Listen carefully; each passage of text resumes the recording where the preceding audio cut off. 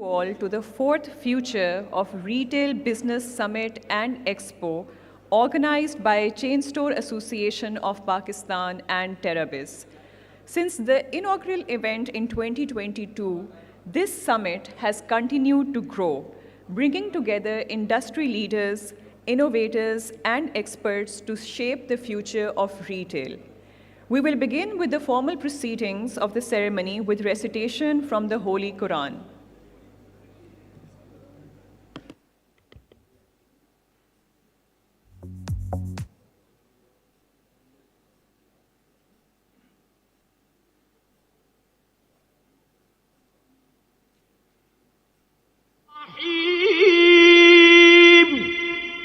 In the name of Allah, the Beneficent, the Merciful. قُلْ هُوَ اللَّهُ أَحَدٌ. Say, He is Allah, the One. اللَّهُ الصَّمَدُ. Allah, the eternally besought of all.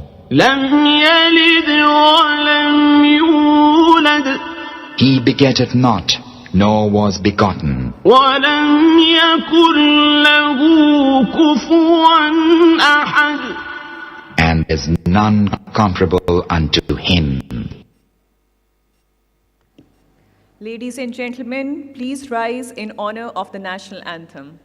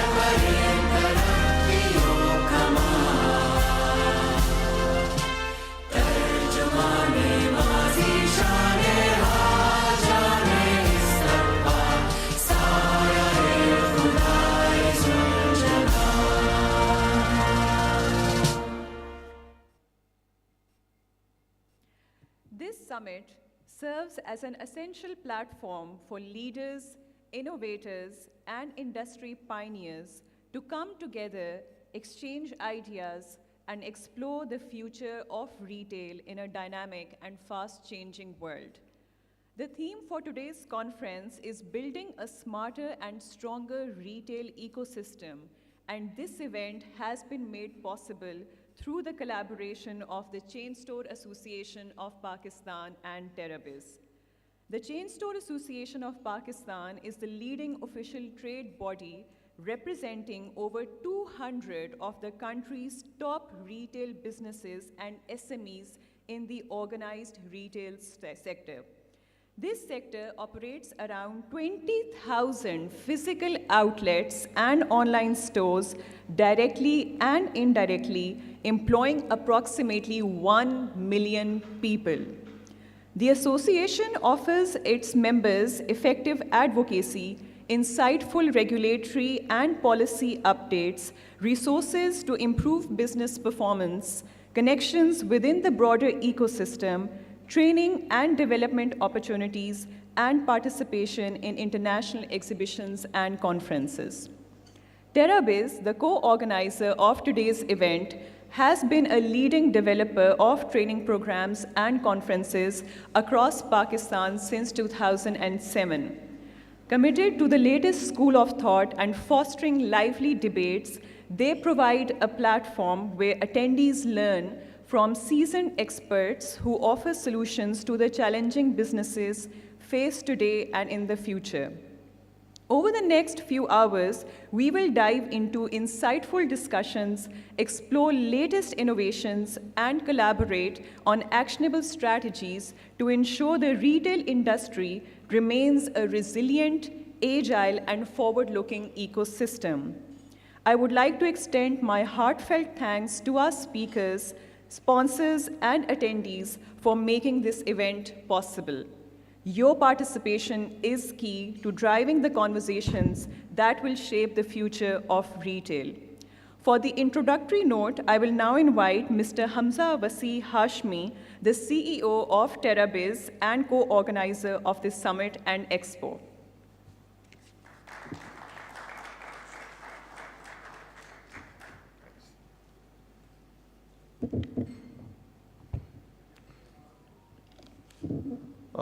Bismillah ar-Rahman ar-Rahim.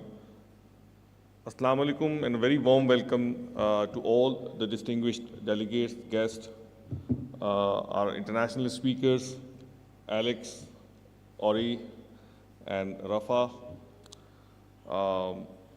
Chairman of Chainstore Association, Mr. Asman Yar Farro, and the Patron-in-Chief, Rana Tariq Saab, the EC members of Chainstore Associations, all the partners, friends from media, everyone.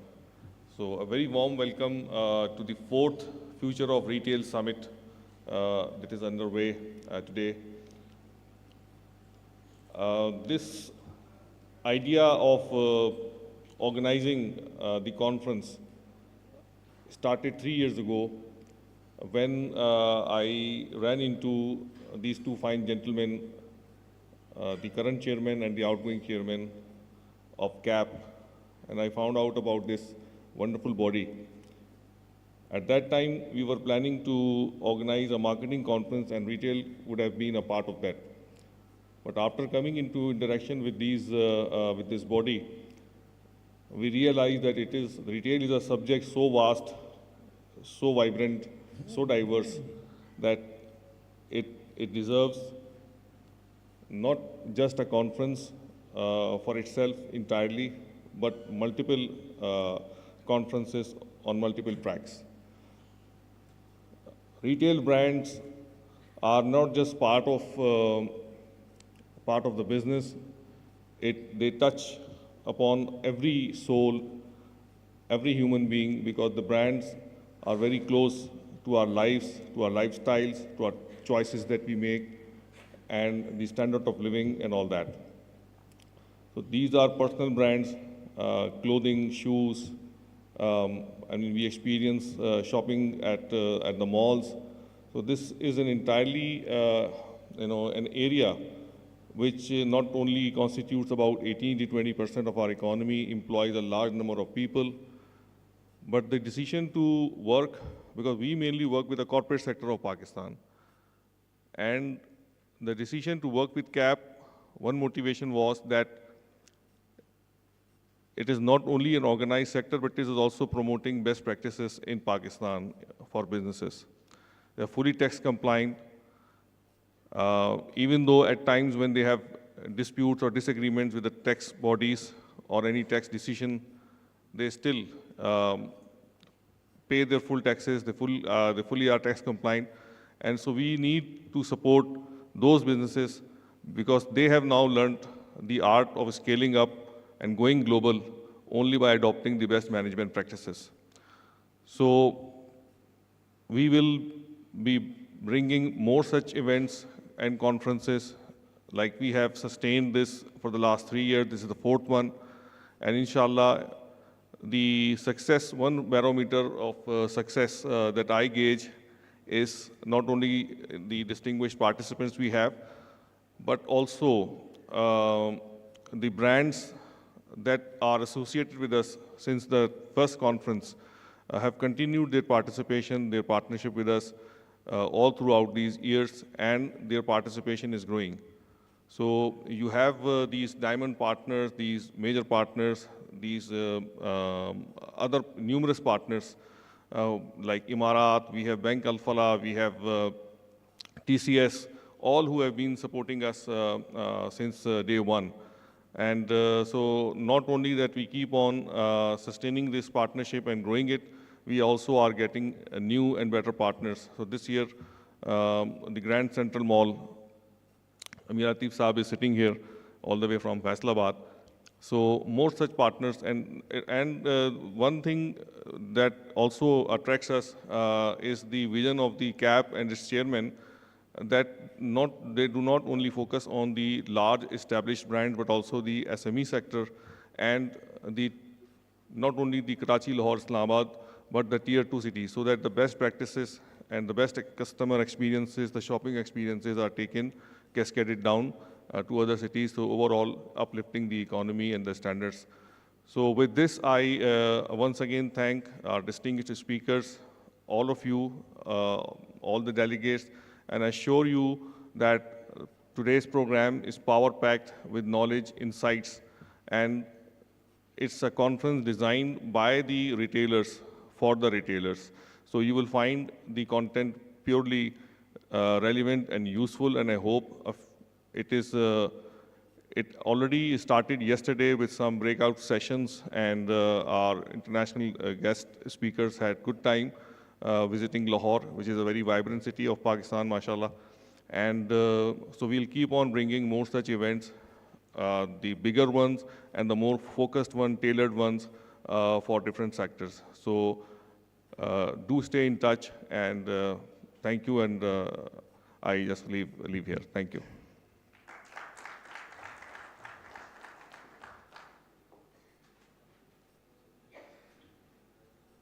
Thank you, sir. A dream doesn't become reality through magic. It takes sweat, determination, and hard work. For the welcome address, I will call upon the stage Mr. Rana Tariq Mehboob, who is the co-founder of the Chainstore Association of Pakistan and has recently transitioned from his role as chairman to patron-in-chief, while also maintaining the status as the CEO of the premium men's clothing brand, The Royal Tag. I welcome you, sir.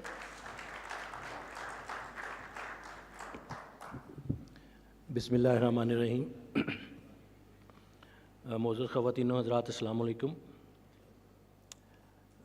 ये जो conference है जो आज जिसके लिए हम इकट्ठे हुए हैं, फैक्चुअली इसने पिछले साल दिसंबर में होना था, और ये कॉन्फ्रेंस 2 दफ़ा हमने अपना वेन्यू की डेट्स एक्सटेंड की और अल्टीमेटली हमने उसको कैंसिल किया, और अब हम आज 17 अक्टूबर को कर रहे हैं।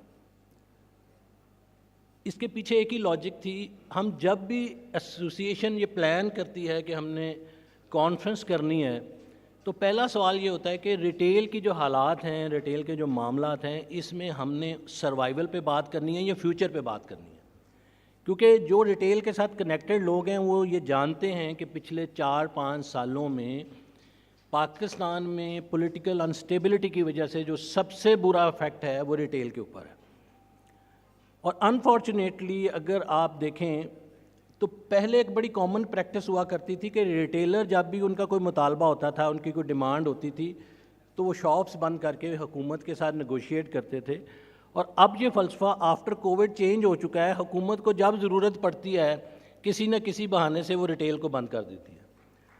और हम आज तक ये फार्मूला ढूंढ नहीं पाए कि जो रिटेल हुकूमत बंद करती है हम उसको कैसे खुलवा सकें या उसकी कंटिन्यूटी मेंटेन कर सकें। जो मेरे दोस्त इस्लामाबाद में कारोबार करते हैं, जिनकी आउटलेट्स हैं, उन्होंने देखा होगा कि पिछले 3 दिनों में इस्लामाबाद बंद रहा सिक्योरिटी के नाम पे, कि वहाँ पे एक इवेंट हो रहा है, और जब सिक्योरिटी की बात आती है तो हम लाजवाब हो जाते हैं। इसी तरह रिटेल को अगर हम देखें तो पिछले 2.5 साल से लाहौर पे एक जुडिशल ऑर्डर है जिसके तहत रिटेल की आउटलेट्स रात 10 बजे बंद हो जाती हैं सिर्फ लाहौर शहर में, और संडे को भी 2 बजे खुलती हैं। और जैसे ही हमारा सीज़न आता है, जैसे नवंबर, दिसंबर, जनवरी, तो उसमें भी स्मोक और एनवायरनमेंट के नुक्ता नज़र से रिटेल बंद हो जाती है। तो हमारे चैलेंजेस की डाइवर्सिफिकेशन इतनी ज़्यादा है कि कभी हम टैक्स के ऊपर काम कर रहे होते हैं और कभी हम ओपनिंग पे काम कर रहे होते हैं, कभी किसी और चीज़ पे कर रहे होते हैं। तो इस कॉन्फ्रेंस के ऊपर जब हम बैठे और हमने ये सोचा कि हम एज ए चेन स्टोर क्या मैसेज लेके आप लोगों के पास आएँ, क्योंकि आपको पता है कि हम हर दफ़ा अपने मेंबरान और उसके साथ अलाइड इंडस्ट्री के साथ कम्युनिकेशन करते हैं, लर्निंग اور ڈسکشن کے اوپر کام کرتے ہیں. ورنہ اگر آپ دیکھیں تو بہت ساری ایسوسیشن ہیں جن کی جو اس قسم کی کانفرنس ہوتی ہیں وہ اسٹیٹ کے ساتھ یا حکومتی ایوانوں کے ساتھ پی آر اور لابنگ کی کانفرنسز ہوتی ہیں. وہ بیسیکلی اس پرپز کے لیے ہوتی ہیں کہ ہم نے ان کے ساتھ ریلیشن کیسے بنانا ہے اور ان کے ساتھ اپنے کام کیسے حل کروانے ہیں. جبکہ چین اسٹور واحد آرگنائزیشن ہے جو کانفرنس کرتی ہے, اس میں اس کا کور لرننگ ہوتا ہے, اس کا کور ایک دوسرے کے ساتھ ملنا ہوتا ہے, ایک دوسرے کے ساتھ بیٹھ کے مسئلے کا حل نکالنا ہوتا ہے اور فیوچر کی پلاننگ کرنا ہوتا ہے. تو اس دفعہ ہمارے لیے بہت ساری چیزوں کو, بہت سارے چیلنجز کو لے کے آگے بڑھنا مشکل تھا, لیکن اسفند یار فروخ اور حمزہ ہاشمی صاحب دونوں نے دن رات محنت کی اور انہوں نے ایک بہت ہی کمپریہنسو ڈے پلان کیا آپ لوگوں کے لیے. انٹرنیشنل سپیکرز کو لے کے آئے, لوکل سپیکرز کو لے کے آئے, اور جو گزشتہ کل تھی اس میں انٹرنیشنل سپیکرز نے ہمارے کچھ لوکل برانڈ کو 1-on-1 ٹریننگز سیشنز ان کے ساتھ کیے. تو میں یہ سمجھتا ہوں کہ یہ جو کل تھا یہ ہمارے لیے ایز اے ریٹیل انڈسٹری ایک بینچ مارک تھا, جس میں ہمارے کچھ برانڈ نے کولیبریشن کے ساتھ اور کچھ نے انڈیویجولی ایک نئی تاریخ رقم کی ہے کہ انہوں نے انٹرنیشنل سپیکرز کے ساتھ اپنی ٹیم کو ملوایا ہے, بیٹھے ہیں اور ان کے لیے اسکل ڈیولپمنٹ کے اوپر کام کیا ہے. ہوپ فلی یہ جو انیشیٹو ہے یہ کنٹینیو رہے گا, اور میں جتنے بھی اسپانسرز ہیں اور جتنے بھی اسپیکرز ہیں ان کا ایک دفعہ پھر مشکور ہوں کہ وہ آئے اور انہوں نے ہمارے اس دن کو امپورٹنٹ بنایا. بہت شکریہ, thank you.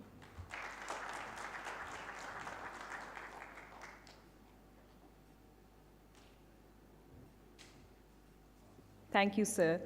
I would now like to request Mr. Asfand Yar Farokh to share his views on current opportunities and challenges for retailing in Pakistan.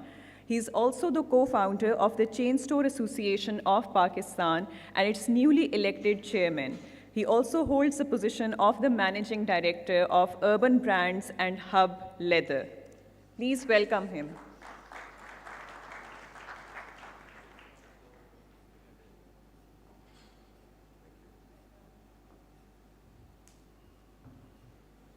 السلام علیکم.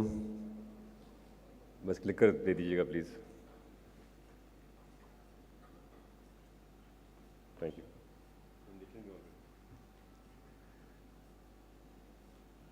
I'm going to keep it a bit of a mix of English and Urdu. ہمارے naan Urdu speaking بھی لوگ ہیں تو کوشش کریں گے اور سلائڈس کے اوپر تھوڑا سا آپ کے ساتھ شیئر کریں گے کچھ تھاٹس جو کیپ کے اندر چین اسٹور ایسوسیشن کے اندر ہم نے کچھ تھاٹس ڈیولپ کیے ہیں. بٹ آپ سب سے پہلے تو آپ لوگوں کا شکریہ تمام لوگوں کا. آئی تھنک حمزہ بھائی نے بھی اور طارق بھائی نے بھی بہت اچھی طریقے سے اس کو اوپن کیا ہے. I am very happy and very proud to be very privilege to be elected the chairman. Recently ہماری 1 اکتوبر سے ہماری change of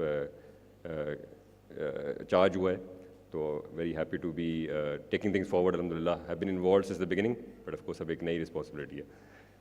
just I want to first start off with آج کا جو ایونٹ ہے, اس سے کہ حمزہ صاحب نے اور طارق صاحب نے یہ بتایا کہ this is by the industry for the industry for the eco system.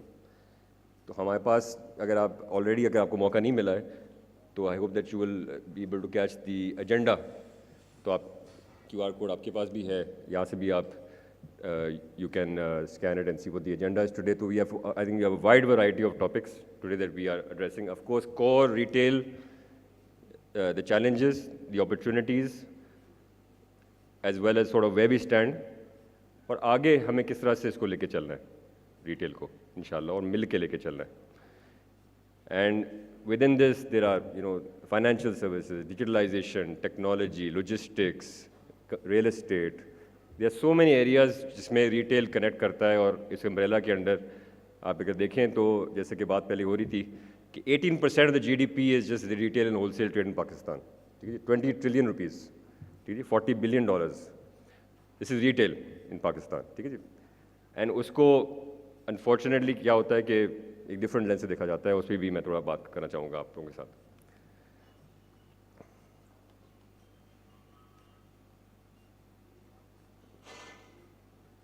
کلکر کو کام کر رہا ہے, اچھا تھینک یو. اب یہ کچھ چیزیں ہیں جو کہ جس نظر سے ریٹیل کو دیکھا جاتا ہے انفارچونیٹلی ہمارے یہاں, اور یہ ایک نیریٹو بلڈ ہو گیا ہے. ظاہر ہے اس کے اندر एक सबका एक रोल है, the government, all of us, the overall ecosystem, कि ये जो सेक्टर है ये टैक्स इवेजन करता है, ठीक है, ये स्मगलिंग में को फ़रोग देता है, ये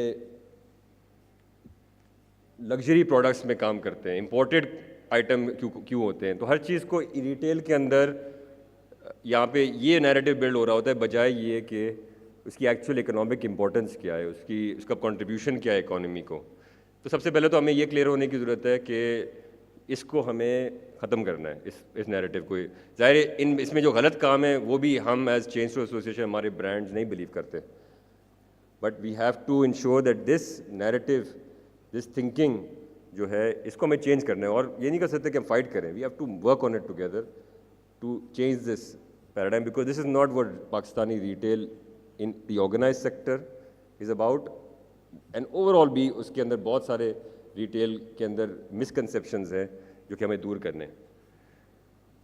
और ये luxury is not a bad word. For example, luxury हम बात करते हैं यार लग्जरी बंद कर दो, luxury imports, we don't want luxury imports, why are we importing luxury items and so on. This is where innovation happens, value addition happens. When there's competition from the outside, when imported goods come in, not saying that everything should be imported, but when imported goods come into Pakistan, that's when we compete, our local goods get to compete with them. And we get to, we are competing on the level playing field where we have to improve the quality and the offering that we have. If you're going to close off and say no imported goods, then we're going to just be where we've been for the last several years, for example. In terms of tax evasion, I want to point out one thing is that we talk about our tax to GDP in this country being 9 to 10%. Retail sector, the organized retail sector has a tax to GDP of 20 to 25%. The problem is the rest of the 90% is at a very low rate. And then also the manufacturing sector is also contributing a lot of the taxes from them, which we are actually charging to the consumer, especially in FMCG goods. So there are a lot of distortions and there are a lot of myths that we have to bust, but we have to be very clear about them first, कि ये हैं क्या myths, ये misconceptions हैं क्या, तभी हम इसको counter कर सकेंगे ना। तो हमारा मकसद यही है कि इसके बारे में आप लोगों को, हम खुद पहले रिसर्च करते हैं, हम देखते हैं, फिर हम आप लोगों तक ये बातें पहुँचाने की कोशिश करते हैं। Smuggling, unfortunately, is a big challenge. We have to crack down on this because it does not then allow us to improve and ensure that the revenue is going to the government and that there's a level playing field of items that are coming into this country. Even if you are importing, you're paying duties and taxes, but if you are competing against smuggled goods, then that is not okay. That should not be happening in this country. So there are two primarily, we look at कि पाकिस्तान के अंदर दो retail हैं, एक informal है, एक formal है, यानी जो आपके लिए अनऑर्गेनाइज्ड है और ऑर्गेनाइज्ड है। अब दोनों का बहुत बड़ा रोल है, both have a very important role to play in Pakistan and they are playing it. Right? This is where the 18% GDP, 10 million jobs, 20 trillion rupees of revenue, ecosystem, the whole value chain contributing. So they are both important. So our job is to support both and to make the SME, the micro business, to graduate and become better and better and better and grow. So in Pakistan, if we have 10% organized retail, India has almost 20. Indonesia is above that. Other countries are even more in terms of, but if we look at our own region, we need to increase the size of organized retail in Pakistan. But it's not going to happen by taking the market share. We have to help businesses along the way. That is our belief as the Chainstore Association of Pakistan. Now, when we talk about, I was talking about what the sort of the perception has become in Pakistan of retail. What is the perception in other countries? If you can see here, the President of the United States is very clear about what retail is, importance is, how it contributes to jobs, how it drives the economy. Many Asian countries which have finally figured this out, Philippines, Singapore, many countries, and I'm not talking about the developed countries, I'm talking about the developing countries who are also in a similar situation or ahead of us. They all know and realize the importance of retail. This is what we have to achieve. So that in our country also, हमारे मुल्क में भी retail की important develop हो और हम अकेले नहीं कर सकते, हम सब ने मिल के करना है ये काम. انڈیا میں بھی آپ دیکھ سکتے ہیں کہ اب وہ ریٹیل کو بہت وہ کرتے ہیں, اس کے اندر بہت ڈیولپمنٹ ہو رہی ہے, اور اس سے ان کی انوویشن, ان کی ویلیو ایڈیشن, ان کی اکانومی, ان کی مینوفیکچرنگ بھی بہتر ہوئی ہے. تو یہ صرف ریٹیل والی بات, کاروباری ٹریڈنگ نہیں ہے یہ کام, یہ پورا ایک ویلیو چین ہے جو کہ انوالوڈ ہے, جس کو ہمیں انڈرسٹینڈ کر کے اور ڈیسیجن میکرز تک پہنچانی ہے بات. یہ ہمارا اس وقت پوزیشن ہے. اگر ہم دیکھیں لیفٹ سائڈ کارنر لیفٹ پہ, پاکستان از دیر in terms of digitalization, in terms of overall its maturity of the market. We need to bring this up, and we cannot fall behind. Now this is the first challenge, is we cannot fall behind. We have to work together to stay with this pack, and then eventually move up towards maturity. First digital disruption is happening, maturity is happening, so all these countries that are developing or have already gotten there, we need to be getting there. So why are we in the back corner? We need to be moving up. It will not happen by itself. اب retail Pakistan کے لیے 2035 تک کیا کر سکتا ہے ہماری نظر میں, میری نظر میں, as a association, as a body, because we have to have a vision کہ ہمیں لے کے کہاں جانا ہے ریٹیل کو پاکستان میں, مل کر لے کے جانا ہے پوری ایکو سسٹم نے. جس میں نے کہا retail boost innovation and value addition in the economy. یہ ہم دیکھ سکتے ہیں, it's happening before our eyes. Through today's conference and initiatives we are taking, ہم بلیو کرتے ہیں کہ $5 بلین ایکسپورٹس میں ہم ایڈ کر سکتے ہیں, ریٹیل سیکٹر مل کر دوسروں کے ساتھ مل کے, جو کہ ابھی ہے نہیں. مشکل سے $200 بلین کی ایکسپورٹ ہو رہی ہے جو پاکستان کے برانڈس کر رہے ہیں ڈائریکٹلی. انڈائریکٹلی بھی بہت پوٹینشیل ہے, ڈائریکٹلی بھی بہت پوٹینشیل ہے. اور 10 جو ابھی ہمارے پاس 1 کروڑ جابز ہیں جو پاکستان کی اوور آل ریٹیل سیکٹر میں ہے, اس کو ہم ڈبل کر سکتے ہیں 10 سال کے اندر. Because that is the potential, that is if you look at economic growth, you look at all the factors, you look at other countries are doing, retail can also grow. My needy Pakistan mein, we need 5 million jobs a year almost. So retail can contribute to that, but we need to let it flourish. We need to let it move forward. These are 5 things holding us back in our view. One is, this is a challenge, this is everybody's challenge right now, is the slow economic growth. Okay? That's not what we can do about, but we can work on it. Cost of doing business has really increased, has doubled in Pakistan, especially utilities, taxes, general inflation. That's obviously this is holding us back, but we have to tackle it somehow or the other. Over regulation is a big challenge for retail. We have over 30, some says 50 in some cases administrative bodies اور جو authorities ہوتی ہیں جو کہ ہمیں regulate کرتی ہیں. تو اگر یہ کام کرتے رہیں گے تو پھر اگر 30 ہے تو روز ایک دن تو آپ نے ایک باڈی کے ساتھ تو آپ نے منہ لگنا ہے نا ان کے, تو پھر کام کیا کریں گے آپ اگر آپ نے روز ہی آپ نے ایک سے آپ نے ڈیل کرنا ہے. آپ سب ایکسپیرینس کر چکے ہیں جو اس بزنس میں, اور پاکستان کے اندر جتنے بھی بزنسز ہیں. لیکن ریٹیل چونکہ فرنٹ ہوتا ہے, روڈ سائڈ پہ ہوتا ہے, ہر بندہ منہ اٹھا کے آ جاتا ہے, یہ ریالٹی ہے. We need to simplify this. Over regulation is a problem, and this is the problem which the organised sector faces, and that's why the informal sector does not want to become organised. کہتے ہیں بھائی چپ چاپ بیٹھو, کام کرتے رہو, no problem. Policy making ad hoc ہے, ٹائمنگ کی بات کی, کلوجرس کی بات کی, یہ چیزیں we can, this is not going to یہ unplanned ad hoc decision making سے ہم we can this is not the way things should happen in this country. You need to have very clarity. If you want to, if retail has be given importance, تو پھر یہ add hoc decision making بھی نہیں ہوگی, جو کہ بہت نقصان دہ ہے. اینڈ ہماری اگر بات کریں, یہ بھی ایک چیلنج ہے کہ ہم اسے ابھی تھوڑی بات میں بات کر رہا تھا کہ لانگ ٹرم ویژن اور بیسک اسٹریٹجک پلاننگ کی ضرورت ہے ہمارے اپنے بزنسز کے لیول پہ اور میکرو لیول پہ, جو ہمیں اس پہ کام کرنے کی ضرورت ہے. تو یہ 5 چیزیں ہیں جو کہ are holding us back. What we need to do, three things retailers can do primarily, بہت ساری چیزیں ہیں. You have to collaborate more, exchange information. مثال کے طور پہ ہم سے اکثر بات ہوتی ہے کہ some people when they talk to each other they get to know, یا یہ لوکیشن اچھی ہے یا نہیں اچھی, یہ رینٹ صحیح ہے یا نہیں صحیح, یہ بندہ ٹھیک ہے یا نہیں ٹھیک ہے. اس سے آپ کو پتہ نہیں ہے کتنے کروڑوں کی لوگوں کو سیونگ ہوتی ہے, ہمارے ممبرس کو, مجھے ہوئی ہے, بہت سارے لوگوں کو ہوئی ہے. بس بات کریں ایک دوسرے کے ساتھ, ہم ڈر رہے ہوتے ہیں. Just need to collaborate and exchange more information with each other. دوسری بات ہے کہ ہم ایک ہی سلائس آف دا پائی کے اوپر لڑ رہے ہوتے ہیں. وہی بات ہے, ایک ہی لوکیشن, ایک ہی بندہ, ہر چیز. ابھی پائی کو بڑا کرتے ہیں نا, لوگ کو ٹرین کریں, جگہیں مل کے ڈیولپ کریں, مارکیٹس ڈیولپ کریں. بہت ساری ایونیوز ہیں جہاں پہ ہم مل کے کام کرتے ہیں, بجائے اسی ٹکڑے سے کے اوپر ہم لڑ رہے ہوتے ہیں ایک دوسرے کے ساتھ. اینڈ انٹرنیشنل جانا ہے ہمیں, this is the vision. We have to go international. ہمیں پاکستان اپنی جگہ پہ یہاں پہ کام کرتے رہیں گے, لیکن تھوڑا سا ابھی سے سوچنا شروع کریں کہ باہر کس طرح سے ہم جائیں گے, کس طرح سے اپنے بزنس کو لے کے جائیں گے. ای کامرس کے ذریعے کریں, مل کر کریں, ڈسٹریبیوشن کے تھرو کریں. اسٹورز تو مہنگا پروپوزیشن ہے, but we have to go international one way or the other. We have to start thinking now if we haven't already. What we need are collaborators to do, یعنی جو ہمارے جو industry کے eco system کے جو لوگ ہیں, what we need them to do, we need your help in unlocking mutual efficiencies, payments, logistics, so many areas where we can work together. Technology کا استعمال پراپرٹی کے اندر, ریل اسٹیٹ کے اندر, بہت سارے ایریاز کے اندر we can work together. اے آئی کی بڑی بات ہوتی ہے, but we have to find things together, and I can see alhamdulillah from these conferences also that we are moving in the right direction. And that's how we are working with our partners also of this conference and outside this conference to work on these things together. Long-term plan مل کے بنانا ہے ہمیں. If we are all on the same page eventually on certain things, know what we need, then we can move forward, because we need to focus, we need to combine our energies, our thoughts. اور پھر اس کی basis پہ ہم ایک collective voice کے ساتھ اپنی چیزیں منوائیں گے. کلیئر تو ہوں پہلے آپس میں, پھر منوائیں گے.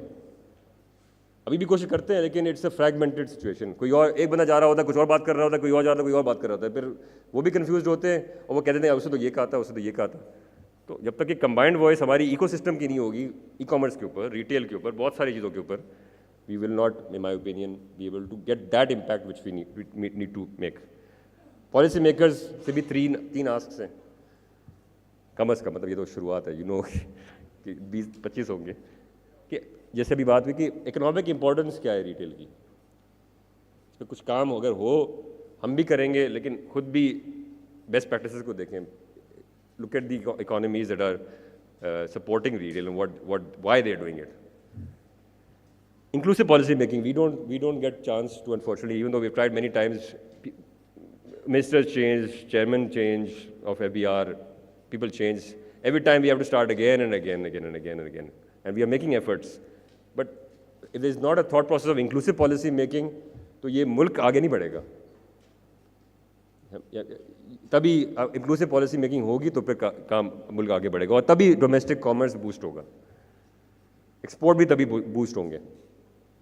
And the last thing is we need that 15-year plan roadmap to come together. جو combined voice کی بات کرتے ہیں, اس کے بغیر آپ اپنے بزنس میں دیکھ لیں, اگر آپ منتھ ٹو منتھ چلیں گے کیا امپیکٹ ہوتا ہے. اگر آپ 5 years کا پلاننگ کرتے ہیں, ٹھیک ہے, you tweak it along the way, but if you plan very clearly, then you come somewhere close to where you wanted to get in your destination.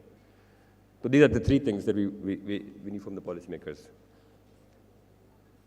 Before I end this, I just want to play a video that we made based on sort of what we believe is one of the contributions of the retail sector does to this country. بہت ساری چیزیں ہیں, but ایک اور thought کے ساتھ آپ کے ساتھ چھوڑنا چاہیں گے. And please play that and then I will conclude.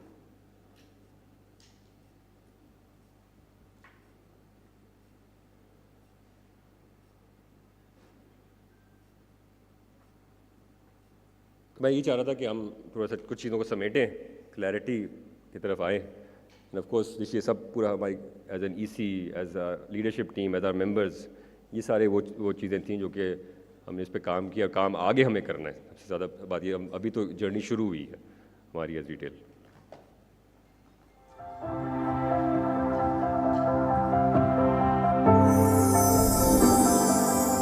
کبھی کبھی سوچتا ہوں قائد اعظم نے پاکستان کیوں بنایا تھا. برٹش راج میں بھی تو زندگی گزر ہی رہی تھی. صرف ایک ہی ریزن سمجھ آتا ہے,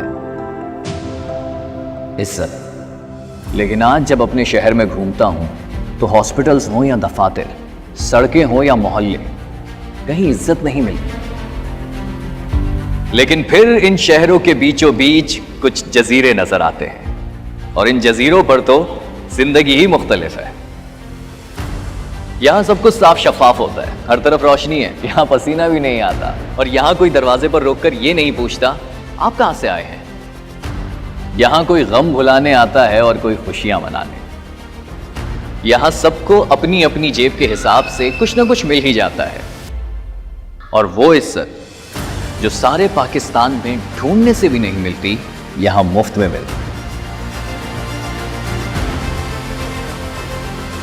یہ عزت صرف انہیں نہیں ملتی جو یہاں شاپنگ کے لیے آتے ہیں. बल्कि उन्हें भी मिलती है जो यहाँ काम करते हैं, चाहे वो किसी बड़े स्टोर के सेल्स पर्सन हो या दरवाजे पर खड़े सिक्योरिटी गार्ड। यहाँ छोटों का भी ख्याल रखा जाता है और बड़ों का भी एहतराम किया जाता है। यहाँ आकर चंद घंटों के लिए हम अपने सारे मसाइल भूल जाते हैं कि घर पे लाइट है कि नहीं, पानी आया कि नहीं, गैस आने वाली है या फिर जाने वाली है। काश कि मेरा सारा पाकिस्तान इन जजीरों जैसा हो जाए।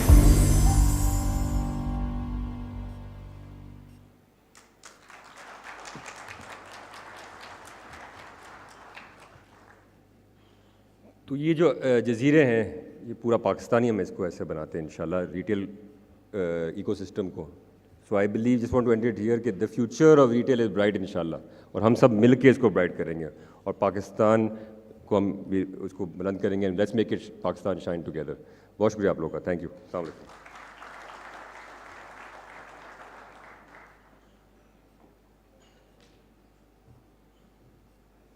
Thank you, Mr. Asfandiyar. Your perspectives were incredibly enlightening and have certainly enriched our understanding. Our next speaker is Ms. Saira Awan Malik, who will shed light on expanding horizons, cross-border e-commerce models and distribution solutions for Pakistani brands in her presentation. She is currently the president of Pakistan's biggest logistics and courier service provider, TCS Private Limited. She also enjoys the status of a corporate lawyer and is a member at the Bar of England, serving on the board of the British Pakistan Foundation as well. Please put your hands together for Ms. Saira Awan Malik.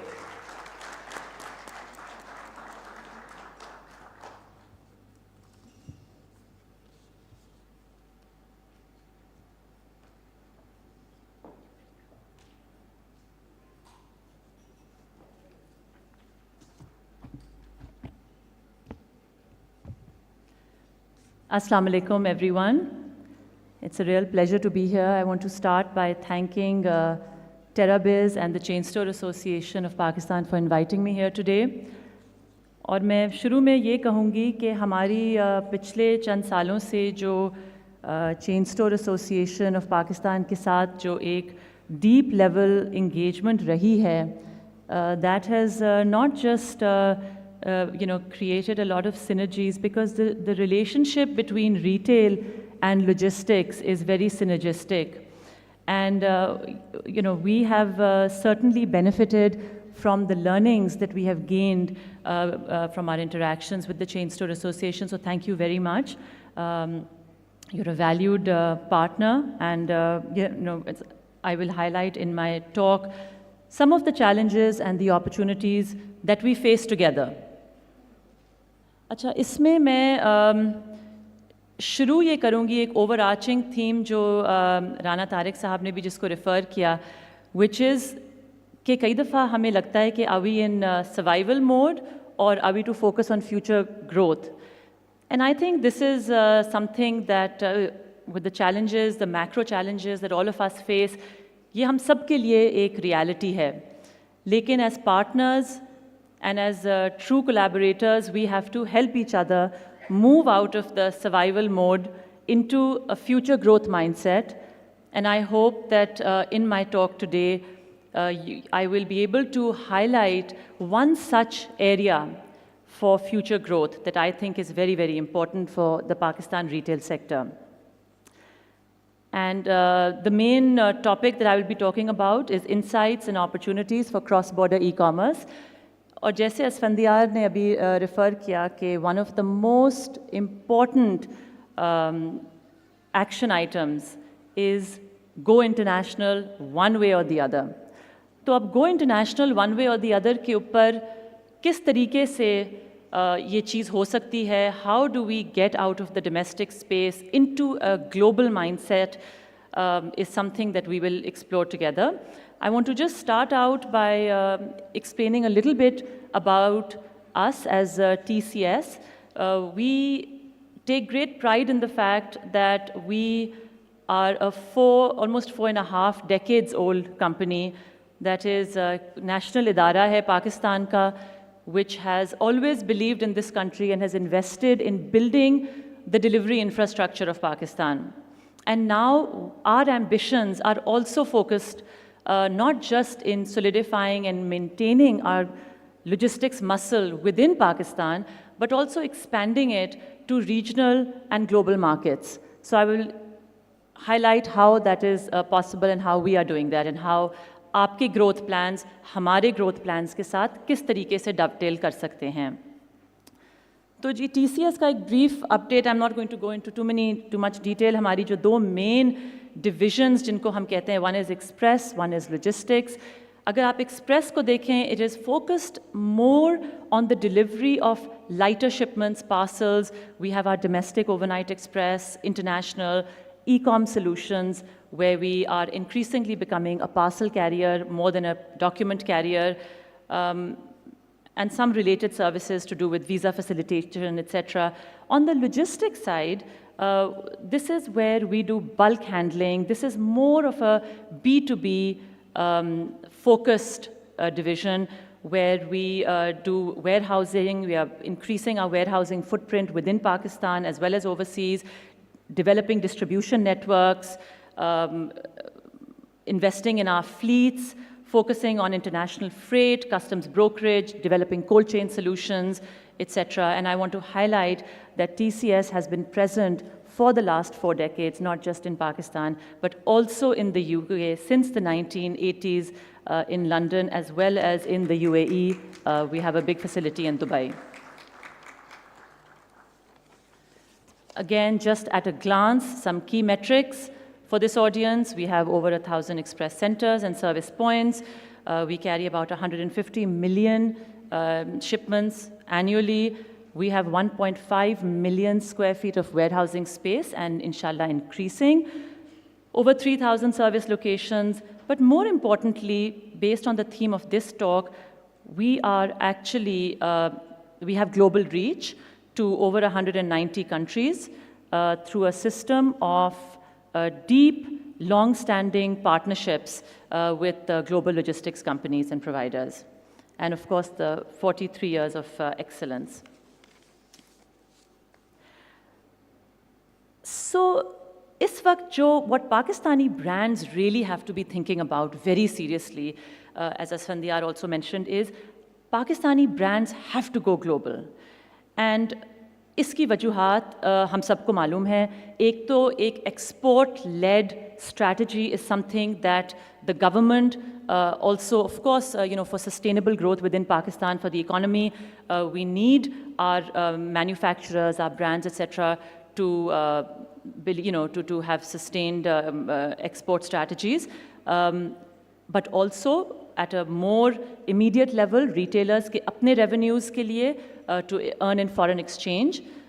So going global is a necessity now, and mashallah, we have such strong brands in Pakistan that there is no reason why we should limit our ambitions to this domestic market, although the domestic market itself is vibrant enough. Mashallah, we have such a large population, but I think the time has come now to look overseas and beyond our national borders, whether we start regionally and then go global, or we have a overall holistic global strategy remains to be seen. But exports are absolutely essential, और exports की 2-3 जो key factors हैं. One is your product diversification.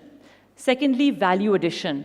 When we think about the global market, we must think of value addition, and we have to have an understanding of how to explore new markets.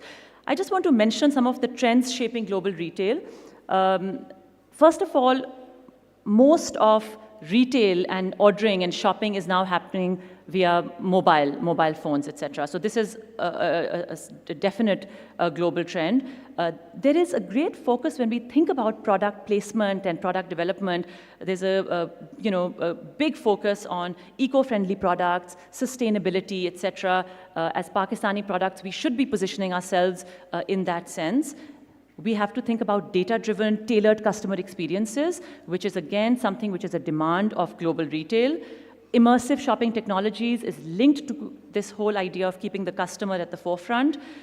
From a logistics perspective, direct-to-consumer dropshipping models are the ones that we most advocate. We think that they are the most agile, and I can talk a little bit more about that in the future or have some individual conversations if anybody is interested in particularly exploring that.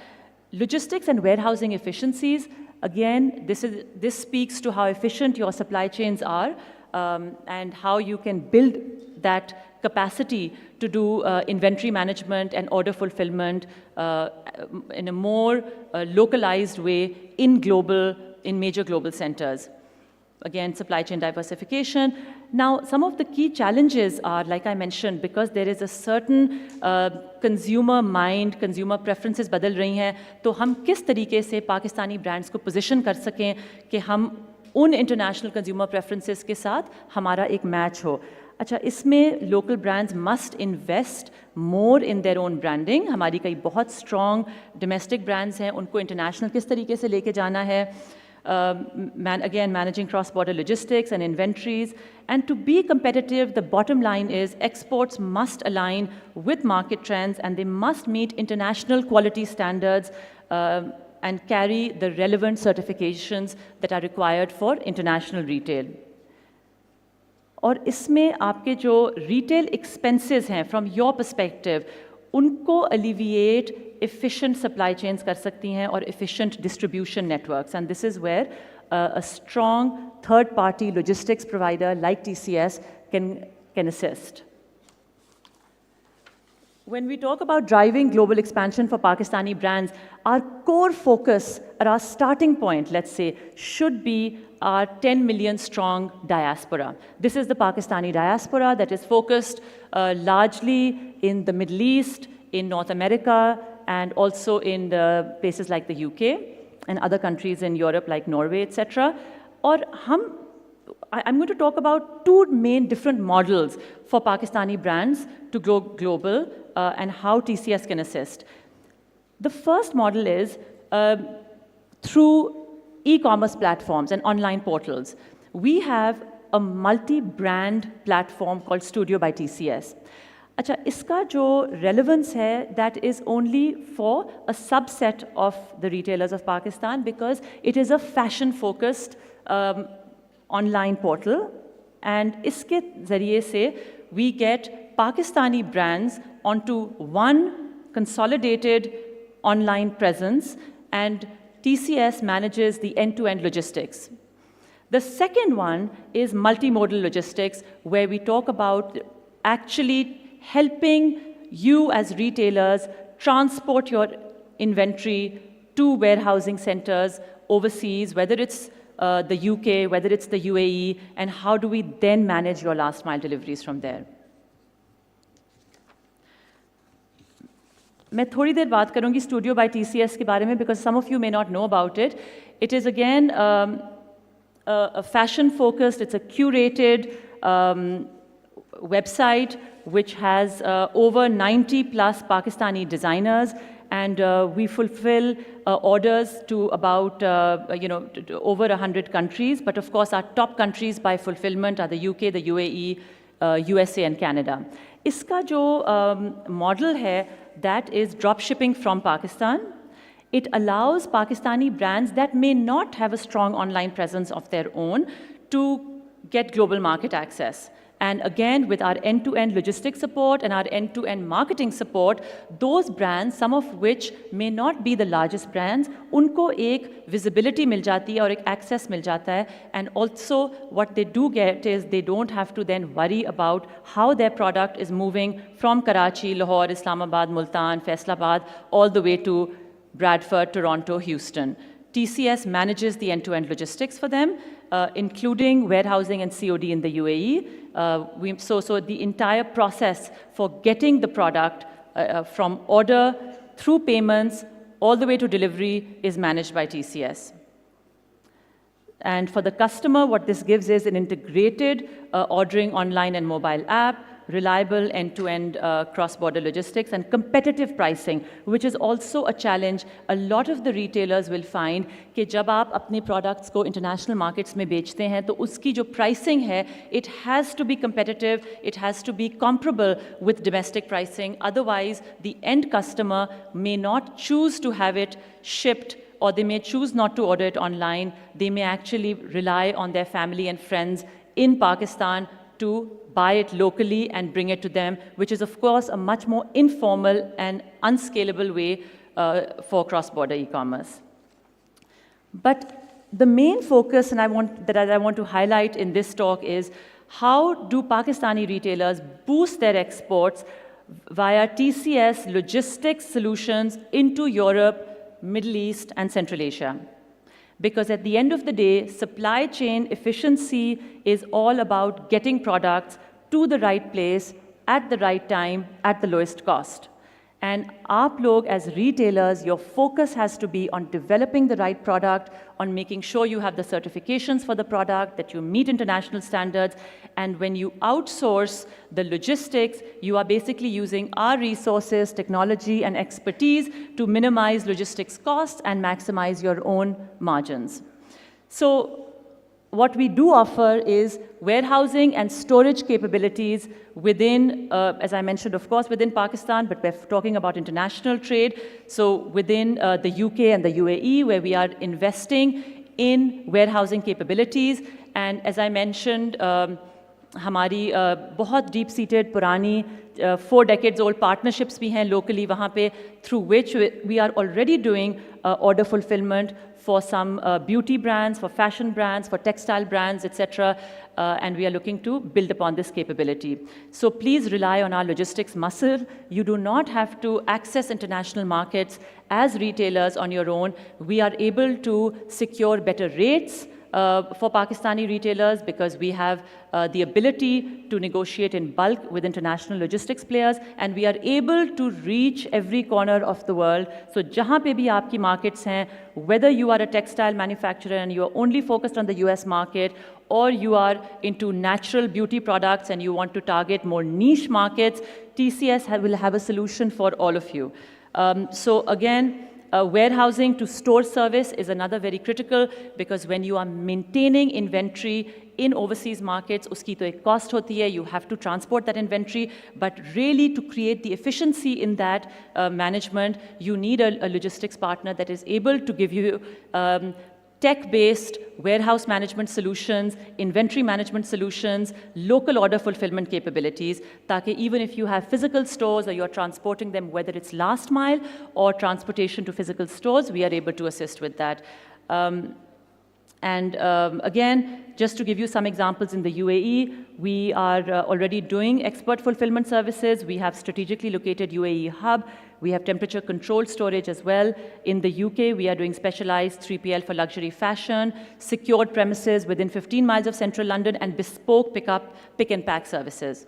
So this is really where a responsive supply chain comes in, and I would really urge all retailers here who are struggling with tight margins and survival mode at this point to think about partnering with a logistics service provider that is able to drive efficiencies in your supply chains, make your supply chains more responsive so that you can meet customer demand, you can do demand forecasting, you can rely on predictive analysis for your inventory management, which of course will help bring your costs down during volatile times, improve your processes, and ultimately lead to a better customer experience. I will stop here. I think there are further conversations that the TCS team is available. We are happy to have those conversations with you individually and help drive your growth, because your growth is our growth. Thank you very much.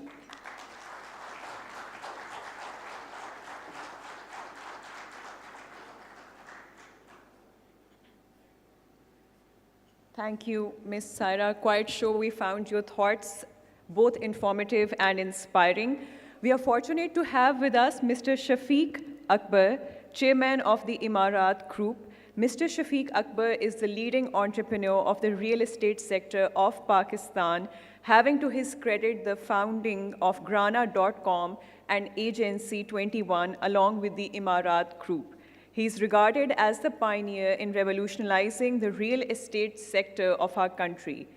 Today, he will be sharing his thoughts on technology-inspired retail space design and management. In appreciation of his dedication, let us invite Mr. Shafiq Akbar, our distinguished guest and keynote speaker, to the stage.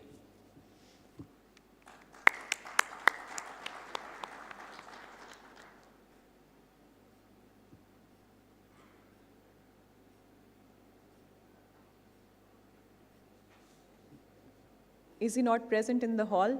Can we all look for Mr. Shafiq?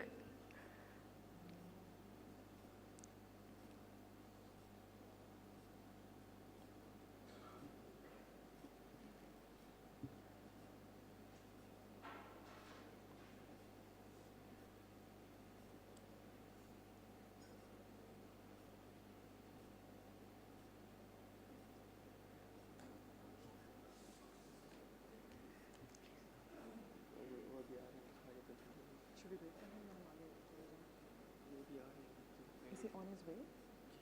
Okay. Right. So we will move on to the next speaker. We are pleased to have with us Mr. Alex Andarakis, Managing Director of Andarakis Advisory Services and Senior Global Advisor to McKinsey & Company. He has lent his expertise and leadership to leading global organizations across the Middle East region, including Emaar Properties, Unilever, Aujan Industries, as well as the Ministry of Culture of Saudi Arabia. We are honored to invite Mr. Alex, our first international keynote speaker, to the stage to share his thoughts on transactional, true transformational, rethinking the mall experience. Please put your hands together for Mr. Alex.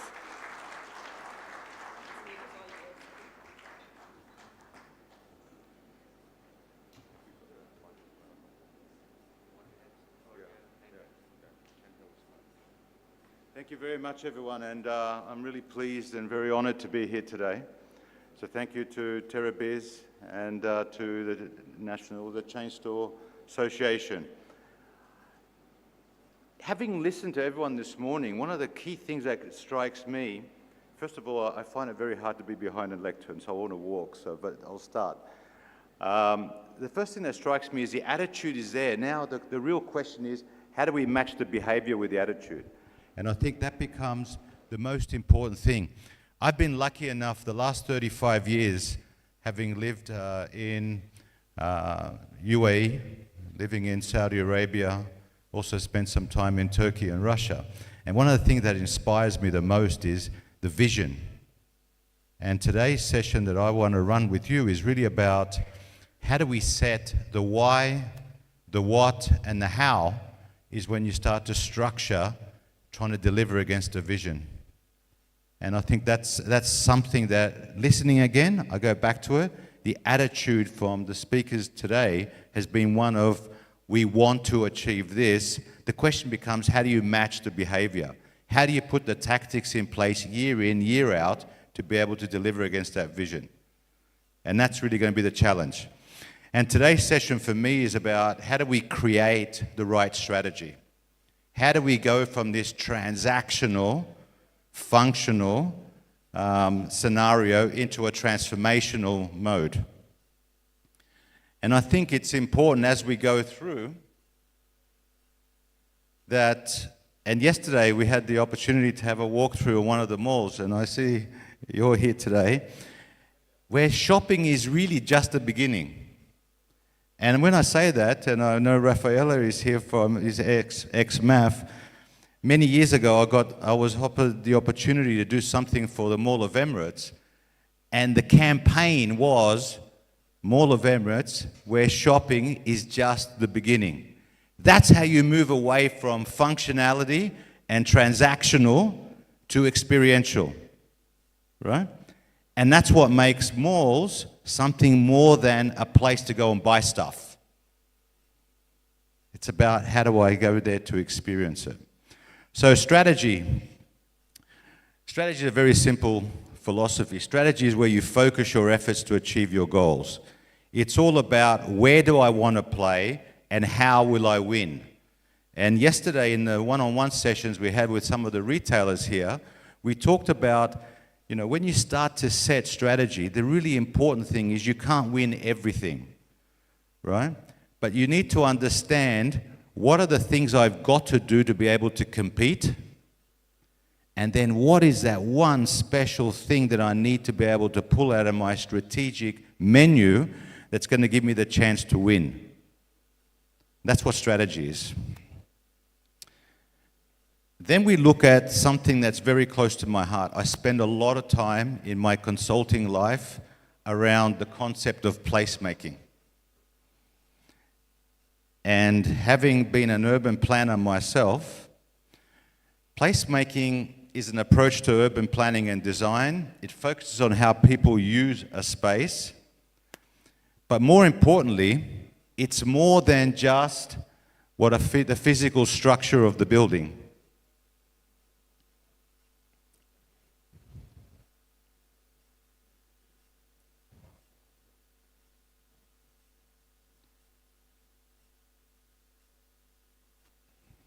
I'll just let everyone sit, because it's disturbing me. So let's go to the why. And let's look at some of the issues, and I think some of it's already been mentioned today in terms of the face of retail in Pakistan. It's the third largest contributor to the Pakistan economy, so it's extremely relevant. We talked about and we heard that it's between 18 to 20% contribution to GDP.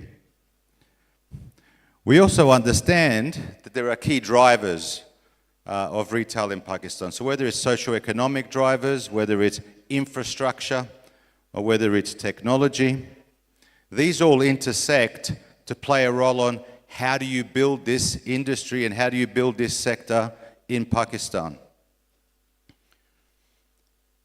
We also understand that the high inflation rates and economic challenges impact consumer buying power, and that's something that came out yesterday as well very clearly. But whilst there's a high demand of malls, there's actually a limited supply of them. And I think the other thing is how do we define malls? And a little bit later, I've got a very quick couple of slides that talk about the type of mall you can have. You know, I spend a lot of time working in Thailand. I spend a lot of time with real estate developers and mall operators in Thailand. And some of the best malls in Bangkok are actually around train stations. They're transit-oriented malls. They don't have to be 50, 60, 70,000 square meters, but they've got to play a role. And obviously digital shopping is boosted by the 180 million cell phones in Pakistan. And we started to hear a lot about the digital space here. But why are malls going to have a role to play? Because it's about safety and security. You're in a controlled environment. It's about how do I deliver on entertainment? How do I look at climate? It's got climate control, so you're away from the heat, the dust, the wind. Right? It's convenient because everything, you can shop everything under one roof. And we talked about those socio-economic drivers before, on how people's values and behaviors start to change. So, how do we push these boundaries in Pakistan? How do we look at integrating physical and digital? And I think there's going to be a lot of sessions a little bit later today. And ultimately, how do we deliver across both urban and rural areas? But at the core of it, it's this new economy. It's the youth that are going to shape the future of retail. If we plan retail based on where we are today and what it's been in the past, we're going to fail. Right? Yesterday I heard so many times people say, no, it's got to be Pakistani brands, they have to be Eastern in philosophy. Yes, that's tradition, that's history. Right? But the youth coming through today, their exposure to the global media and global trends and global fashion is different. If you plan like you planned yesterday, you will fail. Right? So that acknowledgement that the world is going to be different, stuff in Pakistan is going to be different because our youth generation are going to want Western-influenced fashion. They're going to want leisure entertainment that's different to what their fathers or grandfathers had. We need to plan for that to be successful. Right? Who would have imagined, 25 years ago, somebody had a ski slope inside a shopping mall?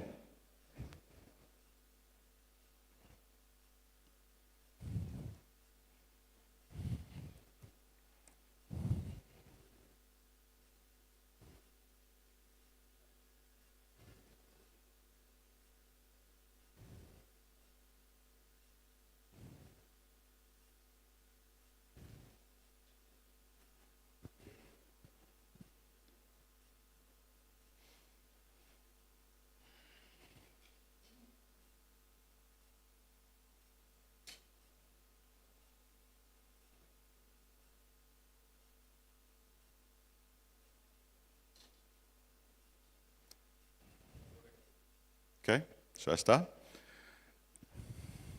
Okay. So I want to talk a little bit about, we're going to hear a lot about customer experience a little later, but I want to talk about understanding behavioral science, right? And behavioral science in terms of the impact it has on what we do in the future. And there's no doubt that the way we live and behave has completely changed. COVID accelerated that way that we behave. And really important to this are the changes in our behavior. People are yearning for experience. So that's important.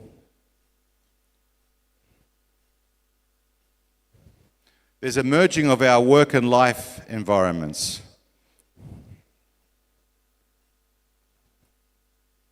We've got hybrid working models.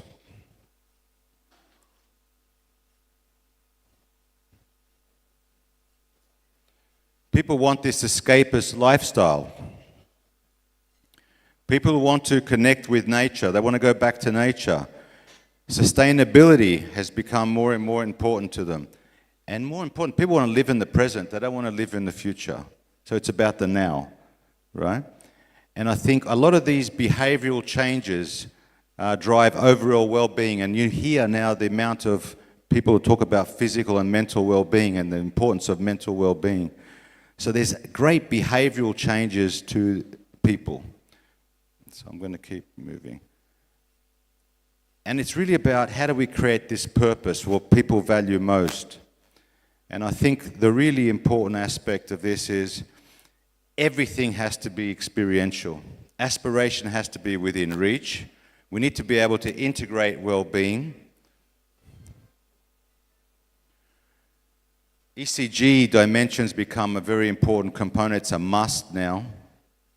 Convenience and community. And making purpose a necessity. And I think when we go from that, people want to interact with brands and they want to interact with environments that emulate their own values. And we've seen it with a lot of global brands that have transitioned to what become these lifestyle brands. And I've got a couple of examples here of the brands that have moved. Right? Shopping center and retail mall guiding principles then have to follow that concept of what's the strategy and what is the key aspects of my placemaking. And it's all about customer centricity, and we heard about that earlier. It's about the pursuit of excellence.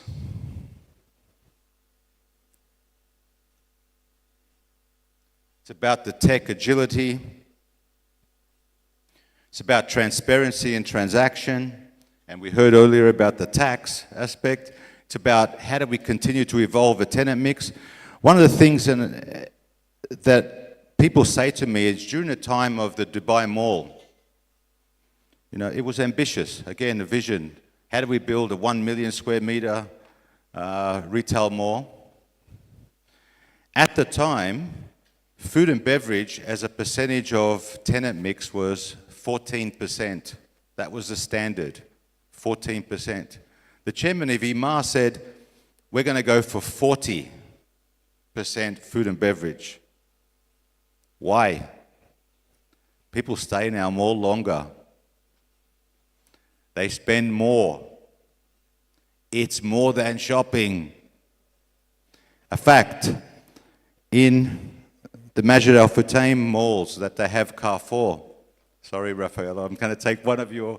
For every person that visits Carrefour, 58% of them buy something else inside the mall. Okay? Buy something else. The majority of them that are buying something else is they're having a meal in the mall. They're having coffee, they're having cake, they're having lunch, right? So it's more than shopping. And the chairman of EMAR at the time, when he said, we're going to go for a much higher than normal standard F&B, is because this is more than shopping. This is a lifestyle destination, right? We need to offer people everything. The CX design, so how do we want the customer to experience it? For most of you, and again, I was lucky enough to be involved in the Dubai Mall, the biggest single investment we made from a marketing perspective was the fountain, the dancing fountain. And it's free. People can watch that for free. It costs a lot of money. But what it does, it brings 50 million people a year to Dubai Mall who spend money eating, drinking, shopping, skating, playing games, right? Loyalty is important, and you see the importance now of loyalty programs coming through. On country strategy, and I'm not going to go through my full presentation today, but on country strategy, yesterday, I listened to a lot of this, and I'm currently going through this in Saudi Arabia with a lot of the retail industry strategy for Saudi Arabia. It's very much around how do we look at tourism development as a key driver? How is retail going to play its role in driving tourism into our country, into our city? How do we look at economic diversification in terms of industry verticals? And how does it fit into the national vision? How do we grow brands? How do we create SMEs? How do we create these global entities, these local entities that we can take global? So retail becomes a very important component of a country strategy. And that's why we need to define the why. Now, I started by saying our strategy is about why. Once we understand why we exist, we need to define what are we going to do. They're our tactics. And then the third part is when we decide what we're going to do, then it's how are we going to do it. Right? Now, Dubai Mall was built on the process and the thinking, the why was we want to create the world's most valuable square kilometer in the world. Big ambition, right? But that was a reason why it was there. The why. Within the world's most valuable square kilometer. Mall of Emirates, it's a wonderful story as well, because you look at why, and their why is to create the world's first shopping center resort in the world, right? Roshan Front is to become the gateway to Riyadh's lifestyle. And one close to my heart as well, but it's from my home city in Sydney, is a Queen Victoria building, which was an old train station that was converted into something beautiful now as a shopping mall above a railway station, right? And that was all about the heritage, resilience, culture, and progress in Australia. So you walk around there and you see things that are more than 200 years old in that building. It's beautiful, heavy on food and beverage, and also luxury fashion. And as you get closer and closer to the train station, it becomes the everyday shopping. And the last one also that I want to just quickly show you is GUM Mall in Moscow, right? Again, beautifully repurposed, project where it's a monument to architecture. It's part of the Russian history, symbol of Moscow, place for the people in the city life. It's a must-see place when you're in Moscow, right? Again, high fashion. But all of these malls had a why they exist, right? So whether you're a large mall, medium-sized, smaller mall, you have to have the reason, why do I exist, right? So I'm going to stop my presentation there because I know we're running behind and we've got a couple of presentations to catch up to. But to move from transactional to transformational requires behavior change. It requires us to walk away from function only and focus on experience. It is more than shopping. Shopping is your right to compete. Your right to win is how do you get people to come here week after week after week. And that is and that's how you move from being a transaction, single dimension relationship into a transformational, multi-dimension relationship. And that's where the real test is going to be, because you may need to say, yep, I'm not going to have the revenue and turnover that I expect purely from my model I have today, because I have to invest in the model of the future,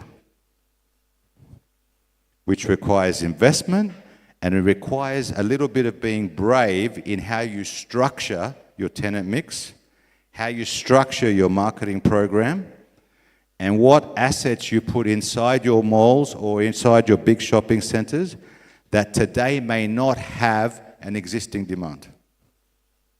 But it will be demanded by the youth in the future. So I'm going to stop there. Thank you very much.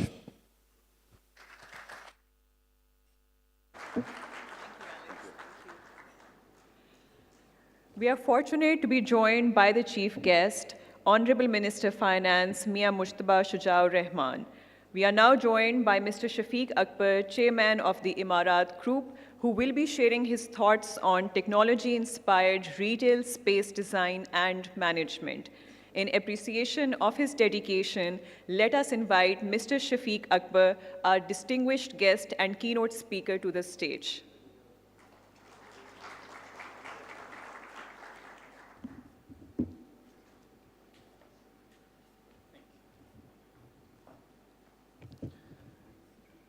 Alex, if I can see you. So sorry for interrupting your presentation earlier.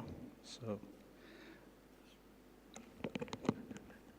Minister Saab, organizers of the Expo, the owners of the brands, ladies and gentlemen, Assalamu alaikum. It's indeed an honor to be here today and speak to you. I have a very brief presentation, so I made it a little easier. I have to support me 2 videos and few slides. So the topic for the presentation was the use of technology. I have just changed the topic a little bit because it was more about the retail spacing. I am going to focus on the bigger problem we have here in Pakistan, and that is planning developments for retail without planning. So this is, yeah, well, I've seen my chief commercial officer smiling. The problem we have is, and I believe this is one of the biggest problems in Pakistan, the country which has the greatest potential for housing and commercial real estate, which has the greatest per capita demand in the world for housing. The biggest challenge we have is the lack of planning. In Islamabad, for example, 90% of the commercial projects being developed for retail are empty. And it's the biggest source one of the biggest source of capital entrapment. So I'm going to focus on one thing: how to use data and technology for better planning for commercial developments. Though we are working in the real estate sector of Pakistan, and I heard you are an urban planner. I think we need more urban planners than architects or designers in Pakistan, because I think that's the biggest issue, the urban planning and the master planning. So when I came to Pakistan 8 years ago from UK, that's what I used to do. I used to work in the real estate sector in the UK. So I came to Pakistan. The first thing I realized is that we plan developments without data. So what we started doing is we started digitizing all the urban planned land parcels in Pakistan. So I have a small video to show you what we have done as a company. This is PropSure, one of our subsidiaries. So they've digitized all the urban land parcels in Pakistan, which is 4.5 million plots of land. And on the basis of that data, we have prepared certain softwares and technologies. So do we have the first video?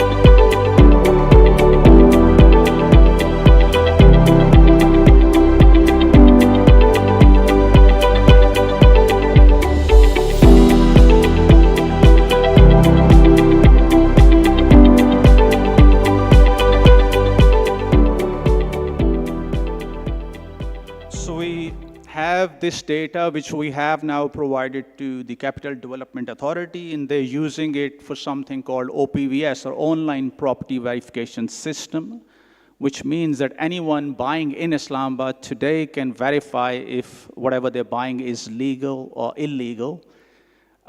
It sounds very simple, but 70% of the developments here in Pakistan are unfortunately illegal. And according to State Bank of Pakistan, the capital entrapment, the capital जो फंस जाता है हर साल पाकिस्तान में, वो 10 अरब dollar से ज़्यादा है हर साल.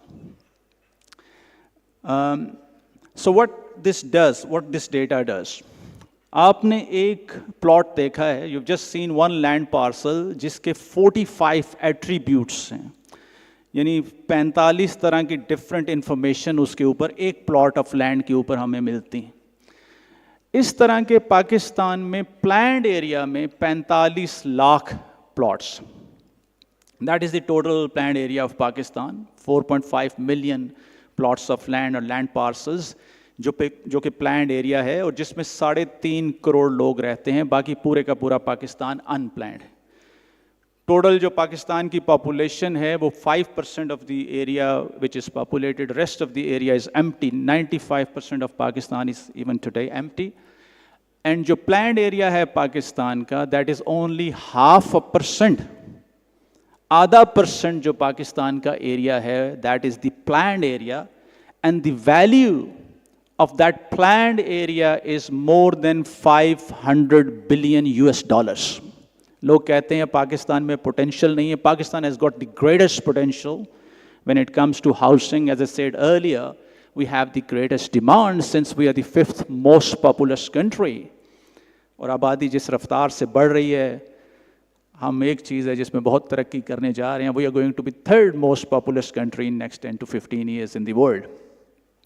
And housing, 20 million housing units, that is the minimum demand in next 10 to 15 years. 2 crore हमें housing units चाहिए, और फिर जितने housing units हैं उसी के लिहाज से हमें हमारी commercial real estate की demand है. 2 crore housing units means $4 trillion. $4 trillion अगर प्लानिंग के तहत हम करें. So if we do it through proper planning, that is worth $4 trillion. Without planning, that is $1 trillion and a lot of problems. And unfortunately, today we don't have any department at the national level or at the provincial level which can do proper urban planning or master planning of the cities or districts. And I think this should be the priority number one. Minister साहब हैं, मेरी एक recommendation भी है कि इसको please देखें. ये बहुत बड़ी रिक्वायरमेंट है पाकिस्तान की. So what we are doing is, हम लोग अपने प्रोजेक्ट्स कैसे प्लान करते हैं. We have developed another technology which is AI powered urban planner, and I'm going to show you how that works. कि अगर आज पूरे पाकिस्तान में अर्बन प्लानिंग करनी हो AI के थ्रू, तो हाउ इजी इट इज़ कि हम ये जो एडवांस टूल्स हैं इनको यूज़ करके पाकिस्तान में प्रॉपर अर्बन प्लानिंग भी कर सकते हैं और पाकिस्तान में बहुत सा जो इसका पोटेंशियल है उसको रियलाइज भी कर सकते हैं.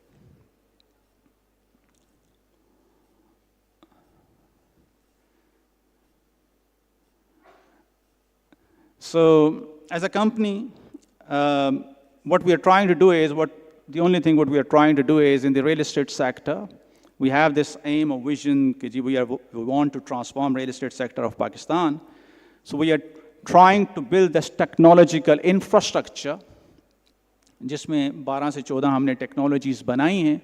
So I'm just going to show you a video, उसमें जो 3 main technological tools हैं which can transform पाकिस्तान के पूरे real estate sector को within next few years.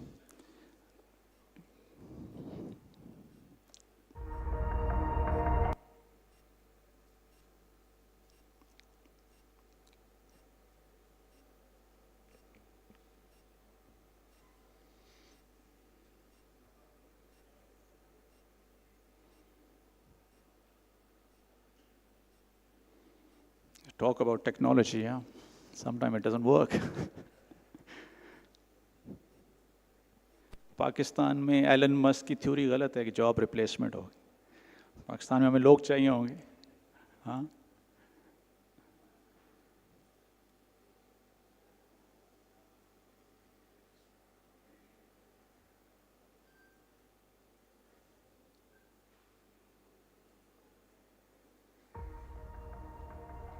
Remote.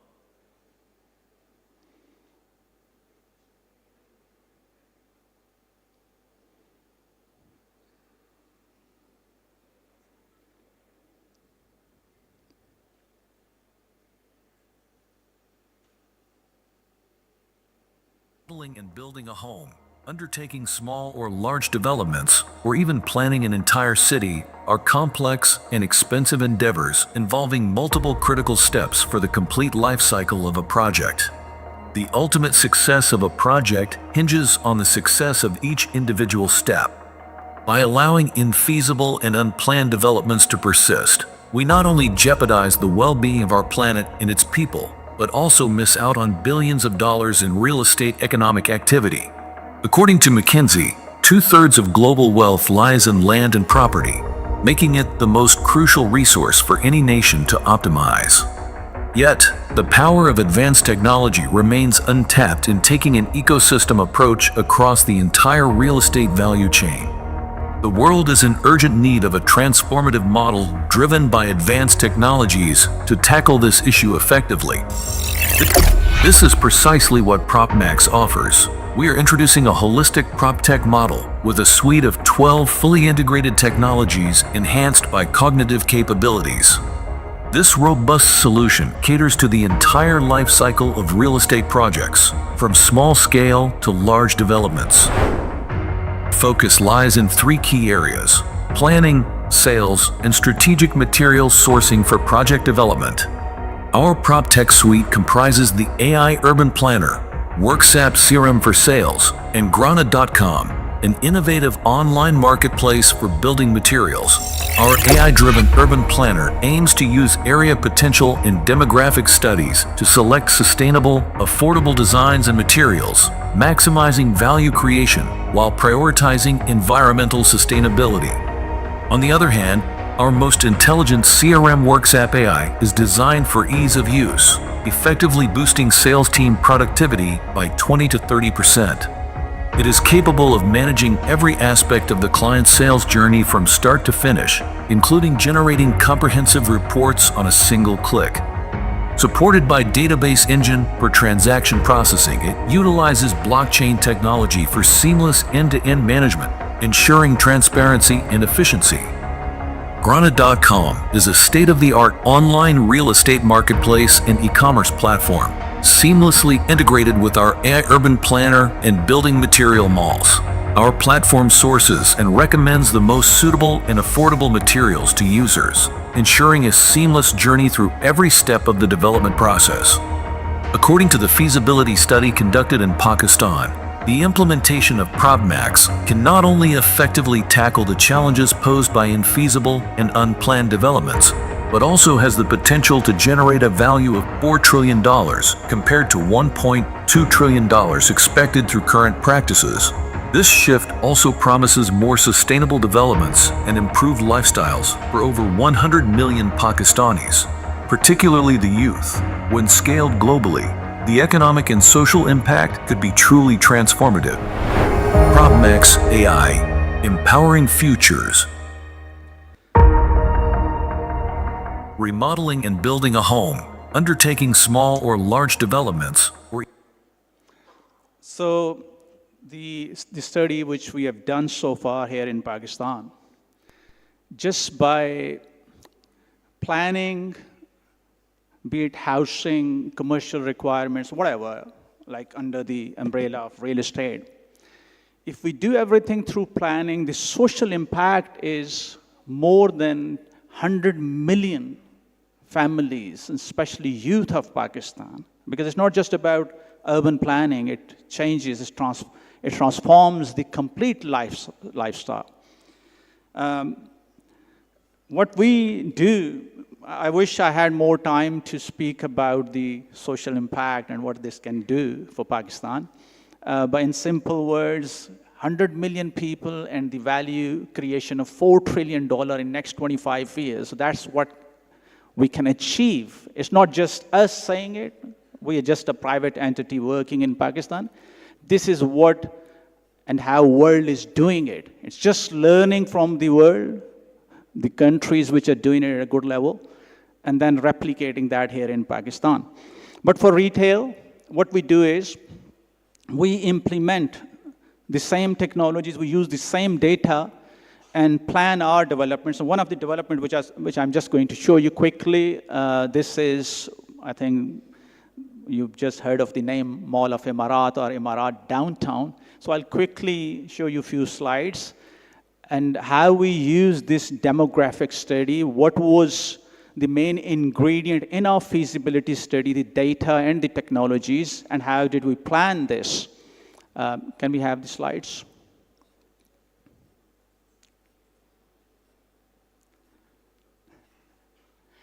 Okay, well, we call it downtown, and the term downtown comes from Manhattan. I'm not going to explain that, but it was meant to be the center of the city. People used to go down the town, and that's what they used to call downtown. Go to the next slide. Sheikh Zayed Road, the earlier presentation talked about Dubai and Dubai Mall. We have a road called Islamabad Expressway, which is very similar to Sheikh Zayed Road. It's around 30 kilometers long. It starts from the Faisal Mosque.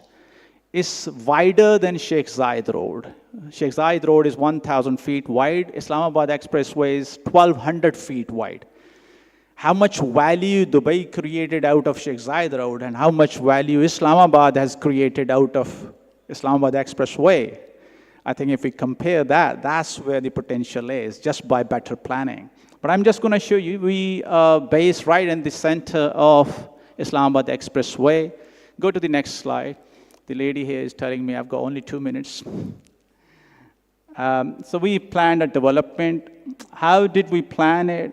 We studied all the downtowns of the world. We started our research from Rome, and we did study all the city centers of the world as well. We planned for 129 components which are going to make the desirability for commercial, or requirement for commercial, or demand for commercial.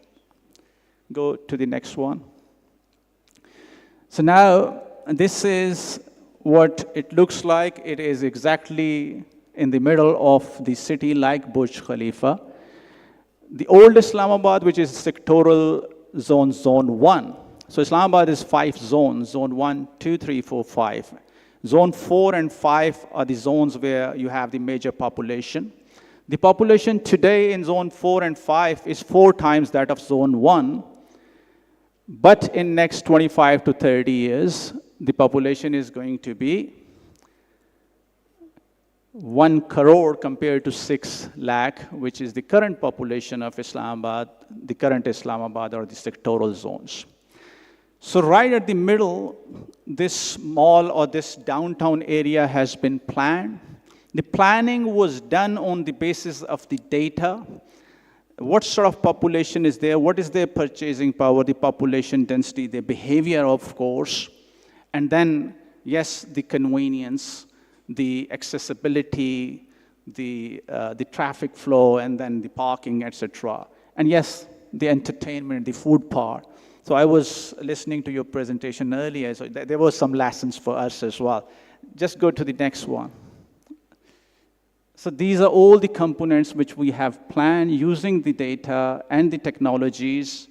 And so far, the success is that all the brands are really interested, really keen, and whoever has come to see this development has really loved it. And yes, I am trying to show my project as well, but at the same time, the case I'm trying to make is the data and technology is the future when it comes to the commercial developments or housing, and urban planning has to be our main focus. Thank you very much for listening. It was good to see you all. Hope to see you, inshallah.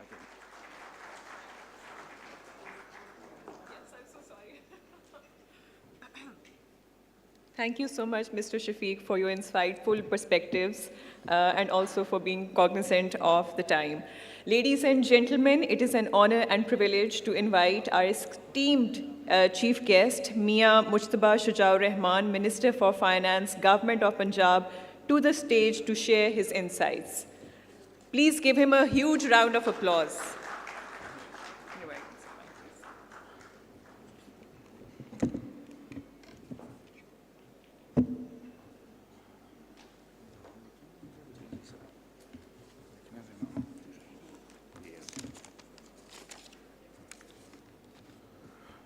Bismillahirrahmanirrahim.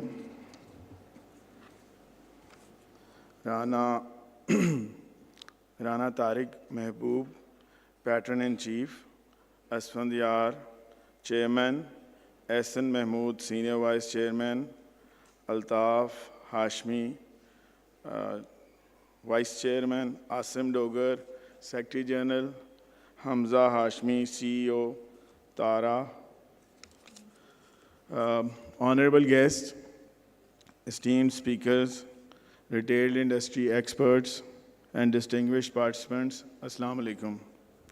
It is my great pleasure to be here today at the 4th Pakistan Future of Retail Business Summit and Expo, where we gather to explore the rapidly evolving retail sector in Pakistan and the immense opportunity it presents.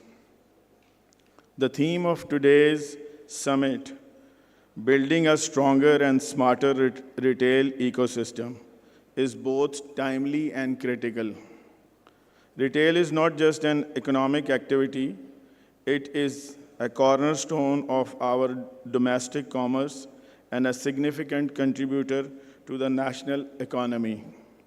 With retail and wholesale trade contributing over rupees 20 trillion to Pakistan's economy, accounting for 18% of the GDP and employing more than 10 million people, This sector plays a pivotal role in our overall growth and prosperity.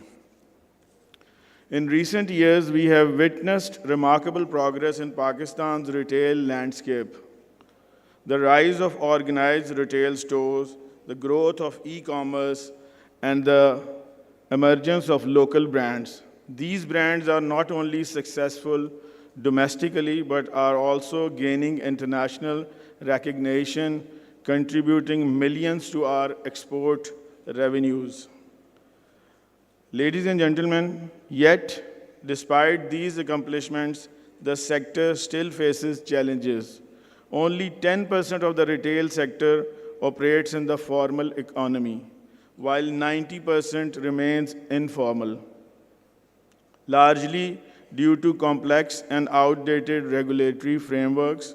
This imbalance hinders growth and prevents the sector from reaching its full potential. To address this, we must modernize and streamline regulations, ensuring a single-window compliance system across federal, provincial, and local levels. Simplifying these processes will encourage retailers to formalize thereby enhancing tax contributions and fostering a fairer, more competitive market. Currently, Tier 1 retailers who make up just 10% of the sector bear a 25 to 30% tax burden, while the remaining 90% of the smaller retailers contribute less than 5% in the effective taxes. This disparity creates an unfair business environment. It is critical that we reform our taxation policies to create a level playing field, enabling more retailers to formalize and thrive. Ladies and gentlemen, under the leadership of Chief Minister Punjab Maryam Nawaz Sharif Sahiba, the Punjab government is committed to building a dynamic, competitive, and innovative business environment, particularly in the retail, trade, and industrial sectors. Allow me to highlight some of the key initiatives that we are reshaping in Punjab's economic landscape.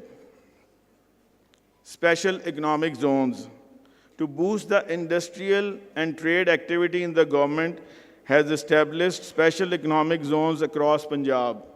These zones provide attractive incentives to both local and international investors, accelerating industrial growth, creating jobs, and boosting trades.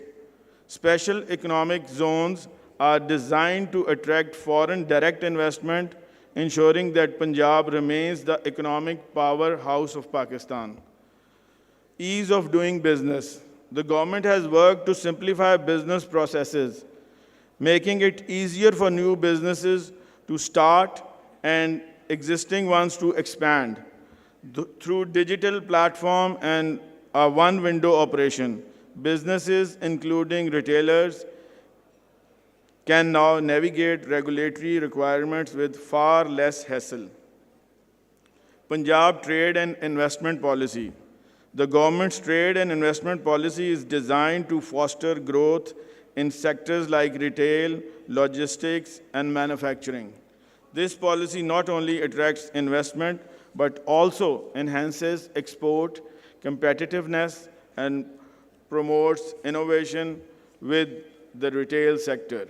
Infrastructure development. We are investing significantly in Punjab's infrastructure, from roads, network to logistic facilities, ensuring smooth and efficient trade operations. Improved connectivity across the cities and regions support not just the retail sector, but also strengthens supply chains and boost economic activity across the province. SME support programs. Recognizing the importance of small and medium enterprises in driving economic growth, the Punjab government has introduced various financial and technical support programs.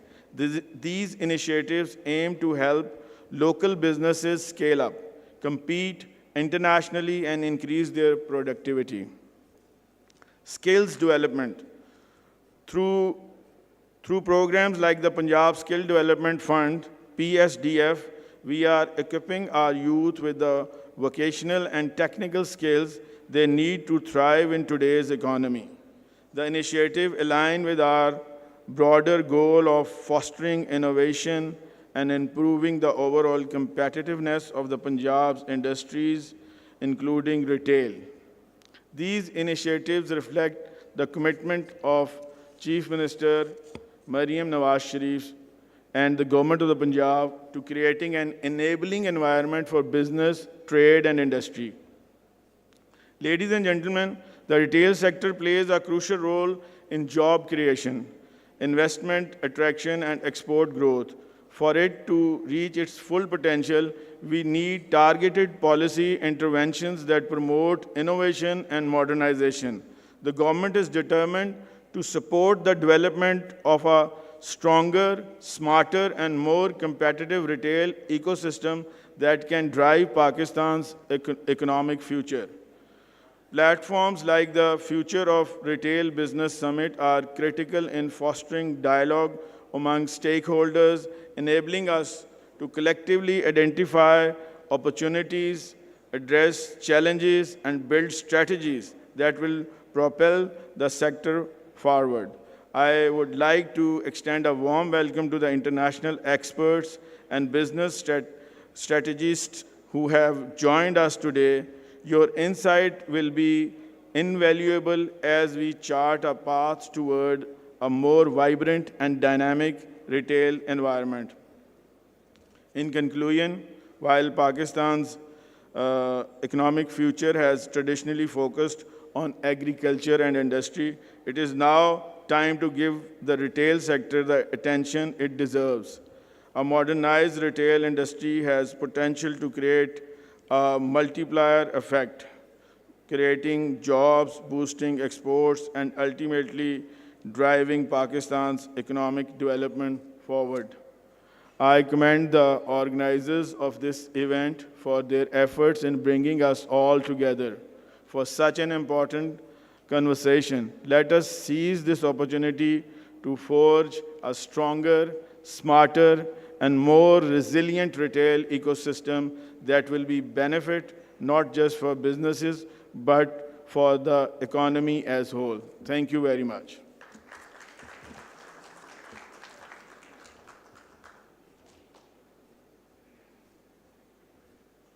Thank you so much, sir. We will now play a video highlighting one of the many ways the retail sector is contributing to the people and economic development in Pakistan.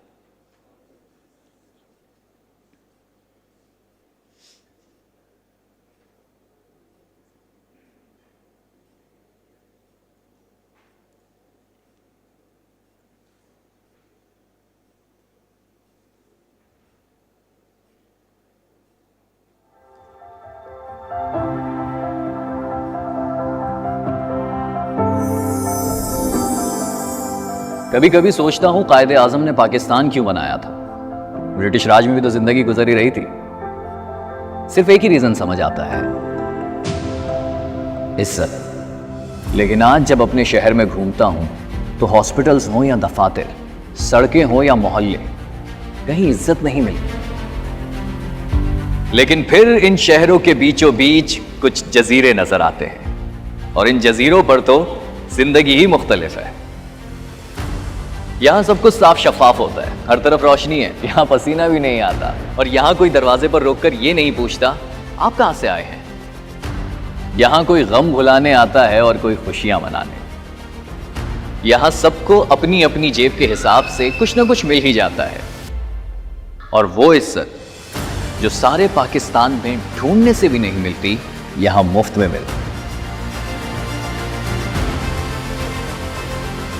ये इज्जत सिर्फ उन्हें नहीं मिलती जो यहाँ shopping के लिए आते हैं, बल्कि उन्हें भी मिलती है जो यहाँ काम करते हैं, चाहे वो किसी बड़े स्टोर के सेल्स पर्सन हो या दरवाजे पर खड़े सिक्योरिटी गार्ड। यहाँ छोटों का भी ख्याल रखा जाता है और बड़ों का भी एहतराम किया जाता है।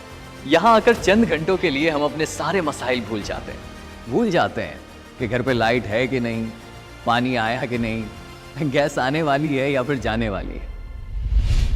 काश कि मेरा सारा पाकिस्तान इन जजीरों जैसा हो जाए।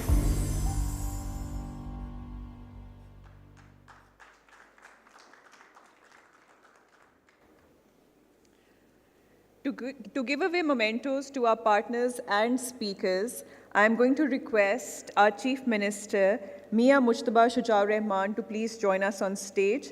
Joining him, we will also have Mr. Rana Tariq, Mr. Asfandiyar Farokh, Mr. Hamza Wasi, Mr. SM Tanveer, Mr. Zaki Ijaz, who are also the guest of honor for today.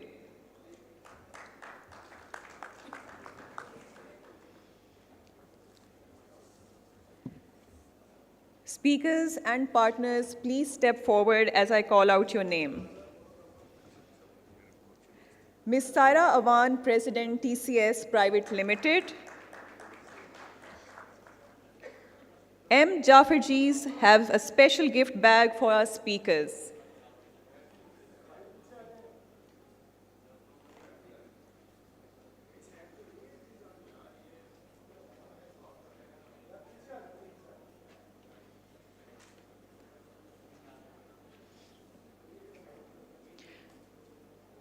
Mr. Shafiq Akbar, Chairman, Emarat Group. Please give them a huge round of applause. Yes, please come on stage.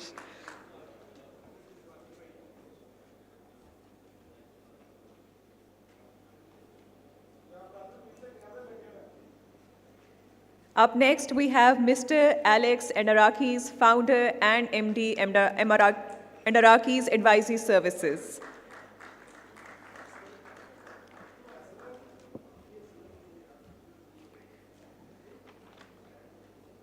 In the partners and exhibitors category, our diamond partner, Emarat Group.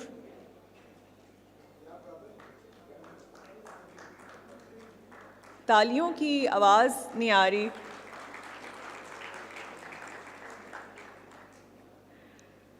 Our diamond partner, TCS.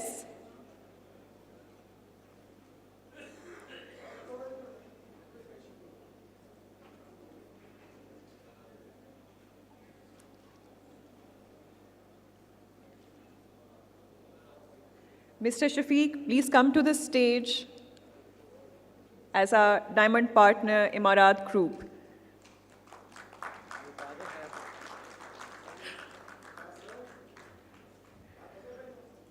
Our diamond partner, TCS, Ms. Saira Awan, please come to the stage.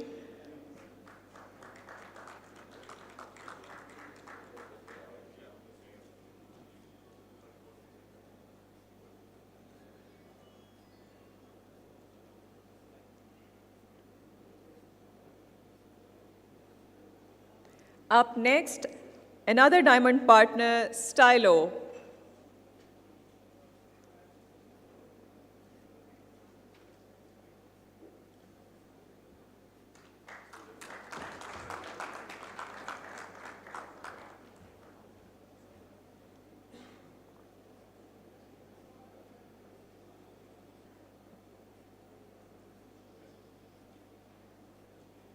In the Platinum Partner category, Grand Central Mall.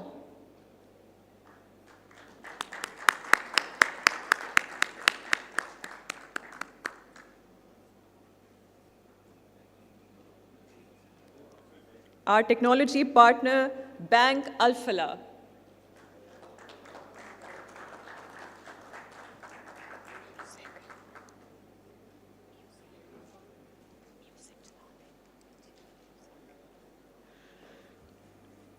Retail tech partner, Capcom.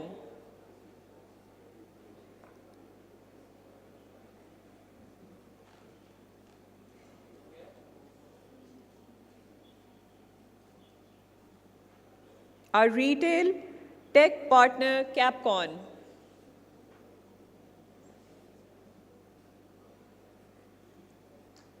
In our gold partners category, Cross Stitch.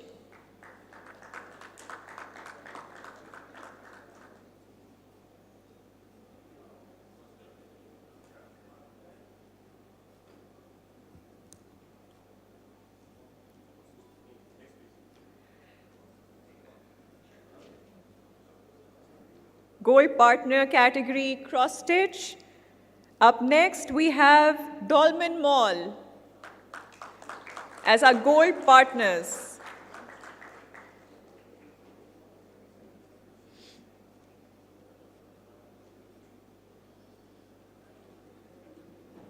Maria B. in our Gold Partners category. Please give them a huge round of applause.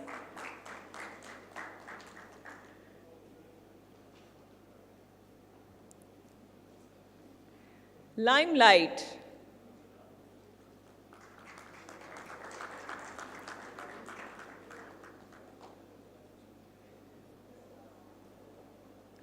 Limelight, they are Gold Partners.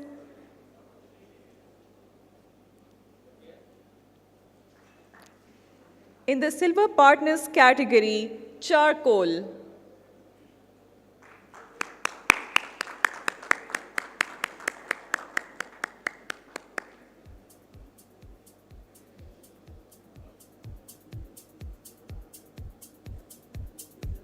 Up next, Cougar.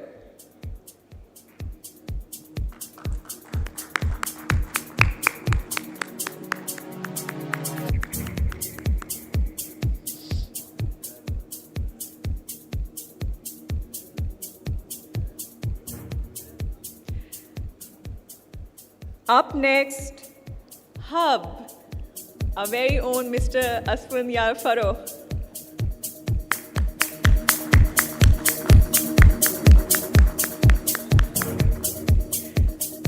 Insignia, they are also our silver partners. The Vertical, Unze London, We Wear. In our bronze partners category, we have Al Karam Studio, Ismail's, Junaid Jamshed, Kisiria, Leisure Club, M. Jafaji's,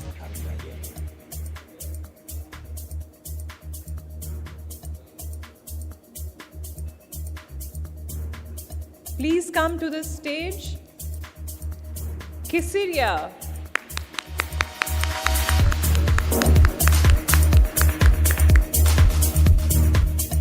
M. Jafaji's. We also have Jafaji's.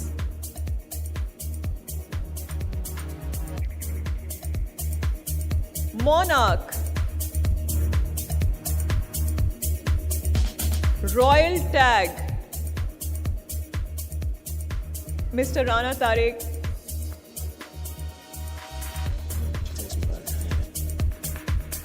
Up next, we have Sana Safinas.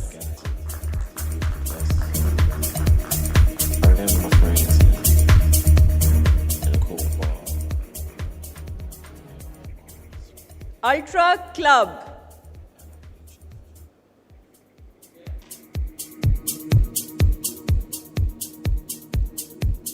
Urban Soul.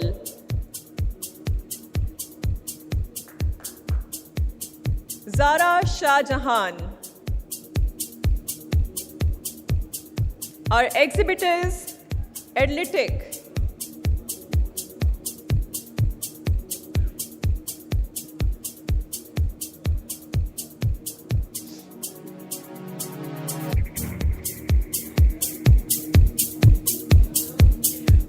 Metrics. In the exhibitors category, we have Mason Consulting. Please come forward. Up next, we have Nestosh.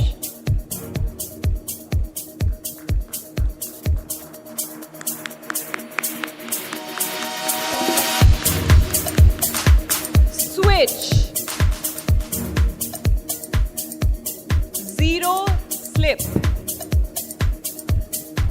our marketing community partner, BMLH.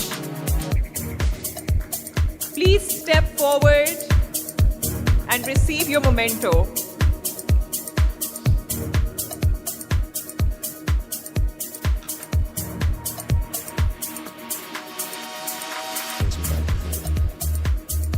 Our outreach partner, Retailer Pakistani.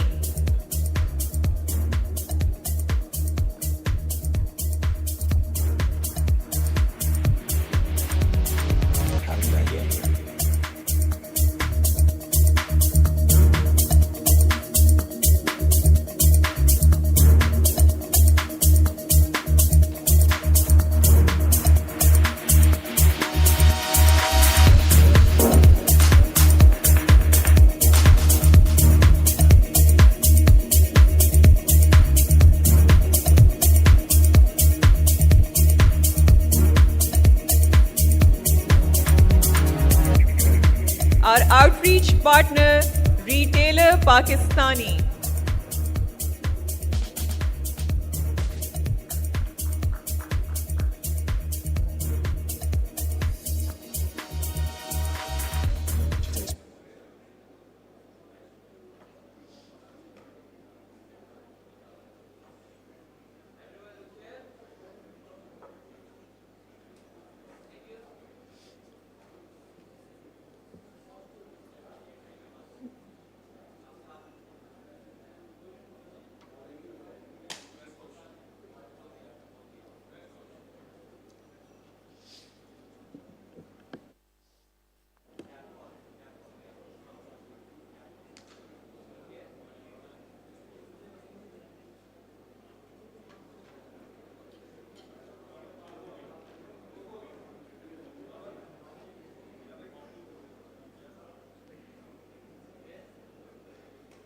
Next, we have our academic partner, MAP Lahore.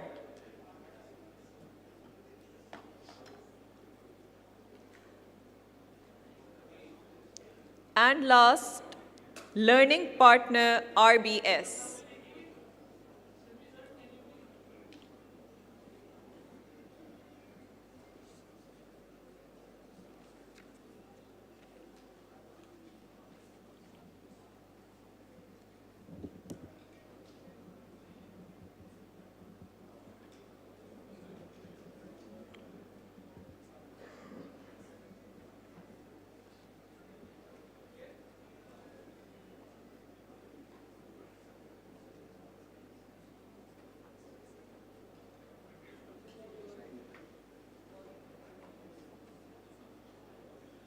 All speakers and partners are requested to please come to the stage for a group photograph.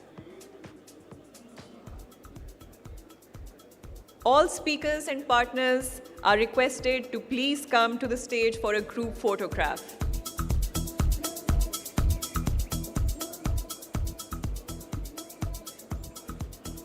Yes, please come forward.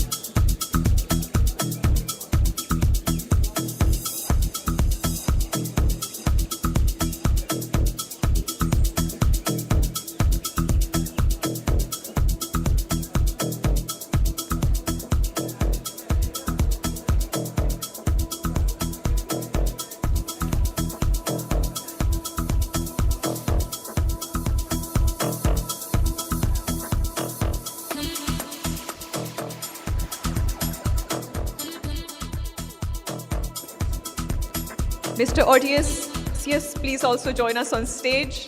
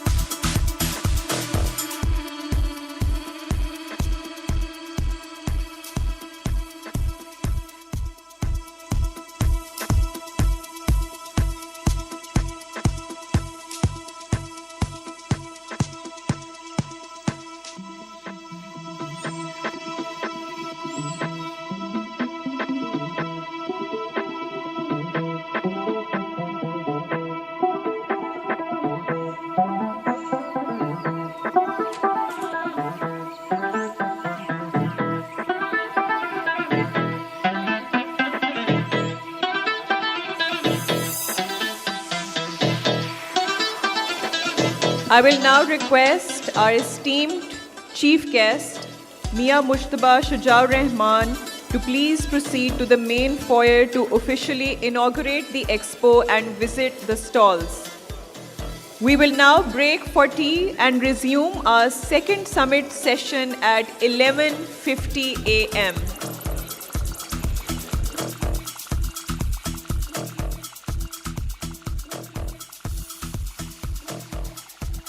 The refreshments are in the Kohinoor Hall. Please proceed to Kohinoor Hall.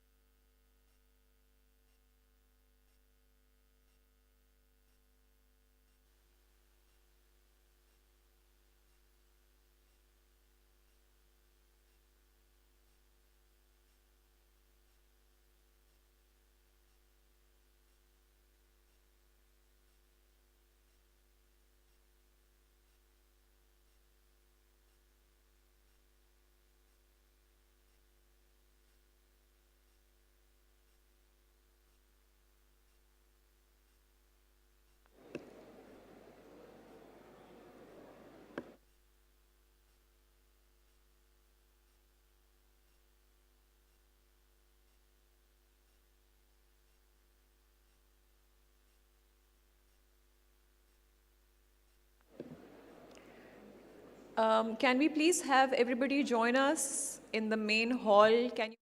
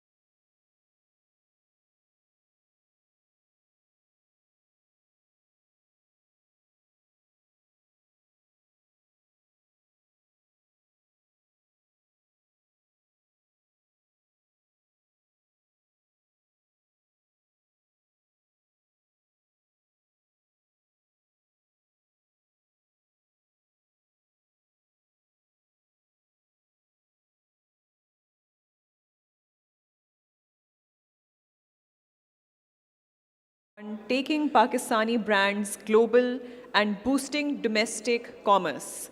To share his valuable insights, I would now call Mr. Mohammad Yahya Khan, Chief Digital Banking Officer at Bank Al Falah, who specially flew in for this summit.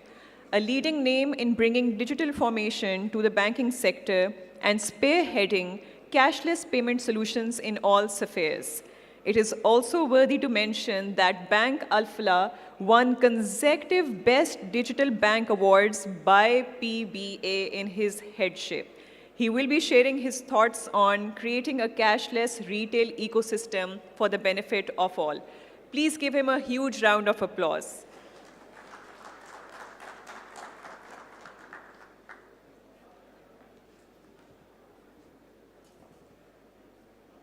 بسم اللہ الرحمن الرحیم. السلام علیکم. اچھا بہت شکریہ colleagues اسفن صاحب, حمزہ, every one کہ مجھے یہاں بلایا.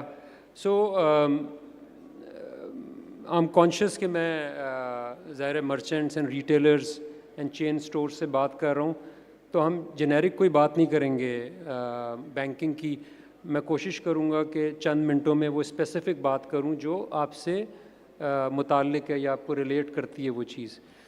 باہر ہم نے, آپ ایک اسٹال بھی دیکھیں گے, اس پہ جو میں کہہ رہا ہوں وہ چیزیں ڈسپلے بھی ہوئی ہیں تمام کی تمام, اور وہ چین اسٹور ایسوسیشن آف پاکستان کا ایک اسٹینڈ ہے اور اس کے اوپر ہماری ٹیکنالوجی لگی ہوئی ہے. ٹیکنالوجی دو چیزوں کی ہے جو میں پہلے نمبر 1 بات کر لیتا ہوں, بعد میں نمبر 2 بات کر لوں گا. نمبر 1 میں یہ ہے کہ ہم نے ایک ٹیکنالوجی ابھی بنائی ہے جو آپ کی ریٹیلر کی ٹل کے ساتھ کنیکٹ ہو جاتی ہے. تو آپ نے جو بھی ڈالے اسکین کر کے, جو بھی SKUs آپ بیچ رہے ہیں, اس ٹیکنالوجی کے ساتھ ہم انٹیگریٹ کریں گے جا کے اپنے پیمنٹ کی پوس کو. وہ پوس انٹیگریٹ ہو جائے گی, تو جیسے ہی آپ انٹر کریں گے اور آپ کیش وصول کرنے پہ کلک کرتے ہیں تو پیمنٹ ڈیوائس پہ وہ اماؤنٹ ٹرانسفر ہو جائے گا کہ آپ اس سے پیمنٹ کر لیں. اچھا, دوسری جو چیز ہم آپ کو دے رہے ہیں, اور اس کے اوپر جو سب لوگ مجھ سے جاننا چاہتے ہیں, اس پہ جو MDR ہے جس سے آپ سب محبت کرتے ہیں, وہ نیئر ٹو زیرو ہے. اچھا, کیونکہ یہ ہم نے راس ریل روڈ کے اوپر بنایا ہے. دوسری چیز یہ تو ہو گئی, اس کو ہم ہماری زبان میں کہتے ہیں ایکسیپٹنس, یعنی یہ ہم آپ کو انیبل کر دیں گے, پوس لگا کر دیں گے جس پہ نیئر ٹو زیرو MDR ہوگا اور آپ کی ٹل سے انٹیگریٹ کر دیں گے. اتنا آپ کو یاد رکھنا ہے. جو دوسری چیز ہم آپ کو آپ کی شاپ پر لگا کر دیں گے انشاءاللہ, وہ آپ دیکھ بھی سکتے ہیں باہر اسٹال پہ, ہم آپ کے چین اسٹور برانڈڈ کارڈ ہم چھاپیں گے, آپ کا برانڈ ہوگا, اور وہ ہم آپ کے آؤٹ لیٹس کے اوپر رکھ دیں گے, اور آپ کو ہم ایک پرنٹر ڈیوائس دیں گے اور ایک ٹیبلٹ دیں گے. اس ٹیبلٹ پہ آپ 3 بڑی انفارمیشن کسی بھی واک ان کسٹمر کی لیں گے اگر لینا چاہتے ہیں تو, جس کے بعد آپ ایک اپنے اسٹور کا ڈیبٹ کارڈ ایشو کر پائیں گے, فل ڈیبٹ کارڈ. یہ لائلٹی کارڈ نہیں ہے, یہ پورا ڈیبٹ کارڈ ہے, یعنی پیمنٹ کارڈ ہے یہ, جو کہ نہ صرف آپ کے اسٹور پہ چلے گا, ATM مشینوں پہ بھی چلے گا, آن لائن بھی چلے گا, کسی اور اسٹور پہ بھی چل سکتا ہے. یہ پورا ایک ڈیبٹ کارڈ ہوگا جو آپ ایشو کر پائیں گے اپنی شاپ سے. وہ 3 انفارمیشن, اس کا CNIC نمبر ہے, اس کا فون نمبر ہے, CNIC ایشوئنس ڈیٹ ہے, اینڈ فادرز نیم ہے. 4 انفارمیشن. وہ 4 انفارمیشن لیتے ہیں, کوئی 20-25 سیکنڈ لگتے ہیں اس میں, اور آپ کے پاس جو اسٹکر کی مشین ہوگی وہ اسٹکر نکالے گی QR کا, اور آپ اپنے وہ جو آپ کا برانڈڈ اسٹور کا کارڈ تھا اس کے اوپر وہ اسٹکر چپکا دیں گے. اس اسٹکر QR اسٹکر پہ جو ابھی اکاؤنٹ کھلا ہے اس کا IBAN نمبر موجود ہے, اس کا نام موجود ہے, وہ آپ چپکا دیں گے. تو ودن اے منٹ وہ کسٹمر کو آپ نے اپنے اسٹور کا برانڈڈ ڈیبٹ کارڈ دے دیا. ٹھیک ہے, یہ انفارمیشن لے کے. اب اس میں آپ کا کیا, اور وہ ٹیل سے انٹیگریٹ ہوئی ہے پوس جو میں پہلے کہہ چکا ہوں. اب اس میں آپ کا فائدہ کیا ہے, 2 فائدے ہیں اس میں بڑے. ایک تو جیسے میں نے ذکر کر دیا کہ MDR نیئر ٹو زیرو ہے, ایک فائدہ یہ ہے. دوسرا بڑا فائدہ یہ ہے کہ عموماً ریٹیلرز کو یہ تو پتہ ہوتا ہے کہ وہ کیا بیچ رہے ہیں, لیکن یہ نہیں پتہ ہوتا کس کو بیچ رہے ہیں. وہ انفارمیشن لاسٹ ہوتی ہے. صرف وہ لوگ جو اپنا فون نمبر دینے کے لیے راضی ہو جاتے ہیں یا کسی نے لائلٹی کارڈ بنوایا ہوا ہے تو شاید وہ انفارمیشن ہوتی ہے, وہ بھی اگر ہر دفعہ وہ لائلٹی کو سوائپ کر رہا ہے. لیکن بیشتر مرچنٹس کے پاس یہ انفارمیشن نہیں ہوتی کہ کون کسٹمر ہے, چاہے اس کسٹمر نے کیش سے پیمنٹ کی ہے چاہے کارڈ سے پیمنٹ کی ہے. کارڈ پیمنٹ میں بھی بینک کو تو پتہ ہوتا ہے کس نے پیمنٹ کی ہے, لیکن وہ مرچنٹ سے شیئر نہیں کرتے. اس کیس میں آپ کے پاس یہ تمام انفارمیشن موجود ہوئے گی کہ کس نے شاپنگ کی ہے اور کیا شاپنگ کی ہے, کیونکہ ٹل سے انٹیگریٹ ہے تو SKU لیول انفارمیشن موجود ہوگی. بس یہ ہے فائنل چیز. اس کے اوپر یہ ہے کہ آپ کو ہم کیش ان کی سہولت بھی دیں گے. تو اگر وہ کسٹمر, ویسے تو کسٹمر اب اس کے اندر ٹاپ اپ کرنا ہے نا, تو ٹاپ اپ کرنے کے بے تحاشا طریقے ہیں. پہلا طریقہ تو یہی ہے کہ وہ آپ کے ٹل کو کہے گا اچھا یہ 5,000 روپے لے لو, اس پہ ٹاپ اپ کر دو. تو آپ کے پاس ٹاپ اپ کی ٹیکنالوجی ہوگی, آپ اسے 5,000 کیش لے کے 5,000 اس کے اندر ٹاپ اپ کر دیں گے آپ. یا اگر کوئی کسٹمر جا کے کہتا ہے کہ میرا آن لائن اکاؤنٹ ہے میں آن لائن ٹرانسفر کر لیتا ہوں, تو وہ آن لائن ٹرانسفر بھی کر سکتا ہے. اس کارڈ کے اوپر اس کا نمبر لکھا ہوا ہے, آن لائن ٹرانسفر کسی بھی بینک کی ایپ سے آن لائن ٹرانسفر بھی ہو سکتا ہے. سو مقصد کہنے کا یہ ہے کہ ودن 1 منٹ آپ نے کسٹمر کو اپنا کسٹمر بنا لیا اور اس کو اپنا برانڈڈ ڈیبٹ کارڈ ایک دے دیا آپ نے, رائٹ. اور اس کے اوپر پھر جو ڈسکاؤنٹس ہیں, جو الائنسز ہیں, وہ تمام چلتے ہیں, چلیں گے. آپ کچھ آپ اناؤنس کرنا چاہ دیں گے, کچھ بینک اناؤنس کرتا ہے, وہ تمام ڈسکاؤنٹس اینڈ الائنسز اس کے اوپر چلتے ہیں آپ کے اپنے ایشوڈ ڈیبٹ کارڈ کے اوپر. اور کیونکہ یہ ڈیبٹ کارڈ ہے, ATM سے پیسے بھی نکل سکتے ہیں اس سے. سو یہ کسی ایک لنک جس کو لائلٹی کارڈ کہتے ہیں اس سے کنفیوز نہ کریں. سو یہ تو میں بات کرنا چاہتا تھا پیمنٹ ایکسیپٹنس کی, اور باہر اس کا پورا ڈیمو ہے, آپ چاہیں تو دیکھ سکتے ہیں. جو دوسری چیز جس کا میں ذکر کرنا چاہتا ہوں کہ جو اگین آپ کو ہوپ فلی امید ہے کہ ہیلپ کر سکتی ہے, وہ جو پہلے مشینوں کی تصویریں. ہماری تمام برانچز کے باہر جو ATMs کا کمرہ ہوتا ہے جو کہ 24/7 اویلیبل ہوتا ہے, ہم نے اس میں پورے پاکستان میں اپنی تمام برانچز کے باہر کیش ڈپازٹ مشینیں لگائی ہوئی ہیں. ہم کوئی 45 ارب روپے مہینے کا اب اس سے کلیکٹ کر رہے ہیں الحمدللہ. اور بہت سارے مرچنٹس آپ جیسے حضرات جب اپنا بزنس دھندا بند کرتے ہیں شام کو رات کو, وہ آ کے اس کیش ڈپازٹ مشین میں پیسہ ڈال دیتے ہیں. اس کی اچھی بات یہ ہے کہ وہ اس کے لیے بینک الفلاح کا اکاؤنٹ ہونا ضروری نہیں ہے. کسی بھی بینک کے اکاؤنٹ میں آپ پیسے جمع کرا دیتے ہیں اور وہ انسٹنٹلی اسی وقت پیسے جمع ہو جاتے ہیں. صرف فرق یہ ہے کہ اگر الفلاح کا اکاؤنٹ ہوتا ہے تو وہ فری ہے, کسی اور بینک میں آپ پیسے جمع کراتے ہیں تو تھوڑے سے چارجز ہیں, بس یہ ایک فرق ہے. لیکن مشین ایکسیپٹ کر لیتی ہے. کوئی 100-125 روپے کے چارجز ہوتے ہیں irrespective آف دی اماؤنٹ کی کوئی ریسٹرکشن نہیں ہے. لوگ 1-1 کروڑ روپے کی ٹرانزیکشن کرتے ہیں, گھر بیچتے ہیں, ہمارے پاس 7-7 کروڑ روپے ایک ٹرانزیکشن میں آتے ہیں. تو یہ ہے ہماری کیش ڈپازٹ مشین جو کہ مرچنٹس کو کافی پسند ہے.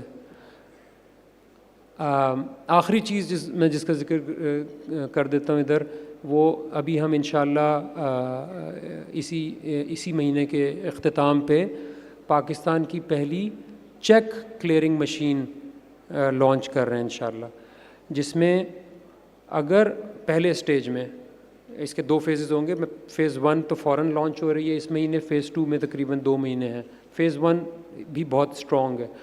وہ یہ کہ اگر الفلاح کا چیک ہے آپ کے پاس, چیک الفلاح کا ہونا چاہیے, بینیفیشری چاہے الفلاح کا ہے چاہے کسی اور بینک کا ہے, رائٹ. یعنی الفلاح کا انسٹرومنٹ ہے, جو بینیفیشری نیم ہے وہ الفلاح کا اکاؤنٹ ہولڈر بھی ہو سکتا ہے, وہ حبیب بینک UBL MCB کا اکاؤنٹ ہولڈر بھی ہو سکتا ہے.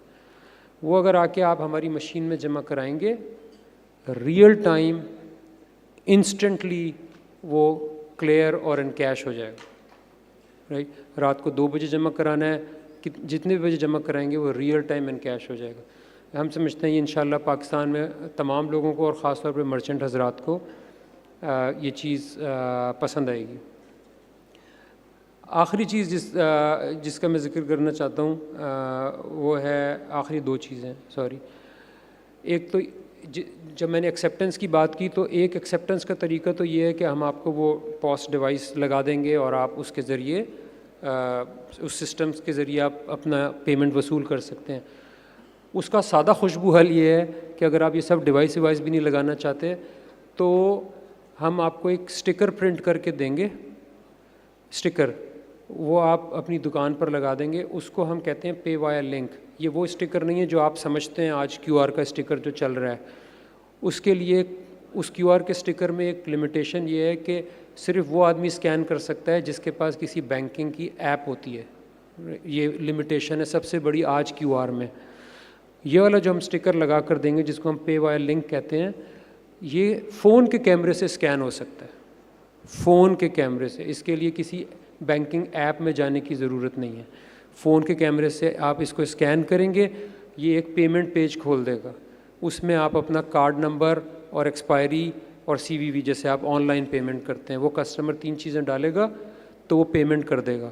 اب امیجن کریں آپ کو کوئی پوس لگانے کی ضرورت نہیں ہے, کسی سسٹم لگانے کی ضرورت نہیں ہے. ایک سٹیکر لگا ہوا ہے, آپ کسٹمر سے کہتے ہیں کارڈ ہے نا, کارڈ کی پیمنٹ ہے, اس کو کیمرے سے اسکین کر لو اور پے کر دو.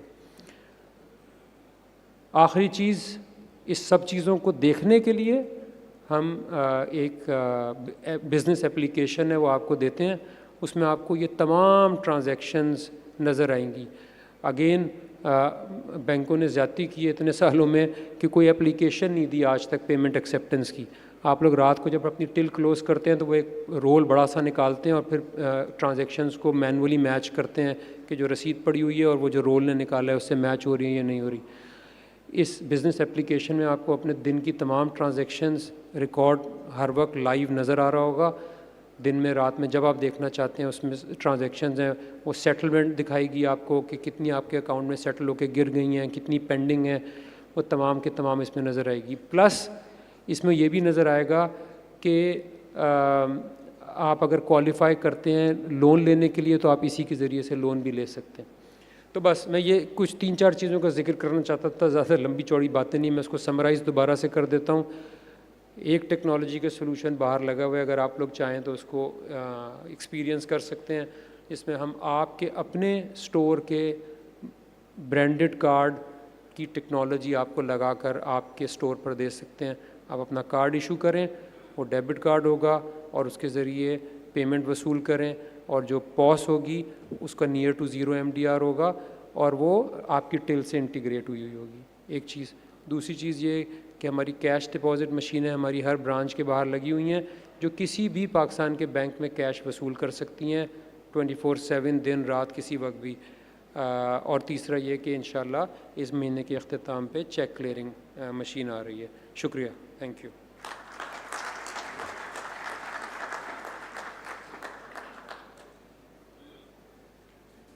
Thank you so much, sir. Digital payments can be costly, especially with MDR fees. But with Rust P2M, we are working to make it more affordable and instant.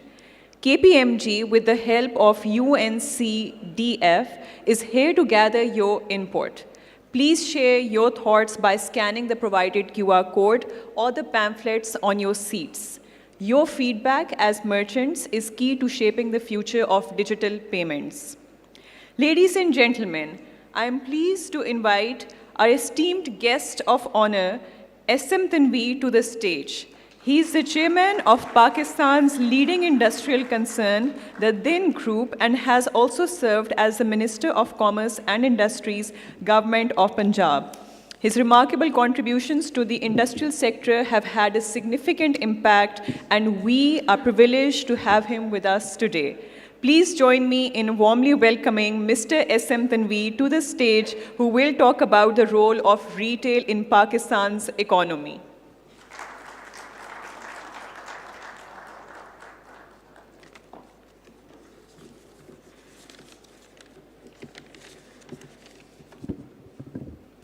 بسم اللہ الرحمن الرحیم.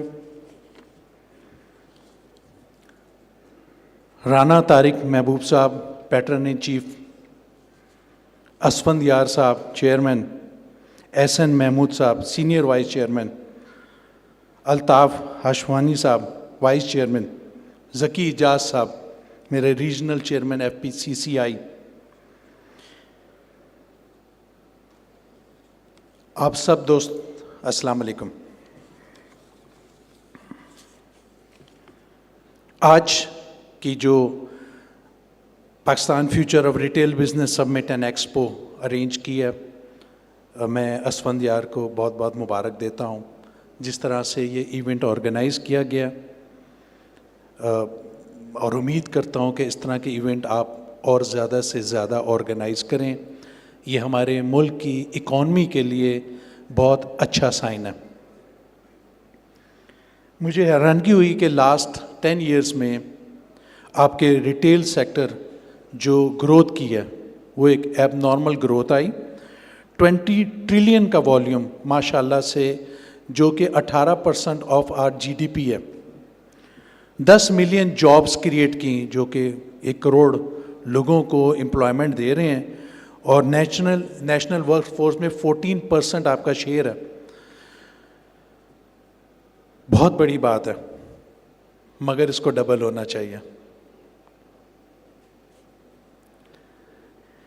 ये रिटेल ग्रोथ की वजह से हमारा कंस्ट्रक्शन का business मुल्क में ग्रो कर रहा है, ट्रांसपोर्टेशन एंड कम्युनिकेशन ग्रो कर रही है, financial services, e commerce business भी इसमें बहुत तेज़ी से शुरू हो गया। और खुशी की बात है कि इसके साथ साथ जो नज़र आ रहा है कि इंटरनेशनल ब्रांड्स डेवलप हो रहे हैं, डिपार्टमेंटल स्टोर्स बनाए जा रहे हैं, shopping malls, high street markets, ये सब इससे लिंक्ड है। यानी कि कहने का मकसद है कि डोमेस्टिक कॉमर्स नहीं है तो मुल्क नहीं चल सकता, हमारी इकॉनमी नहीं चल सकती।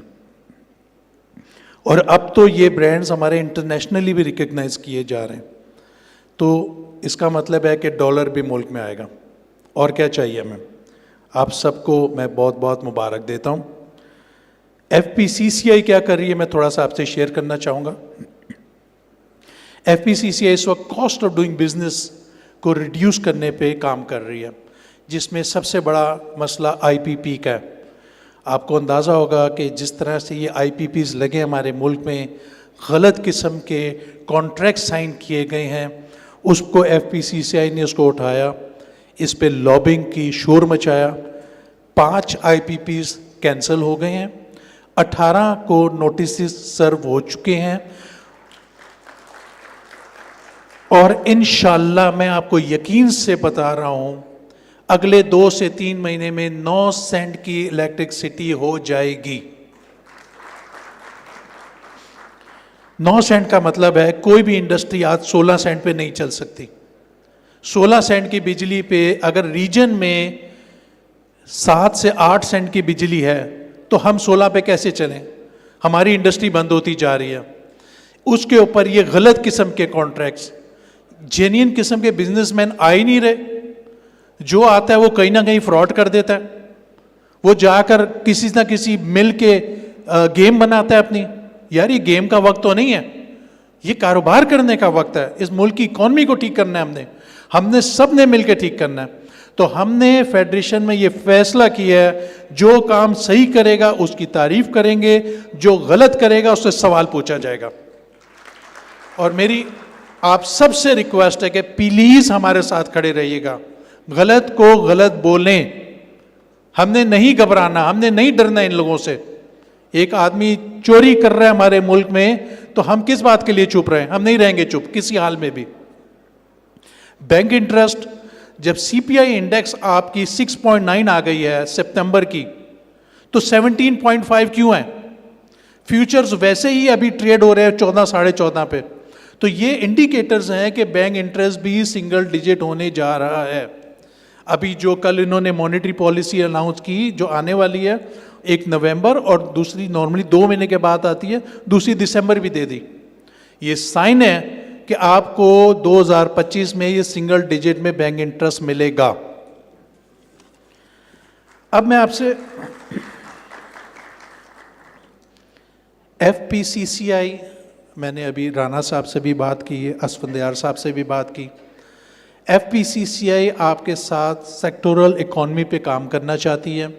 आपके जो मसले मसाइल हैं हमारे साथ बैठें, अपनी प्रेजेंटेशन तैयार करें, क्योंकि हम पूरे पाकिस्तान में एक एक एसोसिएशन, एक एक chamber, small chamber, women chamber को विजिट कर रहे हैं राणा साहब। اور کر کے ان کے جو بھی ایشوز ہیں ہم نے ایک R&D ڈپارٹمنٹ کریٹ کیا FPCCI میں جس میں 20 PhD کام کر رہے ہیں. وہ R&D ڈپارٹمنٹ میں ہم آپ کا جو میٹر اس کو ڈسکس کریں گے, کیونکہ پھر ہوتا ہے کہ کہیں غلطی نہ ہو جائے. اگر آپ کی کوئی پریزنٹیشن یا آپ کا پوائنٹ غلط ہے تو ہم آپ کے ساتھ کریکٹ کریں گے. کریکٹ کرنے کے بعد ہم آپ سے سنکرونائز ہو جائیں گے. ہم ایک گلوبل اپنا ویژن بنا رہے ہیں FPCCI کہ اس ملک کی اکانومی کو کیسے ٹھیک کرنا ہے, ڈومیسٹک اکانومی کو کیسے چلانا ہے, ایگریکلچر کو کیسے ٹھیک کرنا ہے. یہ ہم ایک پورا اپنا ویژن بنا رہے ہیں. آف کورس جب ہم جائیں گے تو بولیں گے آپ, کیونکہ آپ پروفیشنل اپنی فیلڈ میں, FPCCI نہیں بولے گی, وہ اپنی ایک بڑی بات کرے گی. تو اس پہ میری آپ سے ریکویسٹ ہے کہ اس پہ پلیز کام کریں اور ود ان ویک اور 2 ہمارے ساتھ بیٹھیں کہ ہم اس پہ کام کرنا شروع کر دیں. اور جو مسئلے مسائل ہیں, جو آپ کے چین اسٹور ایسوسیشن کے پرابلمز ہیں وہ ہم نے مل کے حل کروانے. لاسٹ پوائنٹ سر, 2025 ہمارے ملک کی اکانومی کا ٹیک آف کا سال ہے. بالکل نہ کوئی پریشان ہو کہ حالات خراب ہیں. اکنامک انڈیکیٹرز آپ چیک کر لیں, انٹرسٹ ریٹ کم ہو رہا ہے, بجلی کم ہو رہی ہے, GDP میں گروتھ آ گئی ہے ہماری, ہر چیز پازیٹیو ہے. اپنے آپ کو گیئرڈ اپ کریں, فاسن یور سیٹ بیلٹس, وقت ہے ٹیک آف کرنے کا اور کام شروع ہے. میں آپ کو یقین سے بتا رہا ہوں آلریڈی سٹارٹڈ. عام آدمیوں کو لیٹ نظر آئے گا, کام شروع ہو چکا ہے, کاروبار کرنے کا وقت ہے. آپ ہی نے کاروبار کرنا ہے, آپ ہی کے کاروبار ڈبل ہوں گے. یہ 20 کو 40 کیسے کرنا ہے یہ آپ نے بتانا ہے. آپ سب کا بہت بہت شکریہ.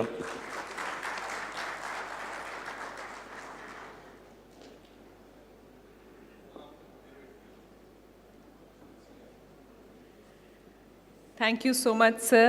Please join me in welcoming our next guest of honor, Mr. Zaki Ijaz, who is a leading entrepreneur and business leader.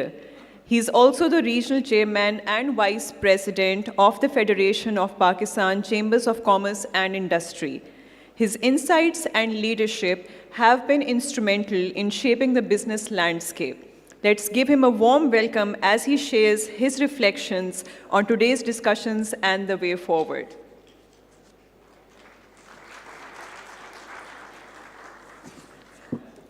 اعوذ باللہ من الشیطان الرجیم, بسم اللہ الرحمن الرحیم. SM Tanveer Sahab, former minister of commerce and industry, government of Punjab, patronage chief UBG. Rana Tariq Mahmood Sahab, patronage chief and co founder association. Mister اسون یار Farrukh, chairman and co founder. Mister Hamza Wasi Hashmi, CEO TerraBiz conference. Miss رافل کمپونگلی, mister Alex, mister Yahya Khan, chief digital banking officer, bank Alfalah. Distinguished speakers, panelists, esteemed guests, and dear participants, ladies and gentlemen, Assalamu alaikum. Thank you for your attention and engagement today.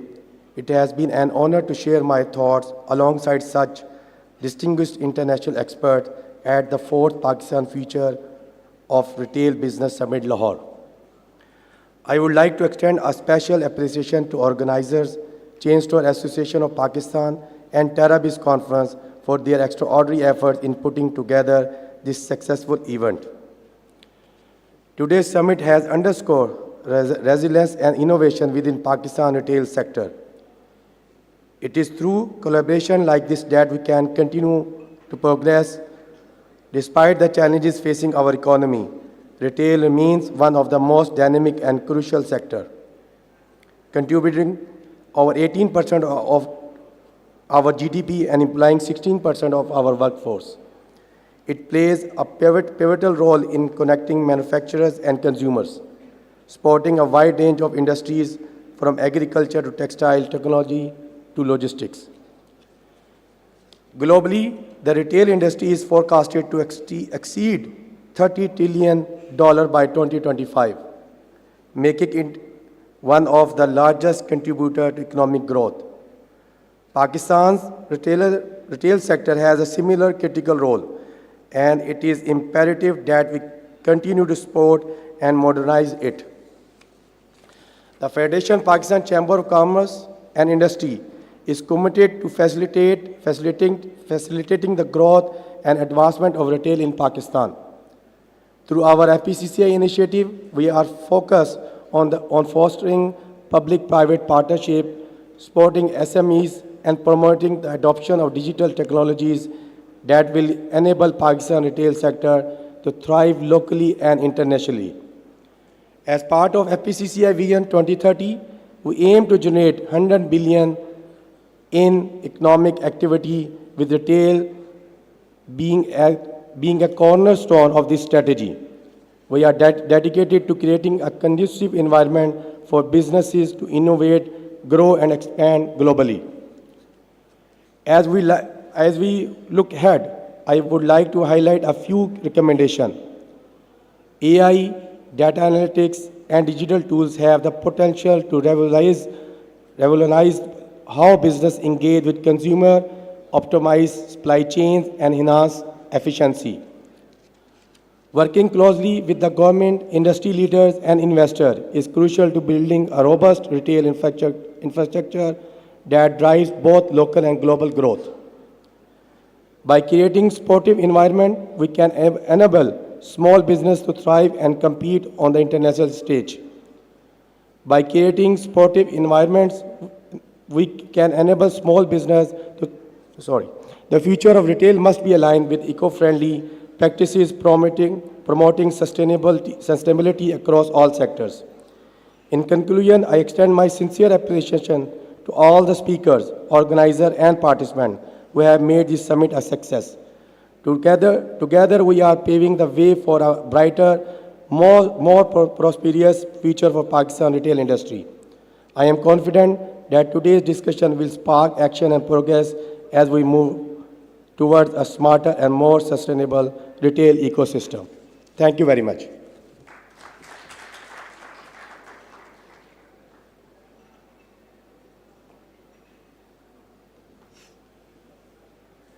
Thank you, sir. I now introduce our distinguished international keynote speaker, Ms. Raffaella Campagnoli. She is the founder of Lira Strategy Partners and has served as the Chief Strategy and Transformational Officer at Majid Ul Futtaim Retail. An expert in scaling SMEs and international business expansion, she regularly contributes to Harvard Business Review and Entrepreneurship magazines. We are honored to have her join us from the United Arab Emirates. Please give a warm welcome to Ms. Raffaella Campagnoli, who will share her thoughts on capitalizing SME ecosystems for international growth.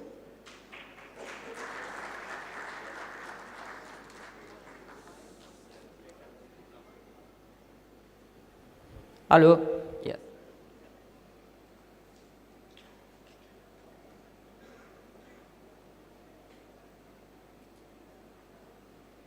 Thank you. Very nice. Happy late morning, everyone. Nice to be here. Thanks, TerraBiz, Chainstore Association of Pakistan, for having me here. Pleasure. First time in my life being physically in Pakistan. However, been studying a lot about Pakistan, strategizing a lot about Pakistan. As you see and hear from my accent, I'm Italian. I've been studying at Bocconi University, which is very keen and focused on fashion, especially MBA fashions. So yesterday I had the pleasure to meet a lot of your fashion brands. It was great discussion. I've been asked to talk about two things. Like this, like this, like this. Better? Cool. I've been asked to talk about two things today, which are all connected to ecosystems. First one is how can ecosystems support micro, small and medium enterprises to go to export, and so boosting the Pakistani export in many different industries. And the second one that we'll face this afternoon is about how traditional trade can leapfrog towards a new way of making a difference for Pakistan. We heard a lot about ecosystem making, ecosystem designing, ecosystem execution. So I was like thinking about starting talking about the real meaning of an ecosystem. The meaning of an ecosystem, and the word ecosystem is coming from, partially from Greek. Echo means oikos, which means home, and the system is the coexistence of multi-elements, multiple elements working one each other. So the word integration, the words which is part of our business sense, makes an ecosystem, an environment where one company works in an industry, and every industry is actually connected as a cross-industry. The kind of picture that you're seeing here is an ecosystem of one of the multinational companies that we're gonna talk about right now. Why are we starting from an ecosystem view? Because at the end of the day, if you think about it, no one in this world is any more capable to work and succeed in a sustainable way over time alone. So what we need to offer is lifestyle, a compound life cycle to our customers, right? And every big company, starting from Walmart, which is the biggest American company, which says, you know what, I'm serving 150 million customers per week, is not working alone. It's not working alone. Out of the 2 million Walmart employees, Walmart is actually employing 1.5 million in terms of partners and people and companies which are helping Walmart to complete and enhance its offering every day. Amazon, same thing. More than $500 million revenues. They moved from being a bookseller to be a lifestyle partner for everyone. How did they do that? Yes, they acquired more than 100 companies over the last 9-10 years. However, besides their acquisition, Amazon is 1.2 million employees. It employs more than 3 million people indirectly with their partners, which are Amazon Web Services, Amazon Logistics, Amazon Retail Media, Amazon Last Mile Delivery, Amazon application developers or co-application developers, not to talk about the 2 million people and companies, small, mediums, which are making up Amazon Marketplace. Apple, same thing. And the first slide one was exactly the ecosystem of Apple, starting from Macs, iPod, iPads, and then getting a set of devices and services which are making their difference. They're making it stronger. Apple is designed in California, but it's made over 50 countries. 170,000 employees, more than 2.5 million indirect workers. That means that 98% of Apple direct spend, which is materials, manufacturing, and assembly, is outside. So what we called years ago outsourcing, what we call subcontracting, nowadays is not valid anymore. These are ecosystems. And the reason why they're ecosystem is that any one of these big companies really cares about their partners. So that means that we offer suppliers, employees with carefulness. We make sure that they're happy in the place they work, because we need to, to live a long-term life together with them. We make sure that they know about nutrition. We make sure that they know about how to be healthy at their workplace.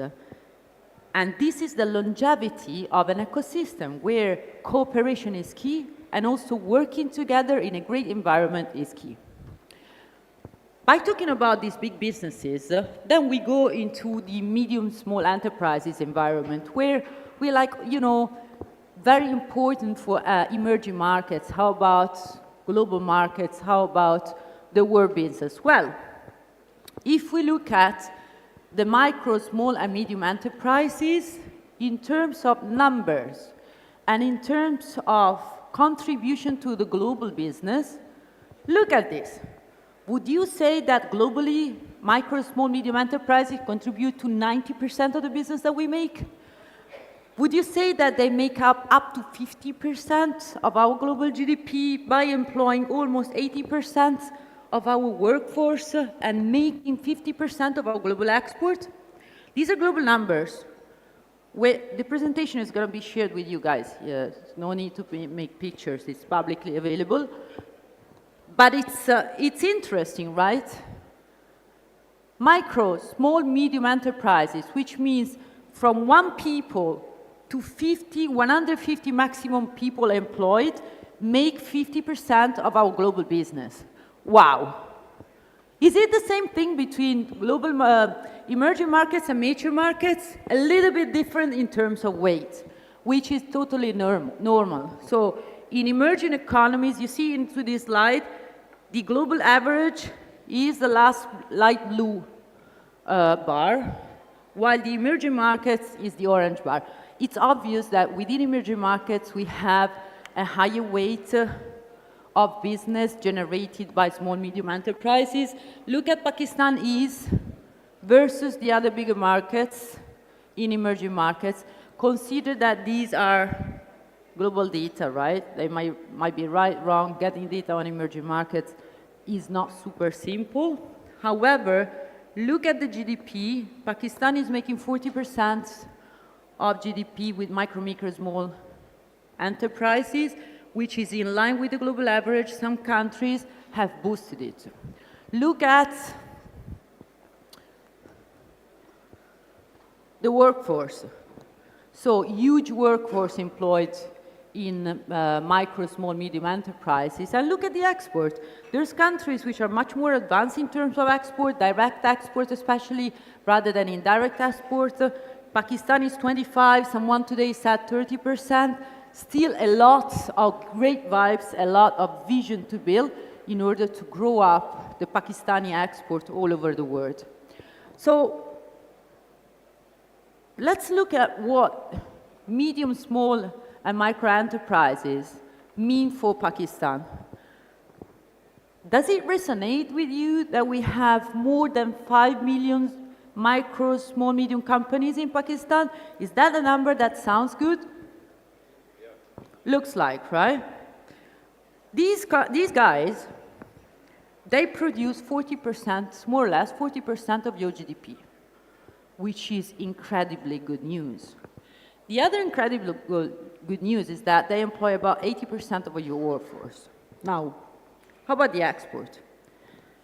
By making 90% of the business, the small companies, small, medium companies, the small, medium companies that we're talking about produce around 25 to 30% of Pakistani export. And now I understand why yesterday we met so many people and so many companies on textile and apparel, right, which is 60 to 70% of your export. Now, the opportunity by talking to you guys is huge. These micro, small, medium enterprises right now can definitely leverage on a bigger, wider, more connected, sustainable ecosystem by putting together banks, like we saw today, government support, lawmaking people, principles, which are actually which are going to boost the Pakistani economy over the next 5 to 10 years with the vision, but also with the mid-term plan to get to the vision that we need to build together. And the reason here is quite obvious to everyone. If you look at this graph, the direct export of Pakistan is 30%, 25 to 30%. Look at the amount of exports that you guys do indirect. It means that your small, medium companies, they sell to someone else, local or foreigner, which then gets the goods abroad, which is different from what India and China or Turkey are doing, for example, where the access to export is directly made from the country small, medium enterprises to their customers in a set of different ways, which over the last 5 to 10 years have been boosted big time by digital tools. I will see how. There's another element which is interesting to be seen. If the pointer is working, you see that this pink part, export hub and special zones. It was really good to hear from the Ministry of Commerce that now you have built up special economic zones, industrial hubs, which will help you to get out. Why? Because the other markets, which are similar in terms of manufacturing capabilities, are much bigger than Pakistan. So that's another big source of potential. Some examples of how other companies and markets made it. I've been finding out three kind of examples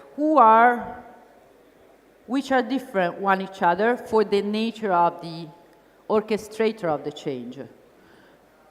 Number one example that I'm bringing is Li and Fung. Li and Fung has been a good case study both at Harvard and at Bocconi University. We published 6 months ago a book which is called Branded Value Chain, which is mentioning Li and Fung example as the local champion which is bringing small, medium enterprises to succeed, not just in China, they're based in Hong Kong, but all over the world. So these guys, they start as traders. They buy textile and fabrics and then resell. Then from traders, they became manufacturers, so not just buying textile, but actually building up garments. And from building up garments, the last thing that you say in there is having a total global supply chain digital platform. This is the kind of leapfrog that many companies through Li and Fung did, because Li and Fung is just controlling digitally a value chain which is huge. How is it huge? Look at these numbers. So over the last 5 years, Li and Fung has been partnering with almost 7,000 companies. These companies are medium, small companies which design, cut, manufacture, and build up textile and garments. These companies are all around the world. The main sourcing countries are China, Vietnam, Bangladesh, India, and Indonesia. These guys provide the technology. So you want to be my partner, I make sure that your employees are happy. I make sure that you have the tools to make your company properly. And I want to make sure that everything that you do is controlled. So I provide you with cameras, I provide you with IT systems, I provide you with demand planning systems, and I make sure that the stock that you need to make the fabrics that you have to is there when I need it. Why? Because I have 2,000 customers all around the world. You can mention Walmart, you can mention Nike, you can mention Adidas, huge customers, which need my garments. Li and Fung runs 350 locations. You know how many they own? 0. Just partnership ecosystem. Leveraging on local champions is one option. Leveraging on global champions is another option. Now, I'm bringing an example of people like Unilever, for example, and Nestlé, which are also in Pakistan, as you know, right? Many companies are in Pakistan. Now, FMCG companies are very interested to anything which is related to your traditional trade retail. 650,000 stores you guys have, right? Which are driving 75% of your consumption. So like they invested, for example, here in Africa, in sub-Saharan Africa, to make the agriculture and their farmers more closer to their value chain in terms of needs of security, food security, customer security, as much you guys can do with them, which apparently, I've been talking to some of them, yes, many of them started to work with Pakistani agriculture player, but not as much as they could. Example number 3, leverage on global champions on digital. So there's guys like the big ones, like the Alibaba into this example, which can come. You have 1 or 2 or 3 or 10 things that you make much better than any other country, and you guys know what I refer to. Go there, ask for their help to internationalize, like they have done in Malaysia, like they have done in Thailand, with just this example of the durian, right? Which is a fruit much more farmed in India than in Thailand or in Malaysia, for example. Anyhow, partnership is fundamental. Turkey, as you have seen, is a country with 85 million people. They export 85 billion per year. The special economic zone started in 2007. They produced huge competitive advantage on automotive, textile, electronics, and chemicals. So 2 million jobs created. And look at this. They make 30% of the annual exports of Turkey, being promoted by two elements, the Ministry of Commerce and the Ministry of Trade. The Ministry of Trade is contributing to the ecosystem while opening up doors, offices, and people from Turkey to the rest of the world to make sure that the marketing and commerce of Turkey is well known enough to help the country to succeed in more exports. Together with some of your fashion brands yesterday, we were talking about another way of using public and private partnerships. And you know, someone was telling me, Rafa, it would be nice to have fashion brands which are purchased by Pakistani people, being Pakistani people proud of being Pakistani, and so proud about our brands. And you remember, guys, we did this example of Brazil. Brazil, 5 years ago, started building up the Brazil brand for agribusiness. And you see that logo up there on the up right side of the slide? Well, that's a Brazil logo for Global Cooperation on Agriculture. Look at this. In 2019, they decided to start up the business. In 2022, they start exporting meat, corn, potatoes, and sweet potatoes to 187 markets. 2 weeks ago, they announced that they're in 239 markets. So, as you know, Brazil is a federation of multiple different regions, right? So imagine how can be complex to coordinate all the agricultural elements of so many provinces together. This is why these kind of results, which is saying that Brazil growth in agriculture of 20% in 5 years, which is huge, and they're making almost 50% of Brazil exports just with agriculture, is obviously a coordination between different efforts at the government level, at the province level, at the single national state level. And look, they put together 5 million farmers, 27 states, 2,000 rural unions. So it was a massive job that such a big country could have never done without a strong cooperation, trust, and transparency of all the elements which are involved.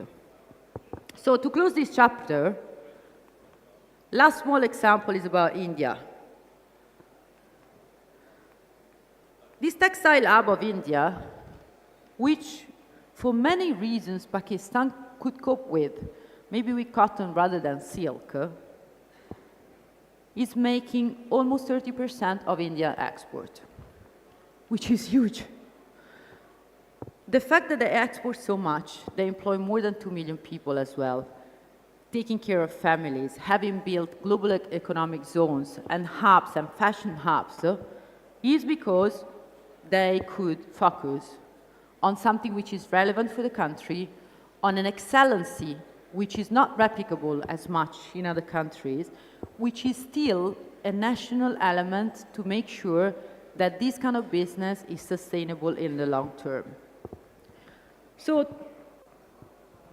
my question at this point was, so what about Pakistan? What can we do to make it really happen? How can we enable a long-term vision with a set of steps which are short and medium term to get there? So the answer is, I have no idea.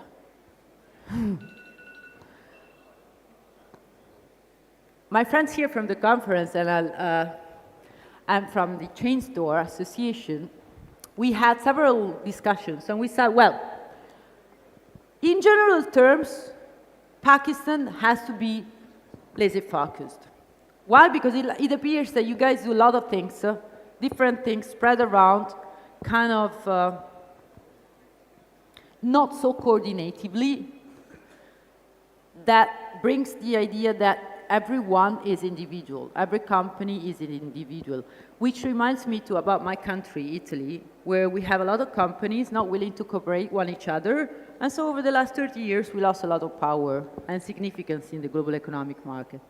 So let's be laser focused and let's decide together what to do. Let's look at second point also, what kind of champions we have. I was looking at yesterday the number of conglomerates, big conglomerates in Pakistan, and companies which are bigger than $1 billion revenues. You have many.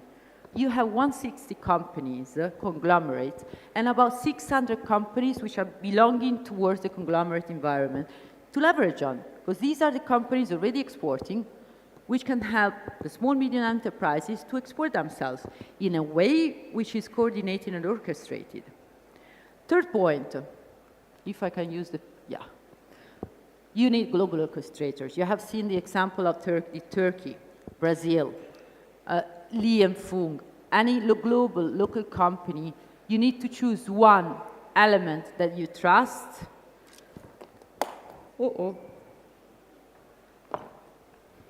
It's okay. One element that you trust that then drives everyone else and coordinates everyone else. Together with the government, trade agencies, everyone who can build the ecosystem together with you, starting from an idea, thinking together private and public, because these two entities, type of entities, are still part of the same country and want to grow together. And last point, and apparently this is very, very important for Pakistan, is about the organizational knowledge. What I'm understanding is that we could improve in terms of collaboration culture. We need to understand that working together doesn't mean necessarily competing. Competing together makes us stronger.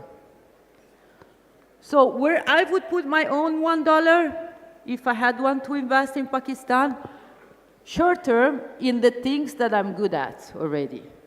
You're very good on some elements. So on the left side of the slide, you see some industries which are key industry for Pakistan economy and exports right now to invest in the future. But then on the right side of the slide, you also see what are the sources of your national competitiveness, right? Invest in it. Put that $1 in a technology which is helping you to be even more cost effective. And guys, I'm really sorry that I'm seeing these slides very scrambled. It's impossible to read, but as I said, you get them. So these two elements in the short term are going to help you out. I have some very strong presence in some industry and some very good capabilities that I can invest on. Then we still need to look at the long-term vision where infrastructure, logistics, technology, innovation, banking the unbanked, and especially the culture of collaboration needs to be built. Any change doesn't happen in one day. However, like our friend Greek Aristotle was saying, the whole is always greater than the sum. And I'm sure that Pakistan vision will get you there. Thank you.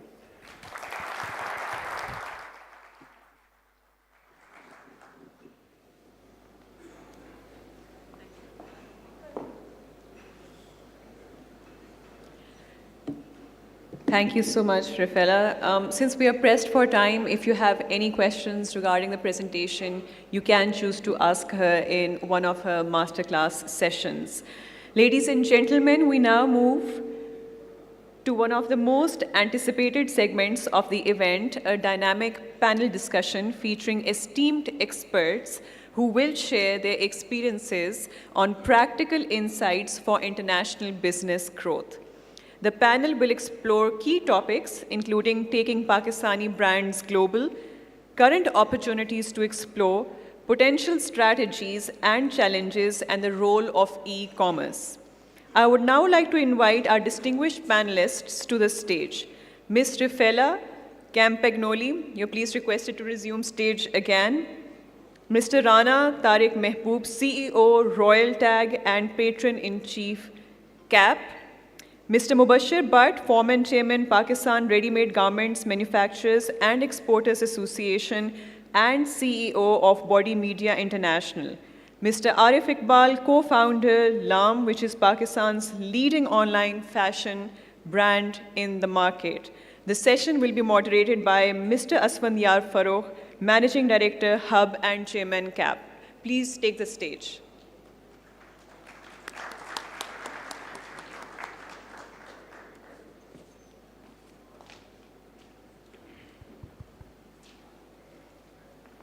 Thank you.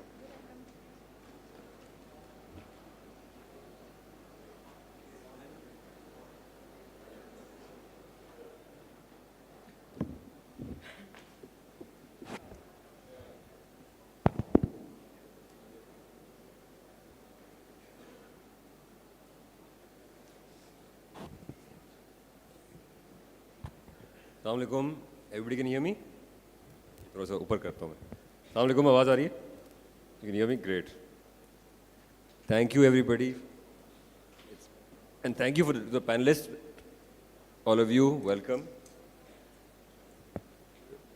So I want to sort of pick up where Rafaela just sort of ended, so that we can take this conversation a bit forward, especially in a local context, together with different ecosystem players.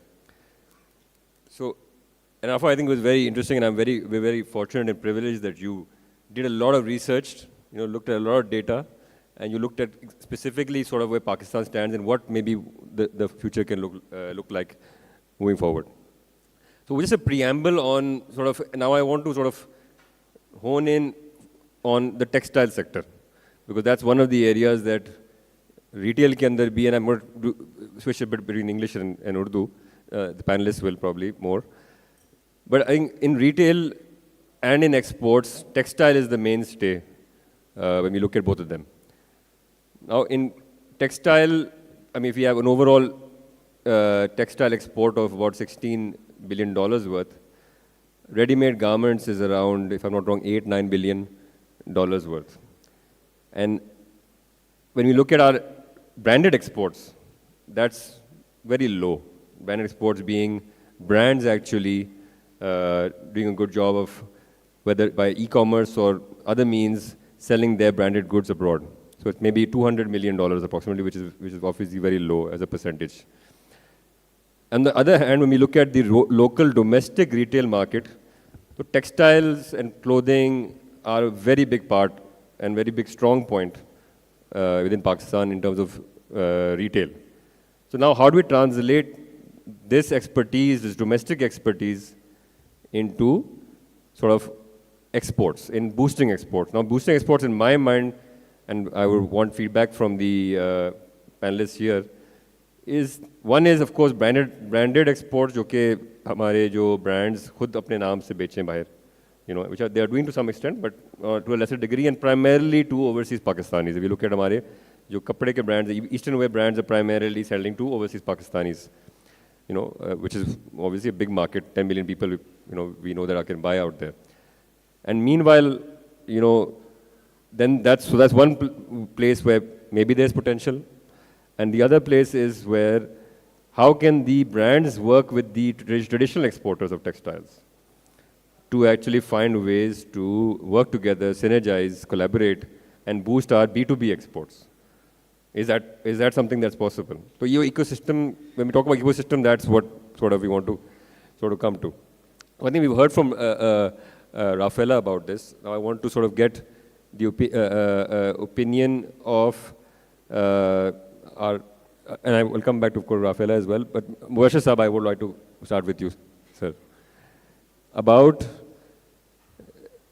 now in your mind, is there a role for brands to play a role in the overall boosting the exports of textile and in general from the, what is the role for brands in your opinion? Is there a role? Please. Thank you very much. थोड़ी सी आप अगर ऊपर कर लें. Thank you very much. असल में brand का जो रोल है, It's on now? I think it's on. آپ کر لیں, آپ بات کر لیں. میرا نام مبشر نصیر ہے اور میں پریمیا کو ریپرزینٹ کرتا ہوں. پریمیا ہے Pakistan ready made garments manufacturer and exporter association. Around $4 billion کی ایکسپورٹ ہے, اور پی ایچ ایم میں جو کہ نیٹ ویئر سیکٹر ہے اس کی بھی تقریباً 4.5 بلین ڈالر کی ایکسپورٹ ہے. تو آل ٹوگیدر ہم لوگ تھوڑا سا اوپر کر دیجیے, یہاں رکھ دیجیے تاکہ آپ کے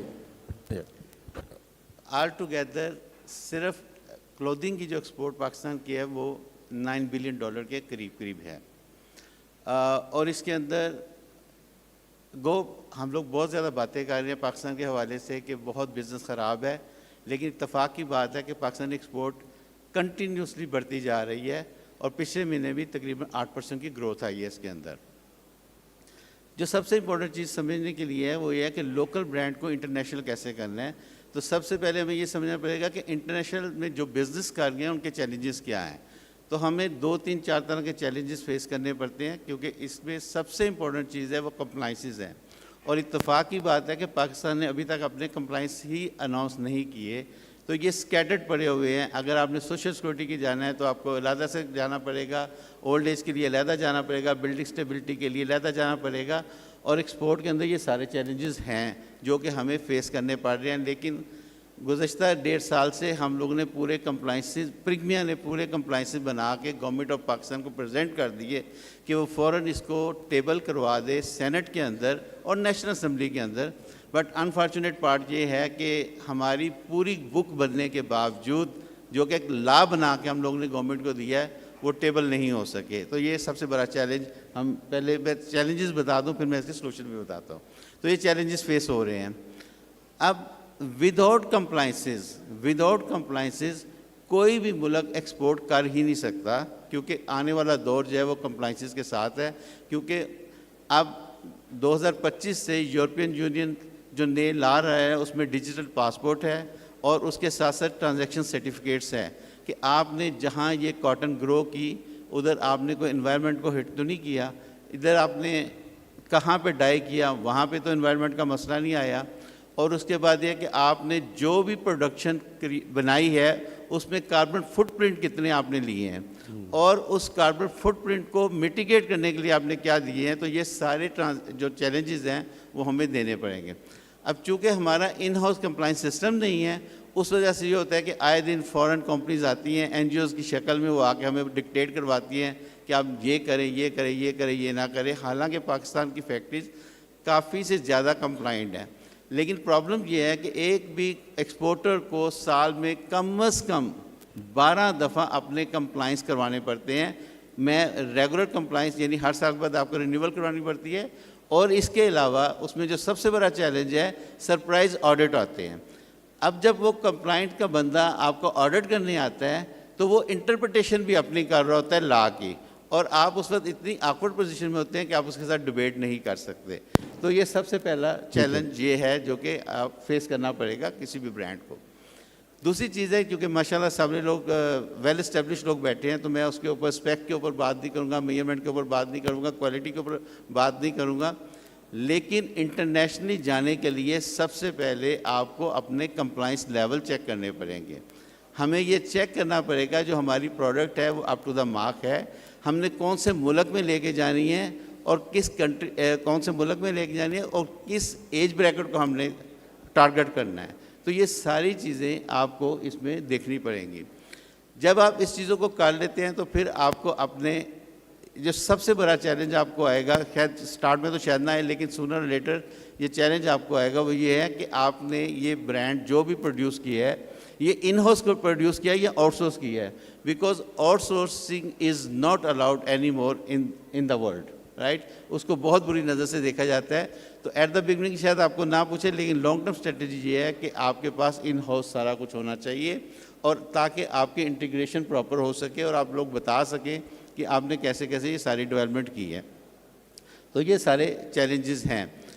اس کے اندر جو امپورٹنٹ چیز ہے وہ یہ ہے کہ گورنمنٹ کا رول بھی بہت امپورٹنٹ ہے. آئی ڈونٹ نو, میں ابھی گورنمنٹ کا علیحدہ بات نہیں کہ اس کے بعد گورنمنٹ آفٹر دس. تو اس کے اندر اب ہوتا یہ ہے کہ ہمیں یہ کہا جاتا ہے جی, جب بھی ہم کسی میٹنگ میں جاتے ہیں تو مجھے یاد ہے کہ بیفور بجٹ ایک میٹنگ تھی تو ہمیں بنگلہ دیش کا حوالہ دیا گیا کہ بنگلہ دیش دیکھیں جی کہاں سے کہاں پہنچ گیا. اب جب ہم یہ ساری چیزیں سنتے تھے تو بنگلہ دیش میں اب تو خیر آپ لوگوں کے سامنے بہت اس کی پکچر کلیئر ہو گئی ہے, لیکن بنگلہ دیش میں میں نے پرائم منسٹر صاحب کو ڈائریکٹلی کہا, میں نے کہا جی دیکھیں آپ نے جو کام کرنے ہیں کیا آپ نے وہ کام کیے ہیں؟ اس وقت ہم نے انڈسٹری لگائی ہے, ہم نے کیا غلطی کی ہے کہ آپ نے کمپلائنس جس کے اوپر کوئی خرچہ نہیں ہونا وہ بھی ہم نے آپ کو بنا کے دے دیے, آپ نے ابھی تک وہ بھی منظور نہیں کروائے.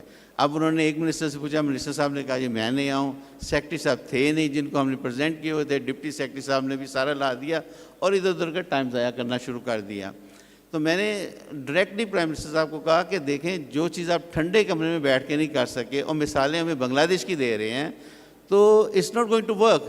آپ لوگوں کو بھی اپنا کام کرنا چاہیے. میں ایگری کرتا ہوں, میں برانڈز کو بھی یہی کہوں گا کہ آپ نے گورنمنٹ سے تو دور ہی ہٹنا ہے, کیونکہ گورنمنٹ آپ کمپلائنسز ضرور پورے کرے گورنمنٹ کے, لیکن let government not allow to interfere in your business because government doesn't understand the business. تو یہ جو سب سے امپورٹنٹ چیز ہے اس میں ہمیں دیکھنا چاہیے. بالکل صحیح کہا آپ نے. تو جسٹ موو آن, تو آپ نے you said that compliance for brands is a major hurdle that exporters already struggle with.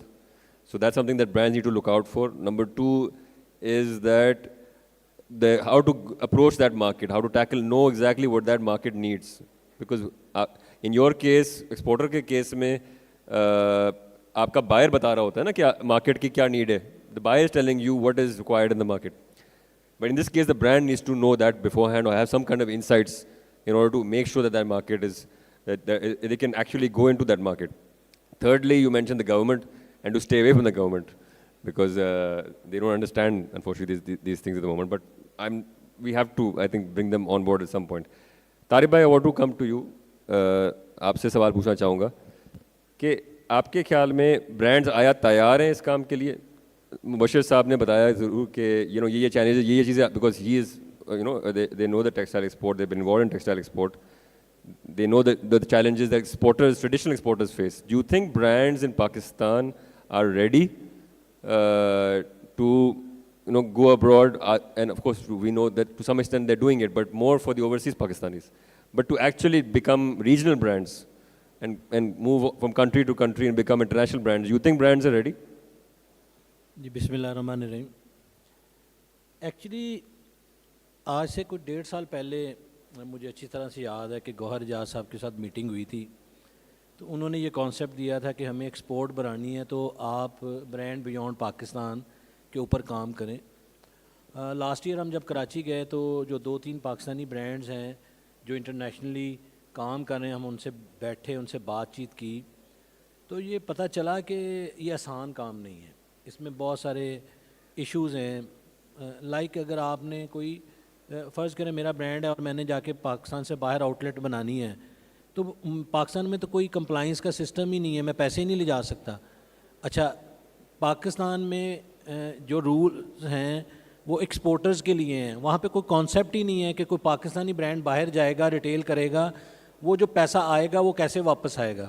I went to T DAP Islamabad, میں نے ان سے بات کی, انہوں نے کہا یہ جو باتیں آپ کر رہے ہیں یہ ہمارے لیے نہیں ہیں. تو میں نہیں سمجھتا کہ یہ کوئی امیجیٹ سلوشن ہے, اور جو برانڈز انٹرنیشنلی گئے ہیں انہوں نے جو کمپلائنسز کے اوپر کام کیا وہ اتنا آسان نہیں تھا. اچھا, یہ تو ایک پہلو ہے کہ وہ کتنا مشکل ہے اور کس طرح سے ہے, لیکن دوسرا پہلو یہ ہے کہ پچھلے 3 سال سے آپ اکنامکلی انسٹیبل کنٹری ہیں. اس وقت کوئی بزنس اس کمرے میں بیٹھا ہوا کوئی بزنس مجھے یہ بتا دے کون سا ایسا بزنس ہے جو سروائیول موڈ میں نہیں ہے, وہ گروتھ کے موڈ میں ہے, جو یہ بات کرے کہ میں 15 دکانیں کھول رہا ہوں, میں 20 دکانیں کھول رہا ہوں. یہاں تو یہ ڈبیٹ ہے کہ آج کی سیل سے آج ہی کی پیمنٹیں کرنی ہیں, اور اگر کوئی جلوس نکل آیا اور اس سے 15% سیلز کا ڈکلائن ہوا تو وہ کیسے ہے. تو میں نہیں سمجھتا کہ اکنامکلی ہم اتنے سسٹینیبل سچویشن میں ہیں کہ ہم کچھ پیسہ نکالیں اور انٹرنیشنلی انویسٹ کریں. اور لاسٹ پوائنٹ یہ ہے کہ ہم نے کراچی, لاہور اور اسلام آباد کو تو اسٹڈی کر لیا, اور اس میں بھی بڑا ڈفرینس ہے. کراچی کی مارکیٹ اور ہے, لاہور کی اور ہے, اسلام آباد کی اور ہے. کیا ہم نے دبئی کی مارکیٹ کو اسٹڈی کیا, ہم نے UK کی مارکیٹ کو اسٹڈی کیا, US کی مارکیٹ کو اسٹڈی کیا؟ ہمارے سامنے بینچ مارک وہ برانڈ ہیں جو کہ پاکستانی جو बाहर सेटल्ड हैं उनको पाकिस्तानी प्रोडक्ट बेच रहे हैं। अब वो एक बड़ी लिमिटेड मार्केट है और वो उन ब्रांड्स के लिए है जो पाकिस्तान में एक नॉन ब्रांड हैं और उनकी इंटरनेशनली भी डिमांड है और उन्होंने कोई ना कोई चैनल डेवलप कर लिया है। मेरा ये ख्याल है कि अगर पाकिस्तानी ब्रांड ने इंटरनेशनली जाना है तो उनको अदर देन पाकिस्तानी कम्युनिटी बाकी लोगों को भी प्रोडक्ट बेचने हैं। लाम के साथ हमारे 2-3 सेशन हुए हैं और इसमें यही चैलेंज था कि अगर शलवार कमीज़ बाहर एक्सपोर्ट करनी है तो हम कितनी कर लेंगे, और अगर हमने वेस्टर्न प्रोडक्ट एक्सपोर्ट करनी है तो उसके चैलेंजेस हैं। तो मैं नहीं समझता कि ये कोई इस वक्त सूरत हाल ऐसी है कि आप ये प्लान कर सकें कि अगले 2 साल या 3 साल में आप एक सिग्निफिकेंट ग्रोथ इंटरनेशनल एक्सपेंशन में लेके आ सकते हैं। मेरा ये ख्याल है कि स्टेबिलिटी आएगी, गवर्नमेंट के साथ आप बैठेंगे, प्रैग्मिया और इस किस्म के जो इंस्टीट्यूशन हैं जो कि एक्सपोर्ट करते हैं इनके साथ मिल के स्किल डेवलपमेंट करेंगे, वहाँ R&D करेंगे, फिर जाके आपके पास एक केस स्टडी आएगी और फिर उसमें जो ब्रांड फॉल करेंगे वो इंडिपेंडेंटली जाएं, क्लस्टर के साथ जाएं, कोलैबोरेशन के साथ जाएं, किसी तरह से भी जाएं, तब वो जा सकते हैं। ठीक है, so just to summarize, so I think एक तो I mean one thing is that we are maybe not ready to really be internationally competitive, but there is still potential from what I understand आपकी बात से कि there is still potential for still market and sell to the Pakistani diaspora, the overseas Pakistanis. That market is not saturated yet, and I think you will add to that. But before I want to come to you, Arif, I want to ask Rafaela a question regarding your experience, because you were the Chief Strategy Officer for Majid Al Fatem Retail, right? And you, and primarily the Carrefour was, I think, in the food and non-food space in, I think if I'm not wrong, 16 countries, right? Operating Majid Al Fatem Retail.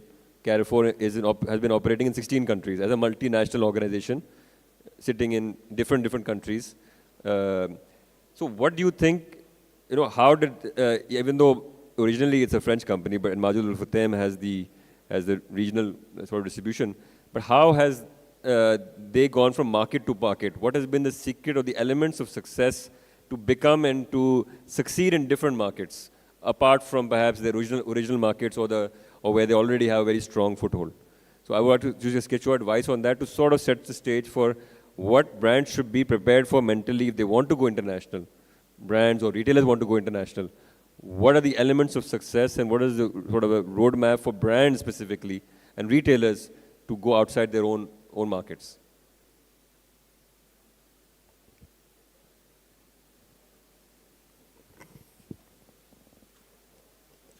I just wonder if I understood the question. Sure, good. In any case, I do agree with anything you said before.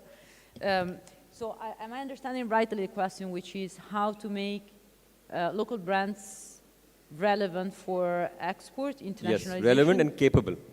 Capable to export, or to local brands, I'm talking about retail brands, for example.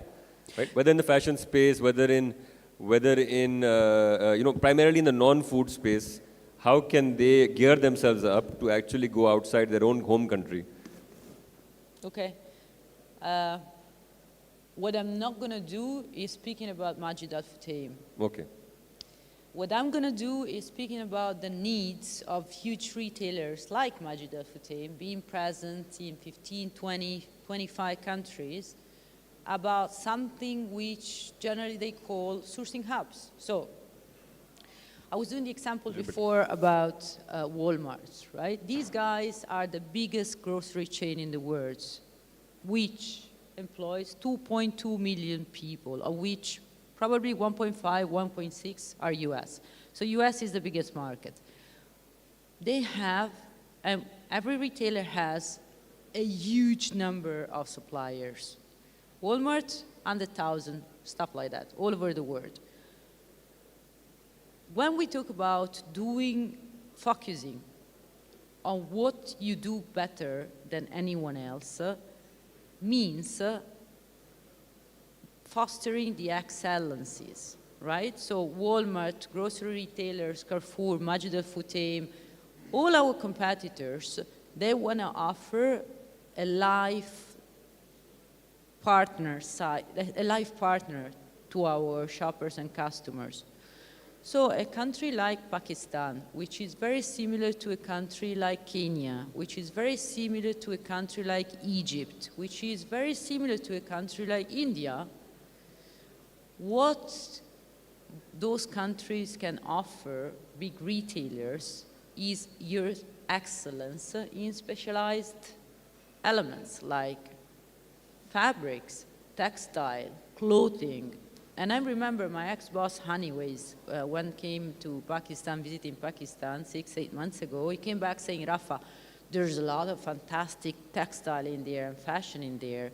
So the elements that I would look at if I had a manufacturing place in Pakistan would be, you know what, yes, my brand is important for my country. However, I'm very capable to produce private brands for anyone else. Similarly to what Li and Fung did, right? You put together a capability, you have a capability which you can boost by making someone else ambassador of your brands, or eventually in cooperation with someone else having your brands. And I think that is the best way to start boosting export in the industry that you're good at, because you're excellent. You're excellent. Mm-hmm. Right. And everyone wants to get your stuff at a cheap price, delivered on time, possibly with low currency. Exactly. So. Okay. So what I gathered is that the brands, and especially in the textile space, as you mentioned, that's a space where you feel there is the most potential, based on your representation as well. They should not just think about their own brands, but should also do private label for other brands as well. Consider that, right? Right. I'm not sure Mubashir I will be happy about that. He'll have more competition. but I think that's definitely a way to go. And I believe actually interestingly, there are groups in the country which are doing, like CFAM, for example, and others who are doing both private label export as well as their own brands, and whether it's e-commerce or physical networks and so on. So jumping from there, sort of e-commerce, taking the e-commerce, sort of putting that hat on, and Arif, I sort of want to get your insights on, we all know it's, the buzzword also, international e-commerce is doing great, brands are exporting like crazy, logistics we learned a lot about today, of what the options are the brand should be, exploring. So similarly, sort of what is your view on the potential and how brands can take that leap from, through what you guys are doing at LAM and generally speaking? Yeah, thank you. So I'm Arif, co-founder, CEO of LAM. I want to start with we live in a very, very interesting times, right? With the recent data of 2023, 2024, the numbers across Europe and North America are that nearly 80 to 90% of people are doing shopping online. And interestingly, for the sector we are talking about, textile and fashion, that number is nearly 60%. And with that, the opportunity that comes in is immense for every person across the world. I want to particularly talk about an example of, you mentioned that the branded exports that we are doing in Pakistan is $200 million. And the total textile exports we are doing is close to $8-9 billion, right? I want to just compare this number with a company based out of China, which is now doing a branded exports of nearly $40 to $50 billion called Shein. And it's only a decade-old company. Historically, if we think about all the amazing brands that have come, when we look at either come from Europe or from America, right? But how come a brand nearly a decade ago came from China who has the ability to go after a bunch of this and target this market? I think you'll need that one. I think, everybody hear or it was a sound issue? Okay, anyway, we'll go with this one. Okay. Yeah, so I think I wanna take it from there that the reason that is possible is the times that we live in. If we have the ability to understand what are the strengths and we have the ability to understand the needs of the consumers in the global market, our branded exports have a potential to go to multiple folds. And we briefly touched about the subject that what is our target audience, right? We touched about that potentially Pakistani diaspora is our target audience. We can talk about is South Asian diaspora is our target audience, or the people like Westerns, or anyone living abroad is our target audience. even if we look at any of the segments, I mean, thankfully we have 10 million Pakistani diaspora living all across the world, and this number has been growing fast. South Asian diaspora is approaching 80 to 90 million. So even when we look at those segments and we talk about our brands and their potential to reach out this audience and ability to generate multi-billion branded commerce, it doesn't seem to be that big of a challenge. But I truly believe what we really need to solve is that when we put ourselves in the shoes of those customers, whatever our target audience is, that we really need to understand what are their needs. So I spent nearly 14 years of my life living in California, Seattle. And I was part of most of the South Asian diaspora communities there. And we never had access to South Asian fashion, including Pakistani and Indians. We relied on some of the folks coming from their home countries and bringing the clothes, and still relying on the relative shipping in the current era. And I think that is one area that where we went after. So for example, LAM, in the last 12 months, we have shipped a Pakistani branded product to 100 plus countries, 7,500 plus cities in the world, and we feel we are barely scratching the surface. So with the world that we live in today, with the ability to connect the global commerce dots from anywhere in the world, you need to play on our strengths. Our strength is our ability to create these amazing designs, an ability to reach out this, at least Pakistani diaspora, South Asian diaspora, or even the other audience across the board. We really understand their needs and connect the dots. And I truly believe that the current number you talked about, $200 million of branded exports is absolutely nothing. We have a much, much longer way to go. So based on your sort of data, because you were, being a marketplace and being an orchestrator, sort of what Rafaela was also referring to, so LAM is an online marketplace that's doing cross-border e-commerce and cross-border online sales for different brands. So they are an orchestrator in this equation for brands, small brands, and they're selling abroad in how many countries you mentioned? 100 plus. 100 plus countries. So primarily the diaspora of Pakistan, overseas Pakistanis. South Asian diaspora. South Asian diaspora, actually, sorry. So based on your data, based on the insights you have, sort of what do you see as actually, if we look at it just for the sake of all the brands in Pakistan and maybe and your opinion, it doesn't have to be, I won't hold you to it, but what do you think is the potential right now as we speak for branded exports from Pakistan? E-commerce. Forget brick and mortar. So again, as I talked about, if we look at our Pakistani diaspora, we look at South Asian diaspora, we look at their ethnic shopping, we look at their overall shopping. If we talk about only Pakistani diaspora, we are talking about at least $2 to $4 billion worth of ethnic shopping that they do. We talk about South Asian diaspora, we are talking this number going from somewhere between $10 to $20 billion. $10 to $20 billion is the potential of the South Asian diaspora and what they require in terms of Eastern wear clothing primarily. Yep. So as a result of that, I think our ability to really target those markets the potential is much, much higher. When we talk about our amazing Western brands that are out there, when we talk about them in this branded world, in this global e-commerce world, connecting the dots, then that opportunity, as we talked about Shein, as a single brand that's nearly doing $50 billion worth of exports globally annually. Okay. So I think the opportunity there is hundreds of billions of dollars. We need to gear up and we need to get our act together and figure out how we can do it. I have a last question, and because in the interest of time, we have to wrap up. And then when we talk about branded export, one topic that comes up often is that we're talking about when we sell our brands, the clothes, to our diaspora sitting in the US, in the UK, and other countries in the West primarily. But what about actually, and this is for Moshe Saab and for Tariq Saab, what about the market of our neighbors? Can our brands sell to our neighbors? We have Bangladesh, a hop, skip and jump away. We have India. Yes, we all know that direct trade is not possible for whatever reasons. We have, this whole region, Sri Lanka, Nepal, others. Why are we not serving that consumer base? Whether it's, textile exports or whether it's branded exports or Eastern wear, where we are actually very competitive and doing a good job. And I think a lot of, just to my point on this also, is that I believe a lot of orders are going and merchandise is going via Dubai, for example, to these markets. But in your opinion, is there a potential to actually also look at these markets and to export to them, whether traditional B2B export or at least brands exporting to them, and finding a way to those markets and the consumers. अच्छा, thank you very much. ये जो इसको ना थोड़ा सा elaborate करता हूँ मैं सवाल को.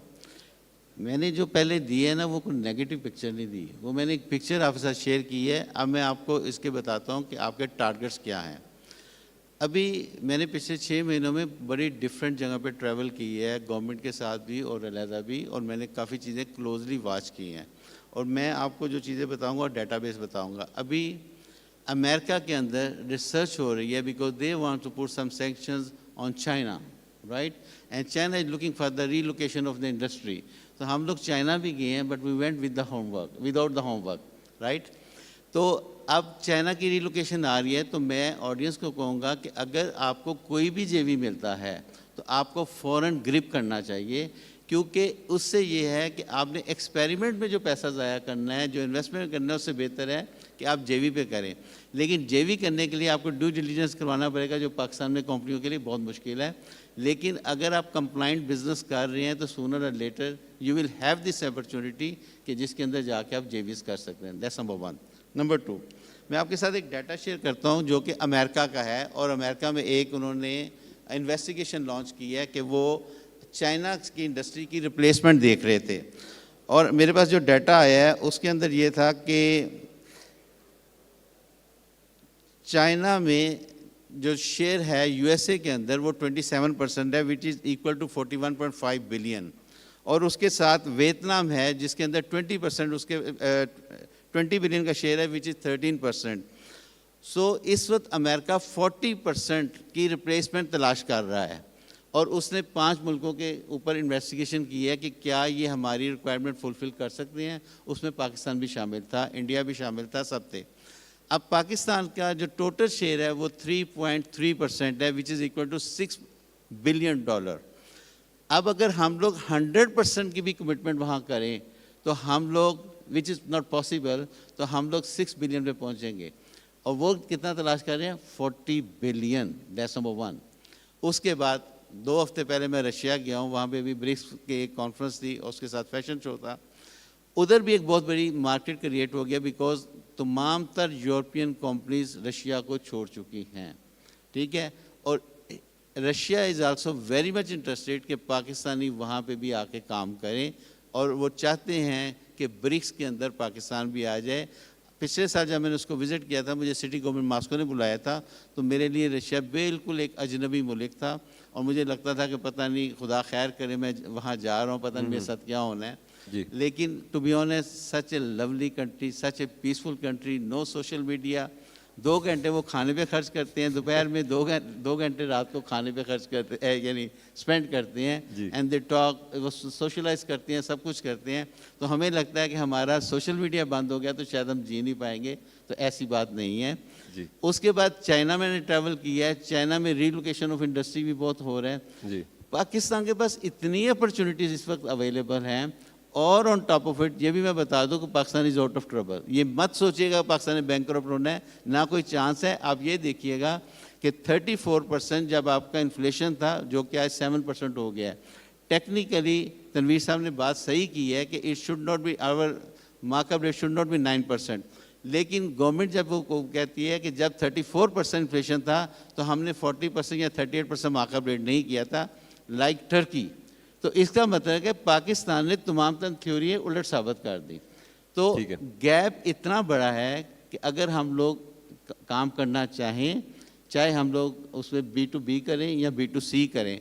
B2B में एक फ़ायदा ये है कि यू विल लर्न क्विकली, आपको उसके सारे चीज़ों का पता चलेगा. क्योंकि थोड़ा सा प्रॉब्लम ये है कि हमें इंटरनेशनल मार्केट को समझने के लिए उनकी सारी चीज़ें समझनी पड़ेगी कि कैसे आपने मेल लिखनी है, कैसे किसी को एड्रेस करना है, कितने बजे मेल जानी चाहिए, किस वक्त आपको फ़ोन करना चाहिए, किसको फ़ोन करना चाहिए. ये सारी चीज़ें बहुत इंपॉर्टेंट है.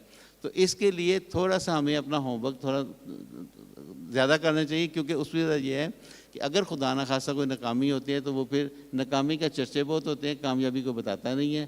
तो इसलिए थोड़ा सा होमवर्क स्ट्रॉन्ग कर लें तो आपके पास बहुत ज़्यादा लिमिट्स अवेलेबल, अपॉर्चुनिटीज़ बहुत हैं. नंबर 1. नंबर 2 जो बड़ी इंपॉर्टेंट है वो है कि गवर्नमेंट से گورنمنٹ کو جا کے آپ کو بتانا پڑے گا, بیکاز گورنمنٹ کے پاس بھی بہت اپرچونیٹی ہے. وداؤٹ گورنمنٹ بھی آپ بہت سی جگہوں پہ نہیں ہو سکتے. مثلا آپ نے یہ کانفرنس ہوسٹ کی ہے, اسی کو اگر آپ ایسا ایکسپورٹ کے اندر کنورٹ کر دیں تو ETF کے پاس اتنا پیسہ اویلیبل ہے, government is ready to invest.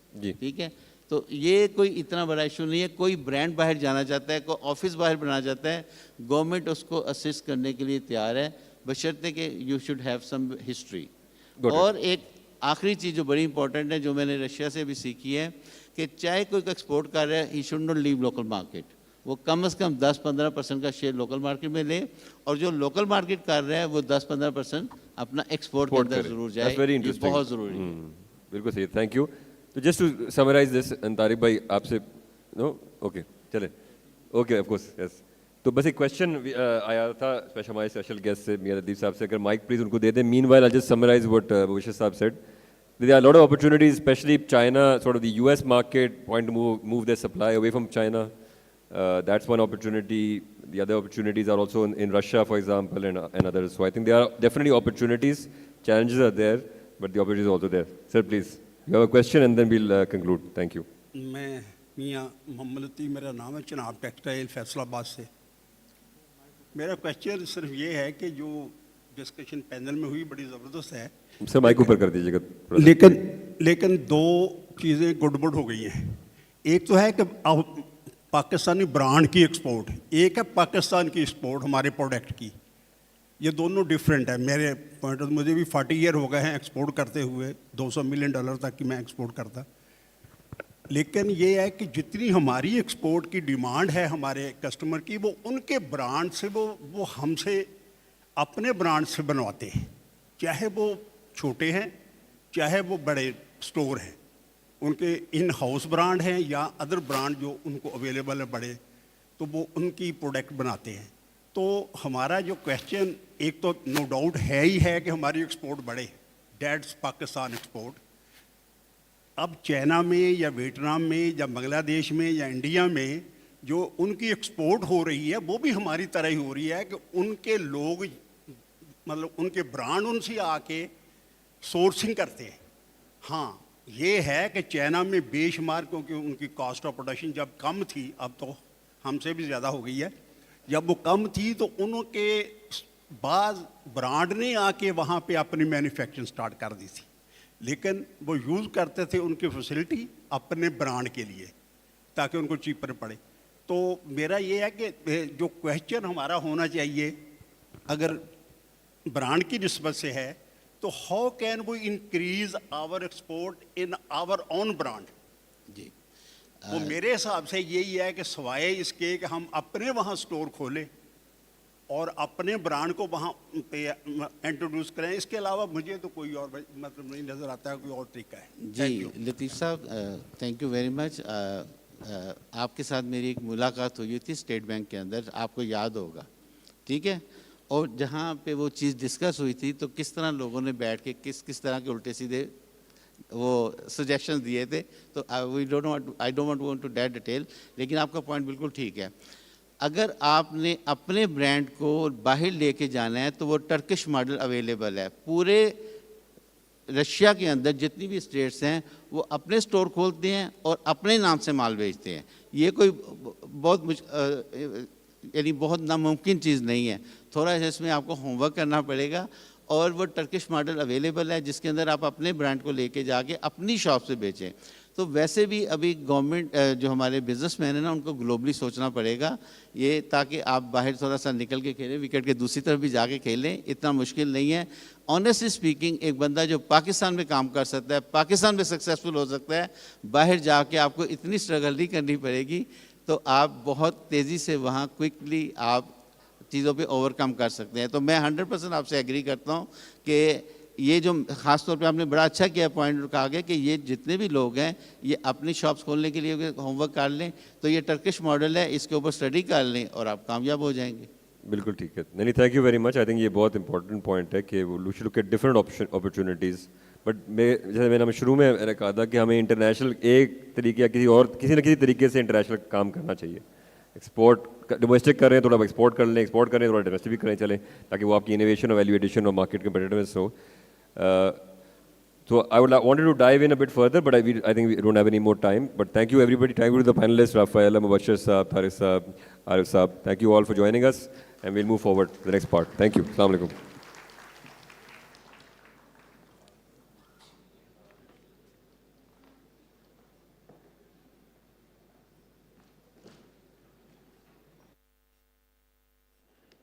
Thank you, panelists, for such engaging and thought-provoking discussion.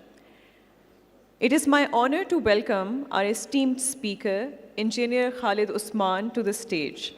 A highly respected business leader and industrialist, he currently serves as the Senior Vice President of the Lahore Chamber of Commerce and Industry.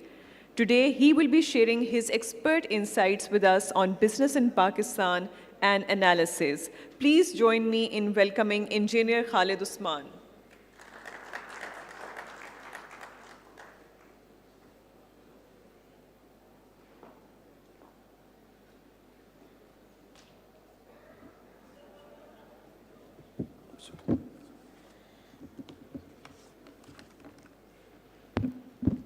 Bismillahirrahmanirrahim. Thank you very much, Chainstore Association of Pakistan.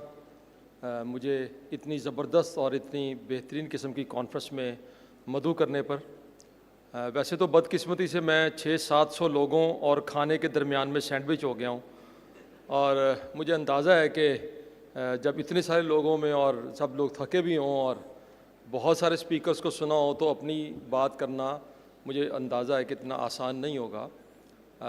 میں پھر بھی میں چین store کو association کو ایک مرتبہ مبارکباد بھی پیش کرتا ہوں، اور میں سمجھتا ہوں کہ جو دوست اس ایسوسیشن کے ساتھ منسلک ہیں میں ان کو بھی مبارکباد پیش کرتا ہوں کہ اتنی زبردست کانفرنس کہ جس کے اندر ایک لرننگ اپرچونٹی بھی اتنی بڑی ہے.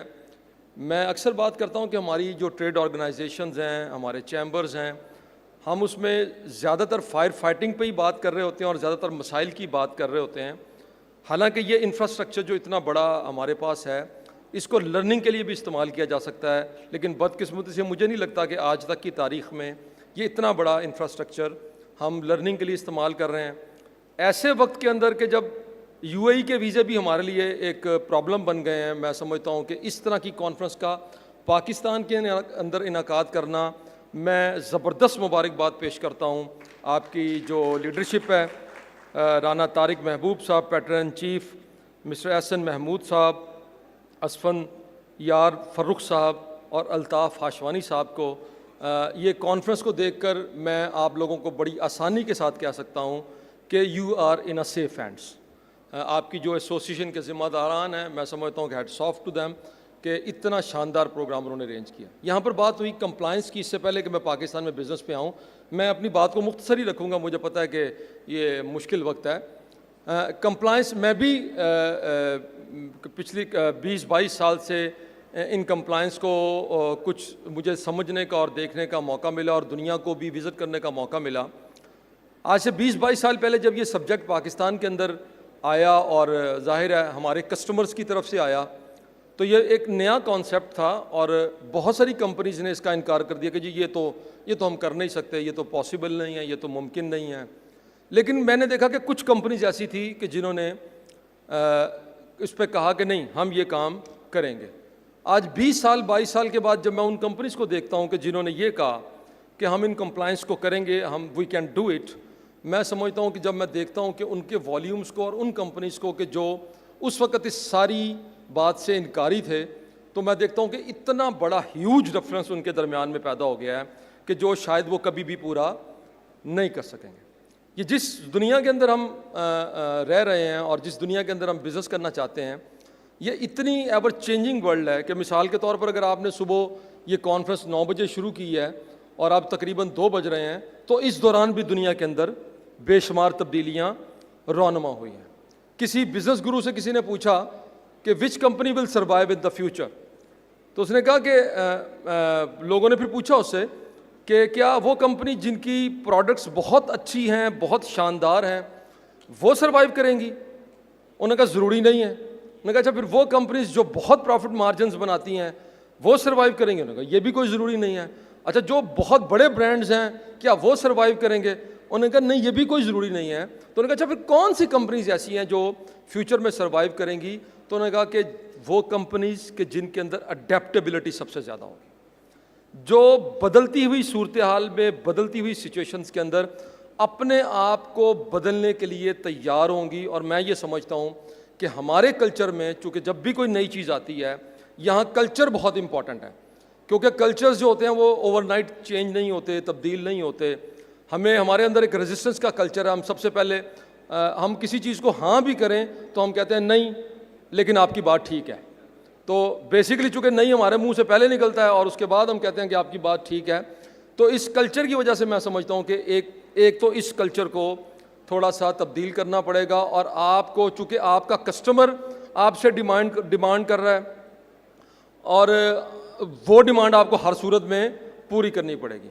اور کسٹمر آپ کا کیا ڈیمانڈ کر رہا ہے میں سمجھتا ہوں یہ بھی اب دنیا میں بڑا آسان ہو گیا ہے کہ آج کسی ایک اور گرو سے جب پوچھا گیا تو انہوں نے کہا کہ اب یہ جو دنیا ہے اگر اس میں یہ کوئی چاہے کہ کوئی اور سم ون ایلس وہ آپ کو آپ سے زیادہ بہتر جانتا ہے کہ کون سا کلر آپ کے سامنے آئے گا یا کون سی چیز آپ کے سامنے آئے گی, تو آپ اپنی جیب کو میں ہاتھ ڈالنے سے اپنے آپ کو روک نہیں سکیں گے. تو یہ بھی سائنس اس وقت, یہ آرٹ بھی اس وقت دنیا کے اندر موجود ہے. تو میں آپ دوستوں سے یہ کہوں گا کہ اپنے آپ کو اس بدلتے ہوئے حالات کے اندر تیار کریں. دوسری بات جو پاکستان کے اندر بزنس ہے, تو یہاں ہمارے انالسٹ بیٹھے ہوئے تھے, رانا طارق محبوب صاحب نے بھی بات کی کہ پاکستان میں ویسے بزنس کرنا اس وقت کسی جہاد سے کم نہیں ہے. ایک وقت ایسا تھا کہ 10 سے 15% ہی پالیسیز آپ کو افیکٹ کرتی تھیں. آپ کے پاس یہ گنجائش ہوتی تھی کہ 80-85% اگر آپ اپنے بزنس میں ٹائم دیتے ہیں اور کوالٹی ٹائم دیتے ہیں, اگر آپ فیوچر کے ساتھ کنیکٹڈ ہیں اور آپ اچھا انالیسس کر سکتے ہیں اور اڈیپٹیبلٹی اندر آپ کے اچھا, تو آپ 80-85% تک تو گرو کر سکتے تھے. 15 سے 20% آپ پالیسی سے افیکٹ ہوتے تھے. لیکن بدقسمتی سے پچھلے تھوڑے عرصے کے اندر اب سچویشن یہ کریٹ ہو گئی ہے کہ اب آپ آئسولیشن کے اندر شاید گرو نہیں کر سکتے. اب آپ کو جو پالیسیز ہیں وہ شاید 40-50% تک, یا شاید میں آپ کا دیکھ رہا تھا کہ جو آپ کا جی ڈی پی کے اندر کنٹریبیوشن 2 سے 3 سال پہلے تھا اور جو لاسٹ ایئر آپ کا ہے, سو ہیل آف ڈفرینس جو آپ کی گروتھ تھی وہ کتنی بری طرح افیکٹ ہوئی ہے. یعنی اگر فرض کر لیں ایک بزنس جو 17% پہ گرو کر رہا تھا, اس نے جتنی پلاننگز پچھلے 2-3 سالوں کے اندر کی تھیں, تو اس کے لیے تو میں سمجھتا ہوں کہ ایک دفعہ اس کی آنکھوں کے آگے اندھیرا آ جانا تو کوئی بہت بڑی بات نہیں ہوگی. تو اب پالیسیز بھی آپ کو بہت بری طرح افیکٹ کر رہی ہیں. اور جو ہماری ٹریڈ آرگنائزیشنز ہیں, ہمارے چیمبرز ہیں, یہاں جب میں دیکھتا ہوں تو مجھے لگتا ہے کہ ہم صرف فائر فائٹنگ کا کام کرتے ہیں. ہم دیکھتے ہیں کہ اچھا یہ مسئلہ آ گیا, آج کل 2 بڑے اہم ایشوز آئے ہیں, آپ میں سے بھی کچھ دوست اس کو میرا خیال ہے فیس کر رہے ہوں گے. ایک سیل ٹیکس ریٹرن ہے کہ جس میں کہا گیا کہ سی ایف او کے ایفیڈیوٹ جو ہے وہ لازمی لگے گا, اور ایک اسٹاک ٹیکنگ کے نام پر کوئی 50 سے زیادہ کمپنیز ہیں جو ہمارے ممبرس کی ہیں جن کو پچھلے ریڈ کیا گیا ہے پچھلے 2-3 دن کے اندر, اور اس میں کچھ ایف آئی آرز بھی جو ہے نا وہ لانچ کی گئی ہیں. تو ہم ہر وقت جو ہے وہ فائر فائٹنگ موڈز کے اندر رہتے ہیں. نتیجتاً کیا ہوتا ہے کہ جب ہم لاہور چیمبر کے پریزیڈنٹ سے بات کرتے ہیں تو وہ جب ان کو اگر آپ 10-12 پریزیڈنٹس لاہور چیمبر کے یہاں بلا لیں گے اور سب سے کریں گے تو وہ جتنے کام گنوائیں گے آپ کو کہ میں نے اپنے ٹینیور میں کیے ہیں, اور اگر آپ اس کو لکھیں گے تو آپ کے ذہن میں یہ بات آئے گی پھر تو بزنس کمیونٹی کا کوئی پرابلم باقی نہیں بچنا چاہیے, وہ سارے ہی ختم ہو جانے چاہیے. لیکن ایسا نہیں ہے, پرابلمز ہیں کہ وہ ختم ہونے کا نام نہیں لے رہے. میرا خیال یہ ہے کہ یہاں پر بھی ہمیں اپنی سوچ کو بدلنا پڑے گا. ہمیں اب بات کرنی پڑے گی ریفارمز کی, ہمیں ریفارمز پہ بات کرنی, ہمیں ڈیجیٹلائزیشن کے اوپر بات کرنی پڑے گی. ہم فائر فائٹنگ موڈ سے جب تک اپنے آپ کو نہیں نکالیں گے, گورنمنٹ ہم پر کوئی چیز امپوز کر دیتی ہے اور ہم بڑے خوش ہوتے ہیں اس کے, جب کبھی اس مسئلے کو 2-4-10 دن کے اندر جو ہے وہ اس کو ختم کر لیتے ہیں, لیکن وہ بیوروکریسی اس کو پھر نئے سرے سے کسی طریقے سے ہمارے اوپر امپوز کر دیتی ہے. تو میں سمجھتا ہوں کہ چیلنجز بہت زیادہ ہیں. میں مشورہ دوں گا پاکستان کے بزنس مین کو کہ صبح سویرے اٹھے اور تیار ہو کے شیشے کے سامنے کھڑے ہو کے ایک دفعہ ضرور کہا کرے کہ I can do it, otherwise Pakistan کے اندر بزنس کرنا آسان نہیں ہوگا. मैं समझता हूँ कि आपकी ऑर्गेनाइजेशन बहुत शानदार है और लाहौर चैम्बर के प्लेटफॉर्म से आप जैसी ऑर्गेनाइजेशंस के साथ मिलकर काम करना, मैं समझता हूँ कि ये लाहौर चैम्बर के लिए भी एक ऑनर है कि हम आपके लोगों के साथ मिलकर काम करें। ज़रूरत इस बात की है कि हम अपनी पावर्स को सिनर्जाइज़ करें, अपनी ताकतों को मिलाएं आपस में। आपने वो एक कार्टून देखा होगा कि जिसमें 5-6 बच्चे हैं, जब वो किसी बहुत बड़ी बला के साथ मुकाबला करते हैं तो वो अपनी पावर्स को आपस में मिलाते हैं और फिर वो बड़े से बड़े चैलेंज को वो हल करने में कामयाब हो जाते हैं। तो मेरा ख्याल है कि ये वो वक्त है कि हमारी बिज़नेस ऑर्गेनाइजेशंस तो पहले ही गैर सियासी हैं। मेरा नहीं ख्याल कि हम अब बहुत डीपली कनेक्टेड भी हैं आपस में, हम सबको आपस में बैठना चाहिए और हमें इस फायर फाइटिंग मोड से निकल कर गवर्नमेंट के साथ बात करनी चाहिए, पॉलिसीज़ के ऊपर बात करनी चाहिए, रिफॉर्म्स के ऊपर बात करनी चाहिए, इस ख्वाहिश के साथ कि इंशाल्लाह पाकिस्तान के अंदर दोबारा इंडस्ट्री का पहिया चलेगा और मार्केट्स की रौनकें बहाल होंगी। मैं आप दोस्तों से इजाज़त चाहूँगा। Thank you very much.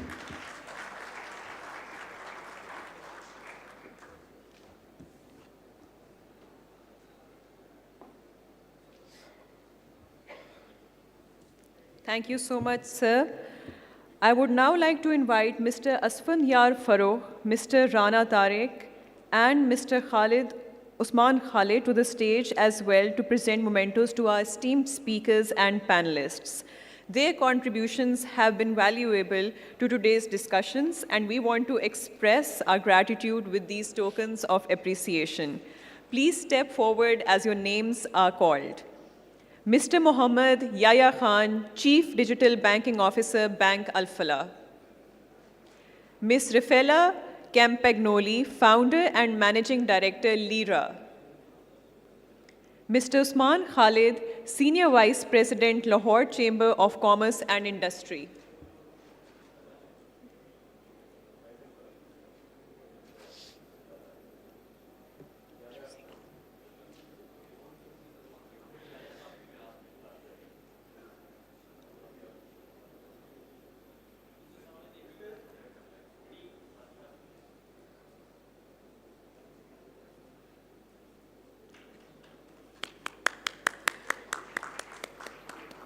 Mr. Rana Tariq, former Chairman, CAP and CEO, Royal Tag.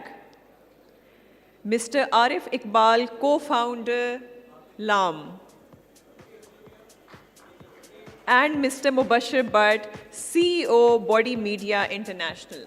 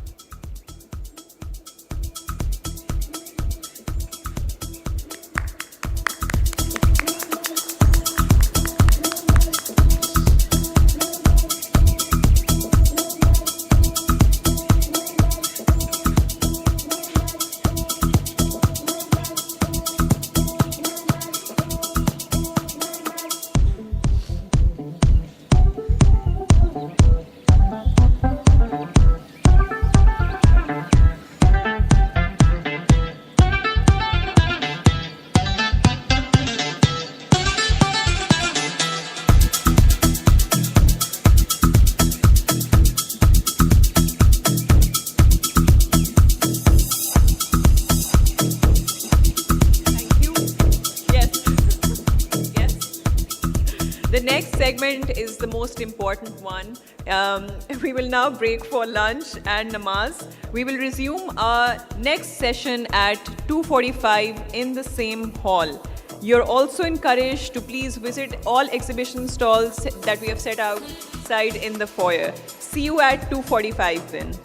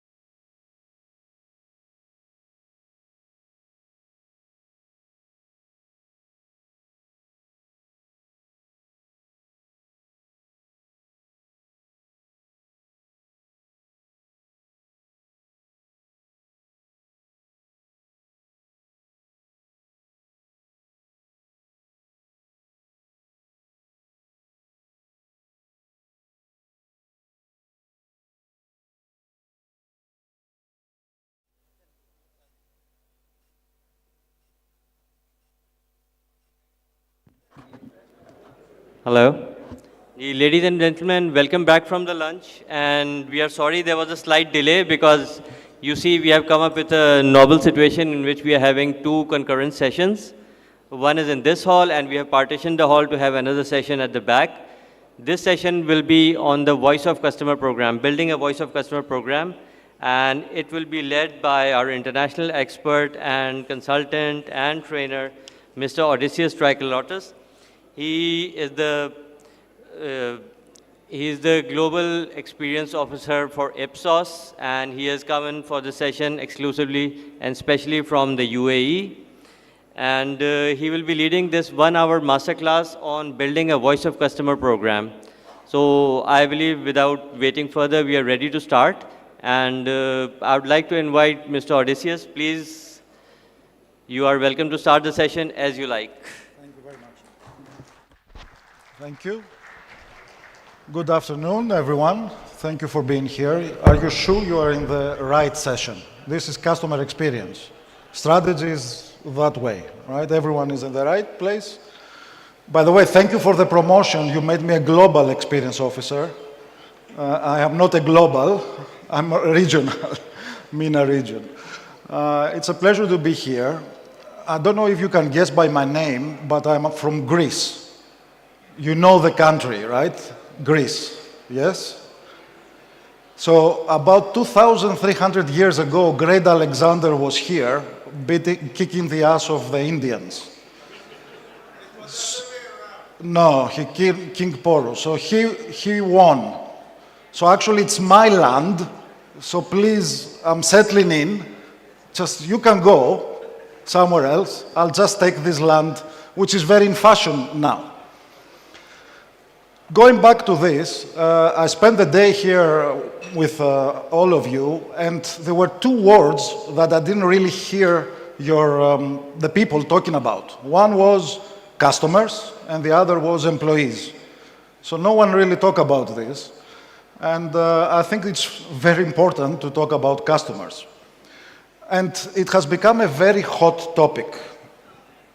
It will be nice if I can see the presentation here as well, so I know what I'm talking about instead of doing this. So, too many new words to learn when we talk about customer experience. This is some of them, too many. And it's like a fashion, like business is like fashion. We kept having new words, like ESG a couple of years back. Now it's all about AI. So there are too many words. The bottom line is we need to care about our customers, and that, in theory, will lead us into profitability. I still don't see the presentation. So I'll start with a definition. This was supposed to be a master class, by the way, which means like 40 people. I think there are 200, so it's not going to be as interactive as I hope, but now I see myself bigger. I still don't see the presentation. So, what is customer experience? As per the definition of McKinsey, is everything a business or organization does to put customers first, managing their journeys and serving their needs. And that, in theory, is what retail is also all about, because if you don't have customers to serve, then you don't have a business. So how... Is it really so difficult to put... What is the customer experience in this? I just want to see the presentation here, please. So, we have a concept in CX that it's called CX maturity, where basically it's a way to understand where your organization is on the journey of becoming a customer-centric organization. So this... Okay. I want to share with you this. Are you familiar with this movie called Zoolander? This is my favorite comedy, and I want to share this with you. If they can play the sound. No? No sound?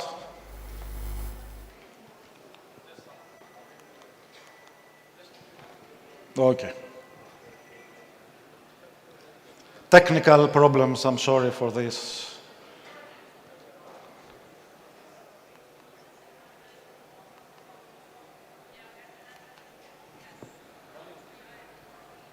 No.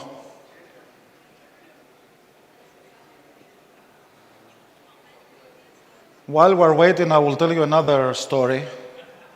So 12 years ago was my first time I came to Pakistan. And since then I come every quarter, but to Islamabad, not to Lahore. Because jazz is, I'm working with jazz very often. So back then I applied in your consulate for a 1-year visa. So it was customary at the time to get an interview with the consular. So I went to his office, I sat down, and the first question I was asked was, what do you think about the United States? And then I said, well, our country is also not very fond. We have not been treated well, so I don't like them. Here is your visa, thank you very much. Like, okay, great. Should I try?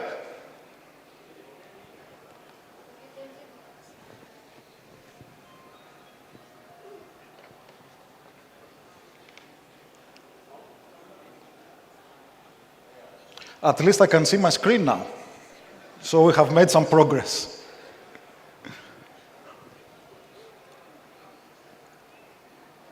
All right, let's forget the video. Let's go back and...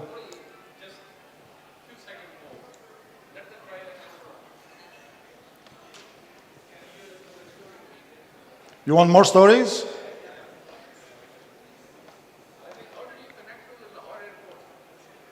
Sorry? No, it's okay.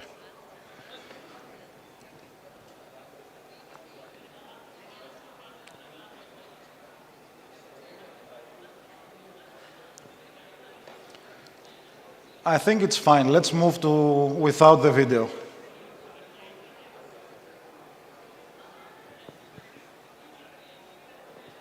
Yeah, okay. Should I play without the video?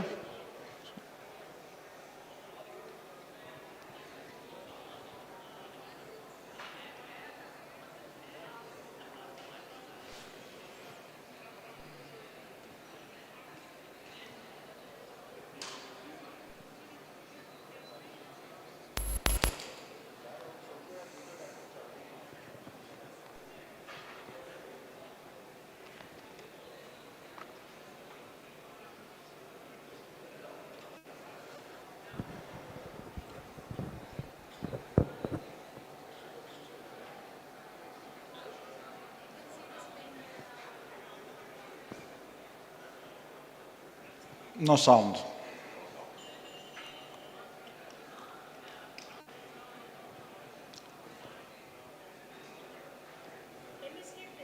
Yes, can I skip it and continue? Okay. All right, so this was a funny moment that explains a little bit that sometimes in organizations we have these blind spots when we try to create experiences. This is an example that happened to me when I'm supposed to do a questionnaire survey and then the link didn't work. This is one of my favorites because this was a competitor website. And for them, excellence is a continuous journey. However, it's written, it's misspelled. So it's quite ironic, I guess. All right, so what is CX maturity and how this connects to voice of the customer? So the starting point in any organization, when you go to become more mature, basically what you want to achieve is to have customer centricity. The first, what we call the foundation level, is you are just delivering a service, right? So you try as an organization to deliver a good service, but nothing is really organized or orchestrated under one common theme or strategy. Then the next level is you become a practice. So now you have some principles in the organization, maybe there is a strategy related to CX, and then this is where you start understanding and try to develop a more emotional connection with your customers. And the final stage is leading, which is where really customer experience is part, it's at the core of the organization. Usually here is the person responsible for customer experience reports to the CEO. And then you really understand your customers and you becoming proactive rather than reactive on their needs. So usually an organization starts where I'm now and where I want to be in the future by creating a roadmap. And there is every consultant has a framework. We also have one. More or less, the principles are the same. So I'm showing you the one that we use, but it's more or less the same across all organizations. So the first thing is strategy, then is about understanding the customers, then is about creating a system of taking the feedback from the customers, then evidence impact means that we have a way to disseminate the knowledge from the customers to the organization through cultural enablement, so everyone is aligned on what it means. ESG recently is also important. I'm not sure if it is here yet, but definitely other parts of the world, ESG is quite important for organizations, and that there is a plan. So that's really what it is. So if we want to define it properly, what you need as an organization to master is you have a plan and strategy, transparent ownership, who is responsible for what, and you deliver this, and this is disseminated in the organization, right? You deliver to the supporting people, you ensure the processes are in place, and you have the right technology to achieve this. The second one is customer understanding. That means you really invest in understanding your customers from needs all the way to, I just went to the store, how was that experience? In order to provide better service, better experiences, better products that fits what their expectations are. The insights ecosystem means how we do that, to really understand, do we deliver in the moments that matter, and how this aligns with the vision that we have in CX and the strategy. The impact is how we demonstrate as an organization, within our organization and to the wider business, the role that customer experience plays in the business. And its theory also show the return on the customer experience investment. And then the cultural enablement, it means that everyone in the organization shares the same values, that everyone is engaged in the concept of caring about customers, but in a profitable way. That means that your employees, your frontliners are also aware of what's happening and they are buying into the concept.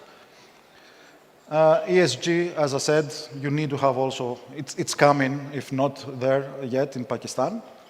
And then the future state roadmap means that the plan is not now, you really plan for the future of CX. And by building this, eventually the path to maturity is from a foundation, you become a practice, and then a leading organization. Now, something else, how we talk about experiences. What is the consumption goal is a key question that we have, which is, am I doing something because I want to avoid pain, or am I doing something because I'm seeking pleasure? And this is the emotional component of anything that we want to do. You have the functional, of course, but this is more about the emotional. And then, on the other hand, you have, in terms of the time that you spend, right? So you may have a one-off experience with a brand, like going to a retail store, or a short-term experience, let's say going on a vacation, staying in a hotel, or a continuous experience that you may have with your bank or telecoms, etc. So it's interesting to weigh when you create a matrix between is my consumption goal pain avoidance or pleasure seeking, and what type of experience I have. And we see that we can place different experiences. For example, going to the restaurant with your family is a pleasure seeking activity versus, going to a bank or having a bank account, which is usually about avoiding pain, right? When we deal with banks, actually nobody really wants to deal with a bank, right? So if you are a bank, it's not a very pleasant place to be compared to if you are a fashion store or retail, which is all about pleasure. This is more about pain relief, and there is about pleasure. So that it's important when you think of how you design your experiences, right? So the emotions that are generated by the people as they visit the stores or a mall. We did some R&D on this specific concept to understand what drives customer experience, what drives the emotional connection. And by studying also how humans form relationships, we came up with these 6 forces of customer experience: enjoyment, belonging, certainty, fair treatment, control, and status. And it's always important to think when you design the experiences, these concepts. So Some forces are hygiene factors, others are differentiators. The starting point is the fair treatment. So do I feel as a customer that you are treating me fairly? So for example, if I go to a store and I see the price tag and says 100, but then when I go to pay, I pay 150, that's definitely not what I expect. In telco in Pakistan, for example, one of the key reasons of being unhappy is what they call hidden charges, right? That telcos take the money if you have not a contract, but a prepaid account. So making customers feel that there is a fair exchange, that they are fair with you, is key, is a hygiene factor. The second is about certainty, that the customer is certain what to expect from you as a company, as a brand. That could be the quality, right? You promise a quality, you deliver the quality. The next step, this is the hygiene factors, right? This is what you need to start playing in the game. The next step, if we go, is control. So I feel in control of the situation as a customer. That's important to understand and feeling that I have this control. Next level is status, that you make me feel special. So if I go into a store, I have this different experience, right? How people treat me. Do they pay attention to me as a customer or not? Of course, this is related to what type of experience you want to create. If you are a cheap store, which is nothing wrong about this, you don't necessarily need to do this. But if you're a luxury brand, you may want to offer coffee, have a couch, so it's it depends on what experience you want to create. This is the added value, right? The relationship builders, as we call them. And then there are two more, belonging. That means that we share the same values, and you really make me feel welcome in your stores. And enjoyment. Eventually, my life is easier because I'm interacting with you. And this is the differentiators, where a brand can differentiate and building this emotional connection. And keep in mind that you play in an environment that there are no barriers to exit. Right? So if you are unhappy with your bank, most likely you will not change your bank because you are bored to go and do that. Or even in telcos, you are unhappy and you still keep your SIM card. However, if you are unhappy with a visit in a store, you don't have to go again. So the stakes are higher on how you deal with the experience at a retail store versus being a bank or telcos. So how we actually do that in terms of building the voice of the customer program?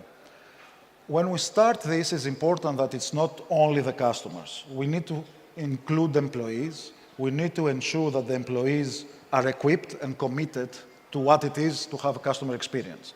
And the role of HR is critical to train the staff.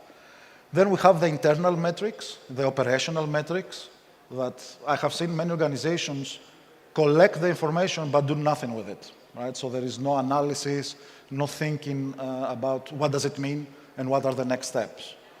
So monitor leading indicators for touch points is absolutely a part of the integrated measurement system. Transaction and events, I just visited your store, how was that experience?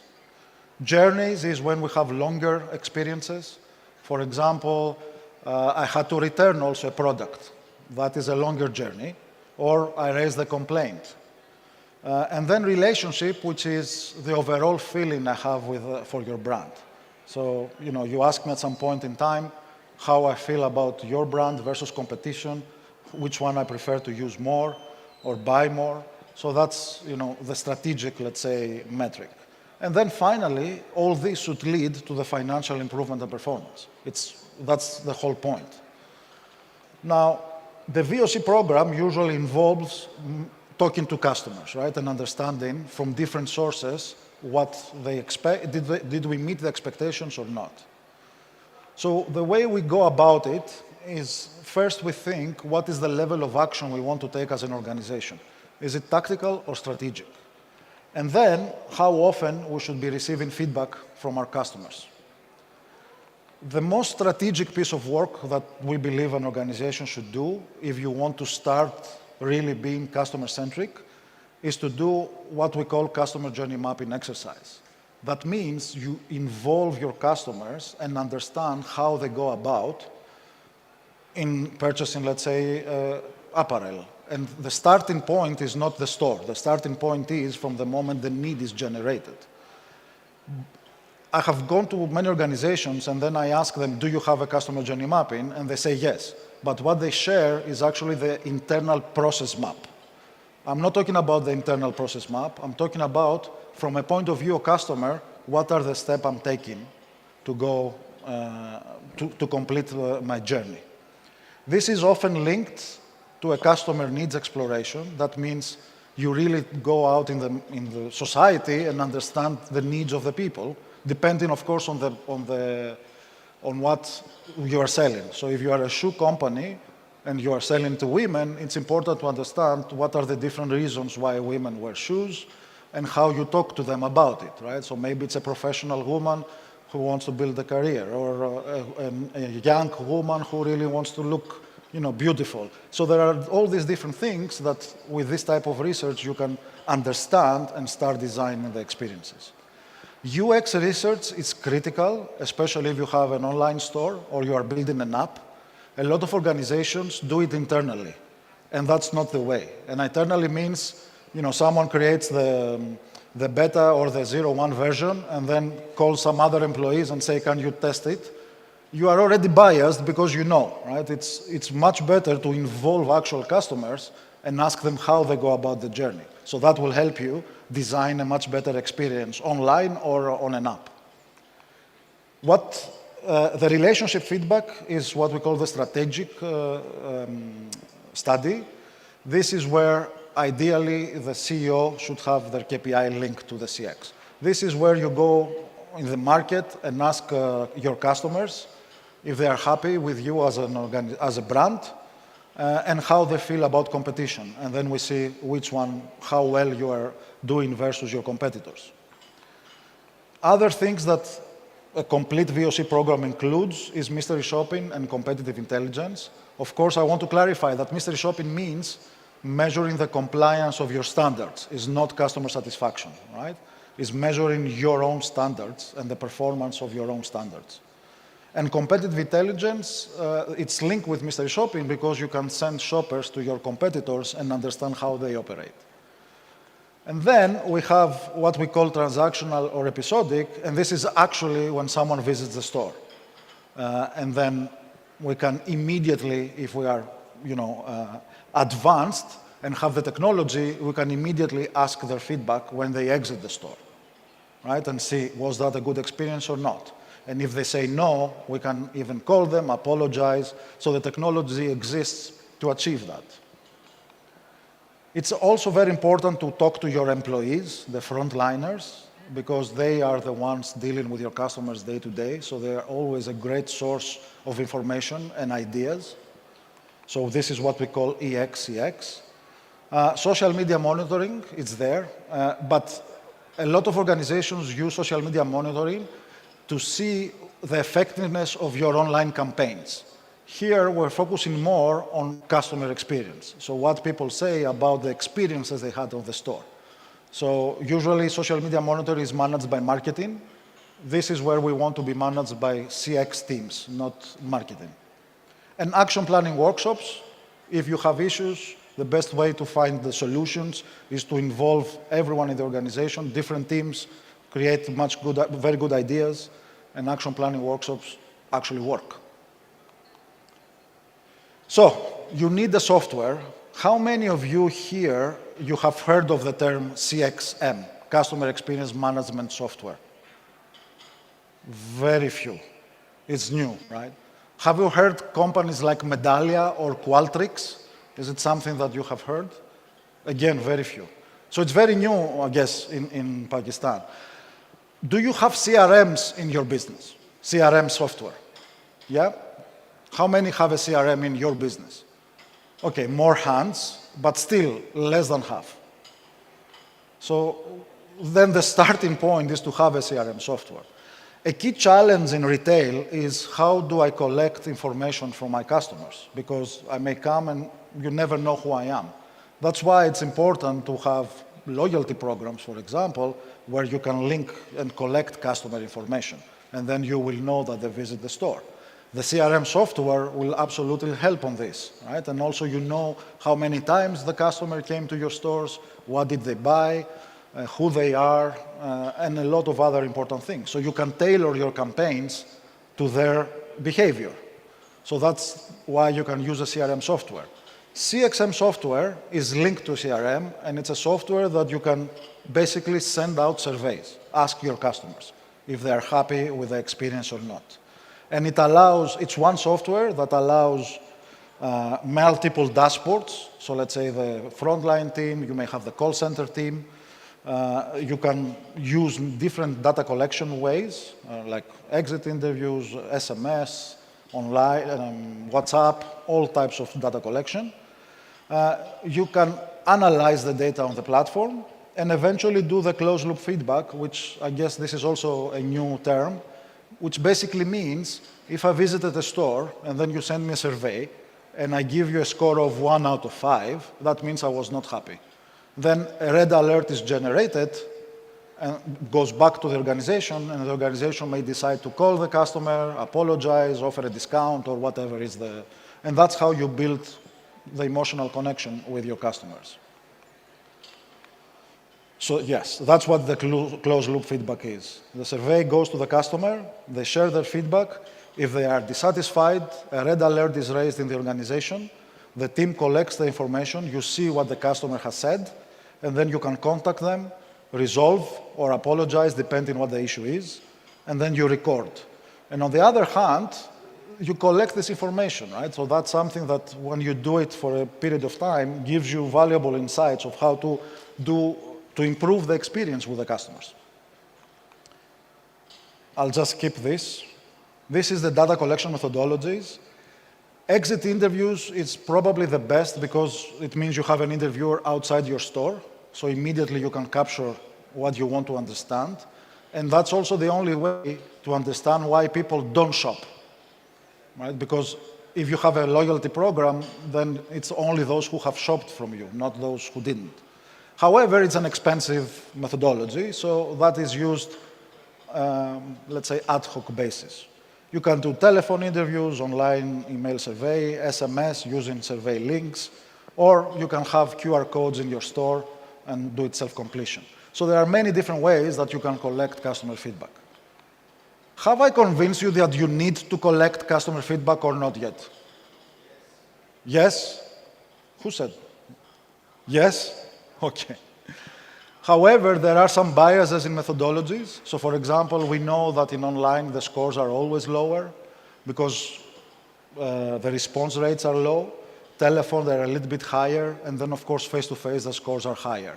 Why? Because we are humans. So in your face, I may not be that bad. On the phone, I may complain a bit. Online, we all know what's happening online, right? So that's why usually the scores are much worse if you do online surveys. So there is also this way that you can improve, which says that our customer loyalty levels are up considerably since we began closing accounts of complaining customers. Right? So then, of course, your scores go up because you don't have those who complain. All right. I just want to focus a little bit on the concept of the journey because I know it's also new to you. So a typical journey, let's say for a fashion retail store, does not start in the store. It starts when someone has a need. I need to buy new pants. I want to see what's new in fashion. Whatever is the reason, that we need to know actually what is the reason, it starts there. And then it's about knowing your brand. So this is where you do brand campaigns, right? So people understand who are you, what the brand stands for. Are you a premium or a, low price brand? Where you compete, what do you stand for? Then because of this, they consider you, and then they go to the store. There you have the in-store experience, which I will cover in the next slide, and then they make the decision, they go through the purchase, and then they pay, right? Whatever is this way. And it doesn't end there, because you have the after-sales journey, which is, let's say I want to return an item, or I'm talking positively about you, or next time I will come again with you, or if you still maybe have my details and you send me some promotions, offers that you have. So it's not just the store. And this is an example. I'm not going to read everything, but this is how we will go about doing this exercise. So if we say the first part, what touch points are touched by a customer, it's social media ads, billboards, word of mouth, magazines. And then what people think, things like, I need some new clothes, or I saw this outfit, looks great, let me go and try it. And then the actions of the customer is browsing social media, noticing ads, discussing fashion with friends. So by doing this across with the customers, we also identify pain points and where you need to improve as an organization. If we talk about the in-store experience, it's, again, a lot of many different things that affect. You have the layout, right? Is it really how a customer will go about? Have you been to an IKEA store? You see, they kind of make it mandatory to go through the whole experience. Supermarkets are all like this for some reason. So how you have a layout is critical on the choice customers make on the store. The wayfinding, right? If it's a big store, how you can really find the fitting rooms, for example. The visual merchandising, how you display the items. All these are very important. Window display, which I don't have here, but window display, right? So what attracts the customer in the store? Then is the product, the availability, variety, quality, style. All these play a big part of the experience. The price of promotions, value for money, if the promotion is relevant to the customer. The behavior of the staff, availability first, is someone around to help me, how they communicate, what they know about the things I ask. The fitting rooms, if it's again talk about apparel, availability, space, elements, privacy.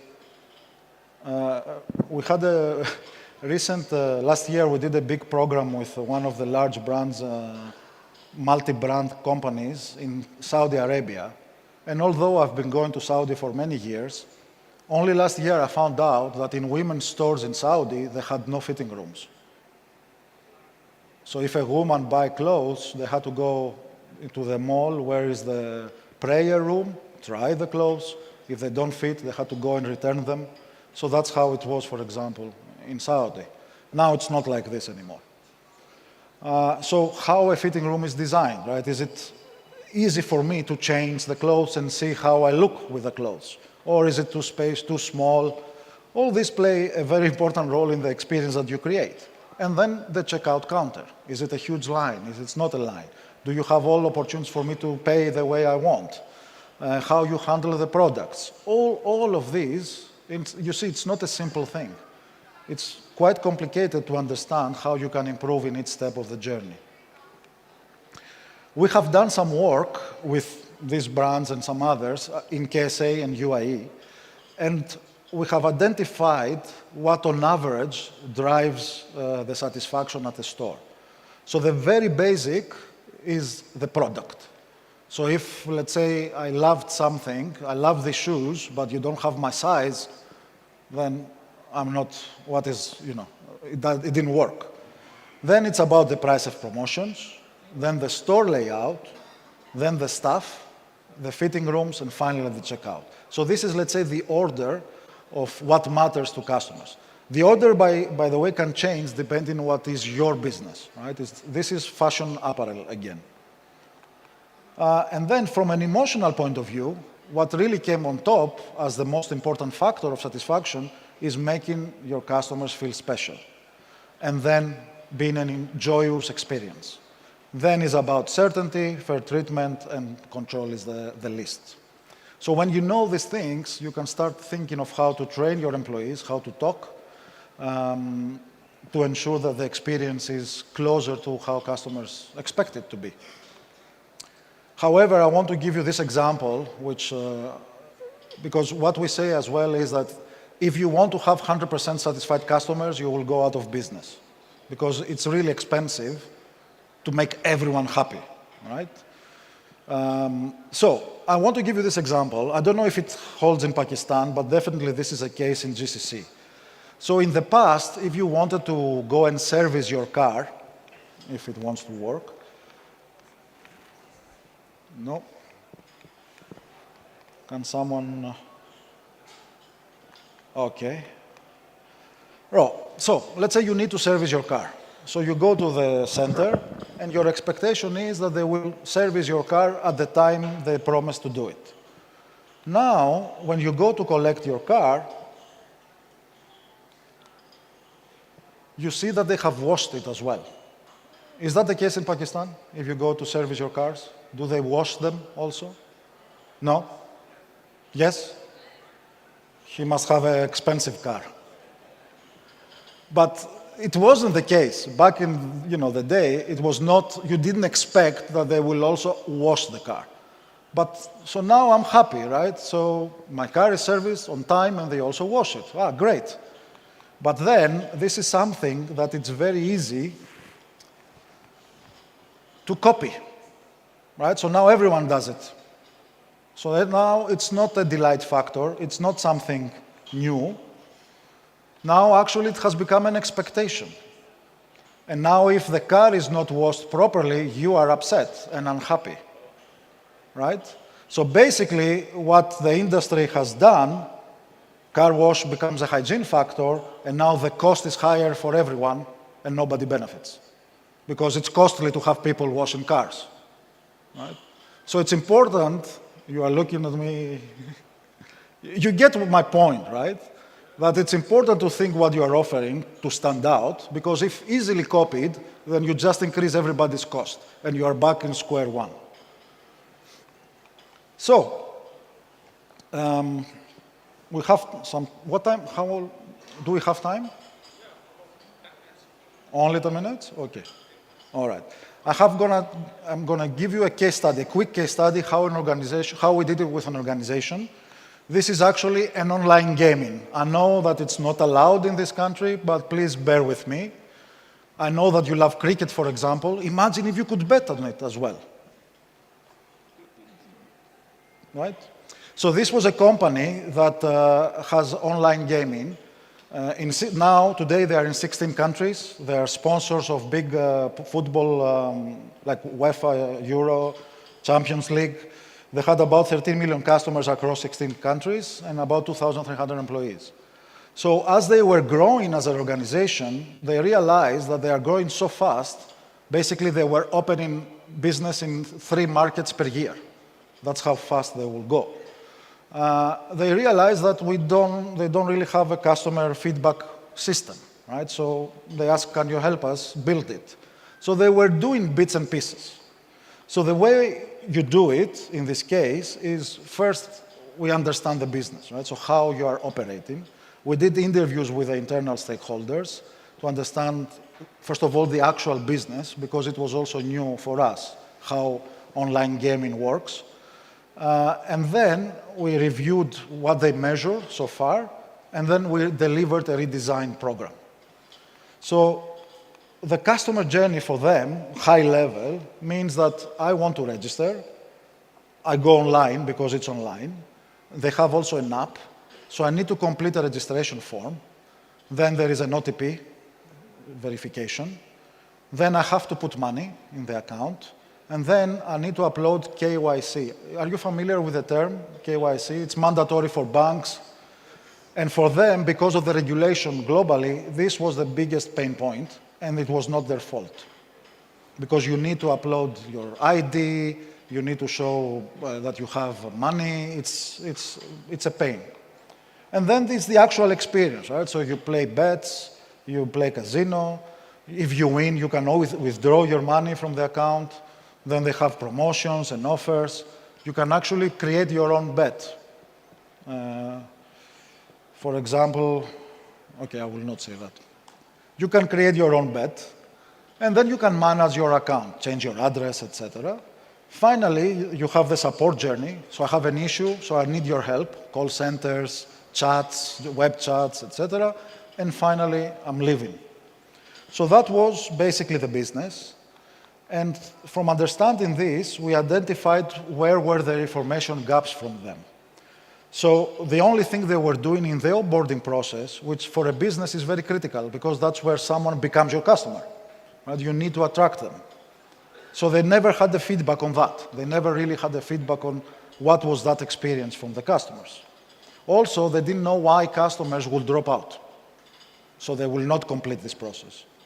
For the experience survey, they just had one question, not even asking why, which is not very, it doesn't give you much if you just ask, would you recommend, and then you don't even ask why. And nothing else. So it wasn't clear, were people happy with the layout, were they happy with the actual product, nothing on that. For the support, they did have some surveys. Let's say you call the call center, they will ask you how you are about it. And then they had no measurement for people who stopped being their customers, which is also key. It's interesting to see for organizations like this that they forget those who left. But it's critical to ask them why they're leaving, because that feeds your business to improve the business. The same goes for employees, right? So exit interviews with employees are a valuable source to understand what happens in the organization. So we revamped the program. We designed new surveys for them, like the ones you see here.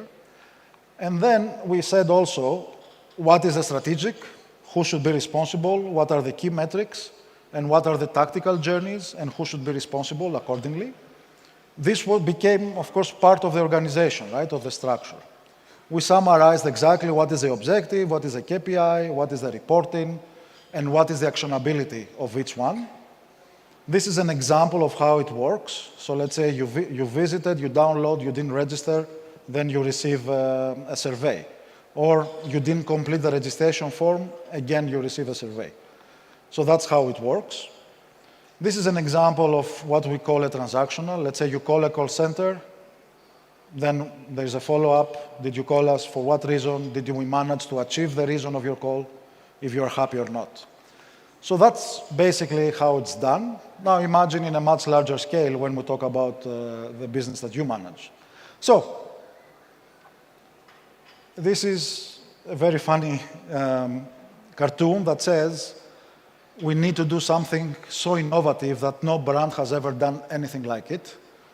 Then the guys come up with their idea, and the boss says, well, it seems risky. Can you give me examples of others who have done it? And you see the absurdity, you're laughing, right? So that's my take for you. I think you should take the risk to invest in customer experience. If you don't do it, your competitors will, and someone will be on top on that. Yeah, the Zulander moments, we didn't see the video, but it happens. We all have these moments. And if you cannot measure it, you cannot manage it. So that's it for the master class. I have another session, which was supposed to be the first one, later. Thank you very much.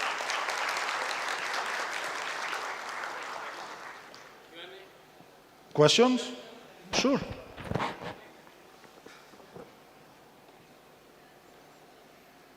Why I don't have 10 cameras? In the morning, there were like 20 cameras, journalists. What is this? Huh? If I try to be the mayor of the governor of Punjab, I may have some, right? Sorry?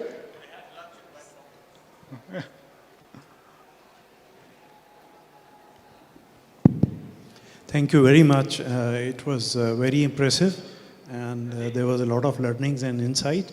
My question is that how is it possible to identify and to measure the customer's expectation with the minimum lowest cost? Because here in Pakistan, the businesses are quite cost conscious. So they want to get the information, they want to build something on the consumer or customer experience, yes. But due to not having the adequate information about the consumers or customers, they're not doing it. And how we can cost effectively obtain customer insights? Well, in the other presentation, I have it with big letters, which is create loyalty programs, because that gives you the opportunity to collect customer information. And it works because it's a marketing tool. and also because you can use it to contact your customers and ask them about their experience. So that's the key way. The other way, actually, research is not that expensive in Pakistan, like many other things. So you can still do it, I think, with a cost that it's digestible for sure. And there is a value, a return on this cost. The other question I had in mind here, can you see me? Yeah. So you mentioned that the base infrastructure that is most important right now is to implement the CRM. Yes. So if there is a CRM implemented, only then you think we should be doing the surveys? No. You can still do it. So why do we need the CRM for this part? The CRM is basically a system that collects information for the customer. So you will know, so together with a loyalty program, you will know that it's you have been 5 times in the store, bought these items, so now I know what is your taste, and I can send you also an offer tailored to your needs. And at the same time, I can send you a survey and ask you, how was the experience? But we should still, because that's a complicated method, right? Well, implementing a CRM might take time. We can start the the other service way, right away. Yeah, the other way is exit interviews, but that's also expensive. Because that means you have people outside interviewing and intercepting your customers. Or maybe just a simple power app for that particular Sorry? survey. We can make a small app for that Yes, survey only. yes. You can have, Of for course, it'll example, a be QR digital. code, right? The only trouble there is that you have no control of who participates. So it's not really representative of what's happening. It's very likely that the unhappy customers will do it, and customers who had a good time will not. So then it's not, so it becomes a very tactical metric only to solve issues and not to consider this is what my customers say. And this is the little things that affect how you measure and what you do with the outcome. But for the retail business, specifically the sector you mentioned, there is no other way apart other than programs of loyalty to collect data? Like, I mean, you I'm need to measure, there are two ways. I'm asking you, I don't know myself. Yeah, so I'm just asking you that apart from loyalty programs, there is no other apparent way. You can still collect their information at the store. I think some stores ask about your name, email, or telephone number while you are buying. But there must be some benefit, right? Why would I care to give you my information if I don't have a benefit? Yeah, exactly. So if you you may start that simple, but eventually that should become a proper loyalty program that serves all these purposes, right? Marketing, understanding customers, tailor-made offers, and eventually loyalty and growth. Thank you. Sure. By the way, there are other methodologies, but depends on what business. For example, if you are a chain that has all over Pakistan, even telephone surveys can work. If you are a very high brand, let's say high-value brand, you can try online in general, because it's not representative of Pakistan, but it could be representative of your target group.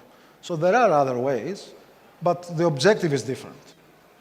So if you want to know what happens in the store, you need to ask them like very close to when the visit happened. Right?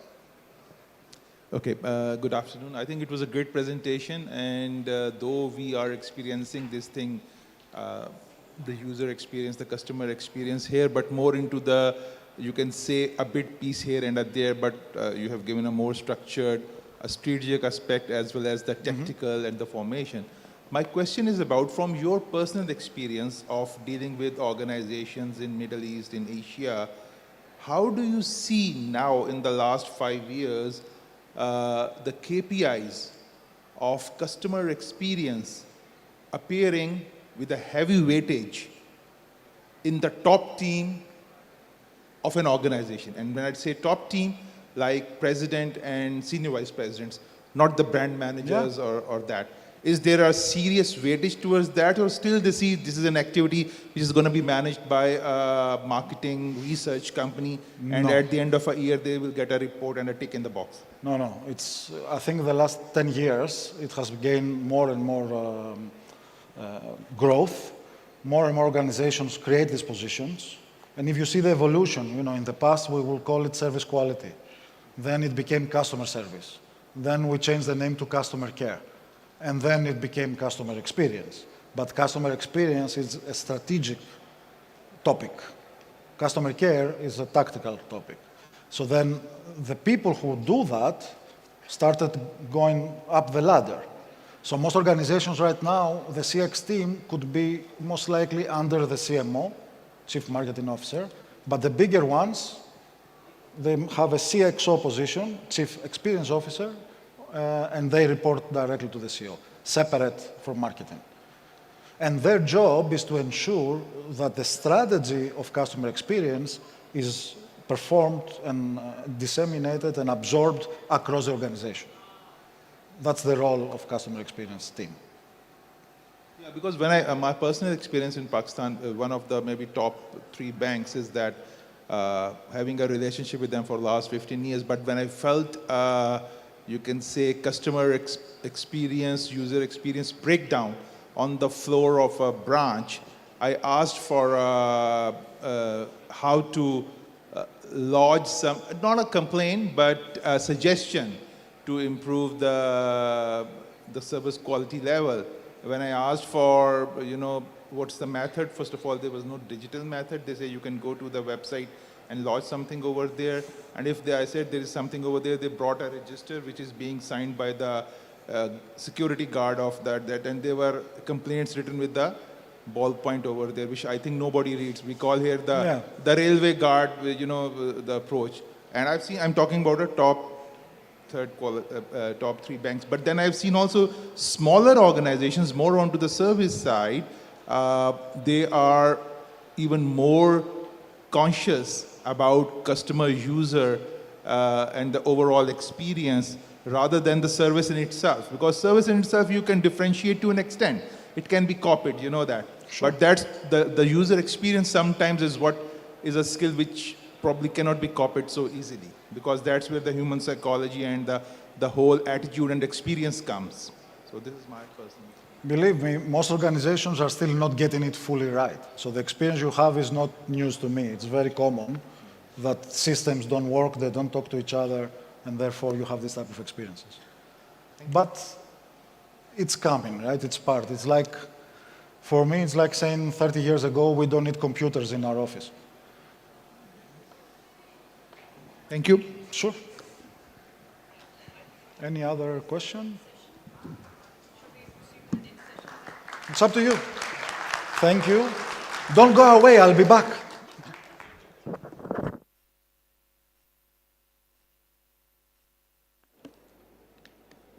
Thank you so much, Mr. Audacias.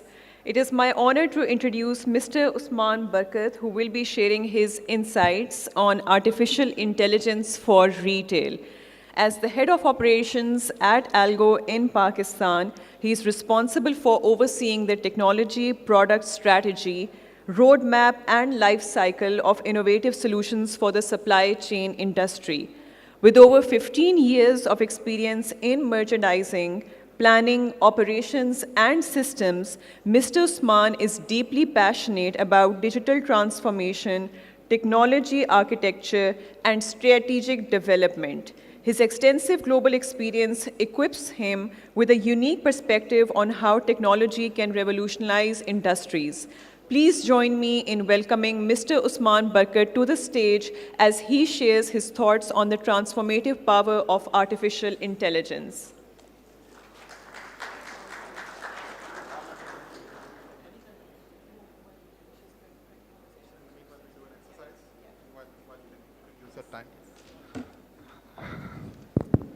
Assalamu alaikum. So I've been tasked with this action कि मैं लोगों को थोड़ा सा जगा दूं before they open that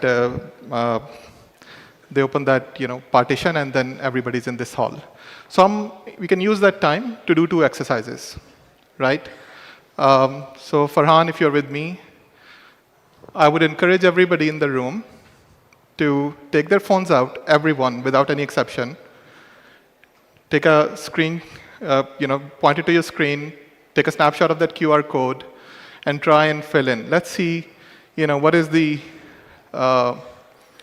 level of AI awareness in this room. So I want to make it as interactive as possible. And there are 2 additional screens in the background as well. People can use that to scan the same QR code. And that's number 1. Dusra, thank you for this generous introduction. I don't know आपने कहाँ से लिया वो introduction मेरा. I have this role at Elgo as Chief Product Officer. I'm responsible for managing supply chain operations through a SaaS platform that we have for a lot of global organizations throughout the world. We have major presence in North America and in Asia Pacific. And alongside that, what we are trying to achieve is that making sure that we capture a lot of data points in the S&OP space of those businesses and try and connect to execution as well. So not only from demand planning, long range demand planning, but right down to the promotion planning, execution, shelf level action. We try and cover all of that. So first question there is, how confident are you that AI will improve retail customer service within the next year? 5 means you're very confident. This is the 4th conference that I'm on, and every time they give me this topic of future of AI in retail of Pakistan. And courtesy of working with a different company here, subsidiary company here in Pakistan, I still see nobody has made any progress in AI in Pakistan. So just want to understand that context and making it as interactive as possible in terms of where are those bottlenecks? Where are we stuck today? Which of the following retail operations do you believe AI will have the most impact on? So again, very straightforward question.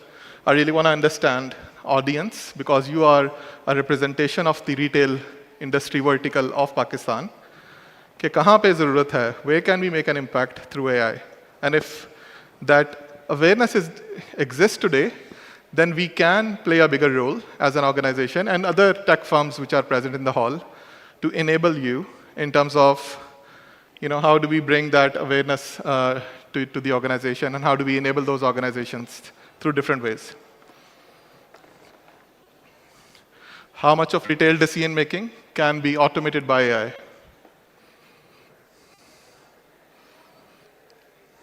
Big. If this is the belief that we have within this room, then that means there is something wrong with the tech companies that are providing support here, right?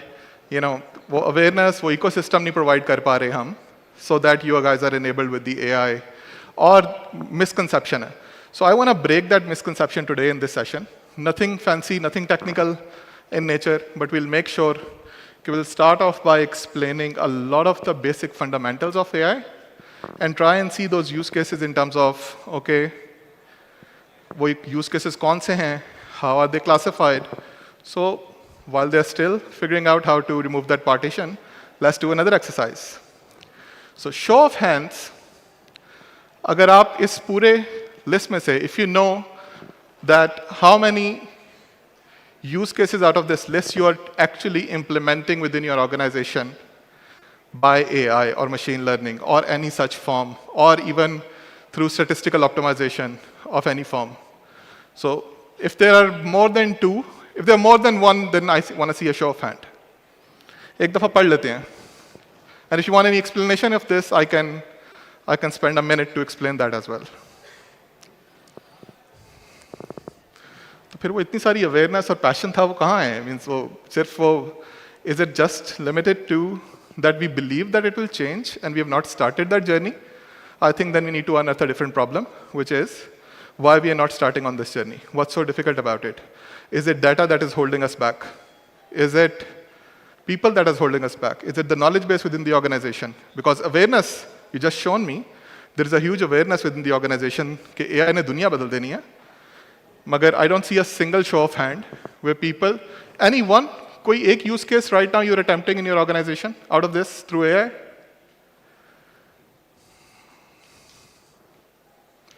I see one there. Keep your hand up अगर दो हैं तो.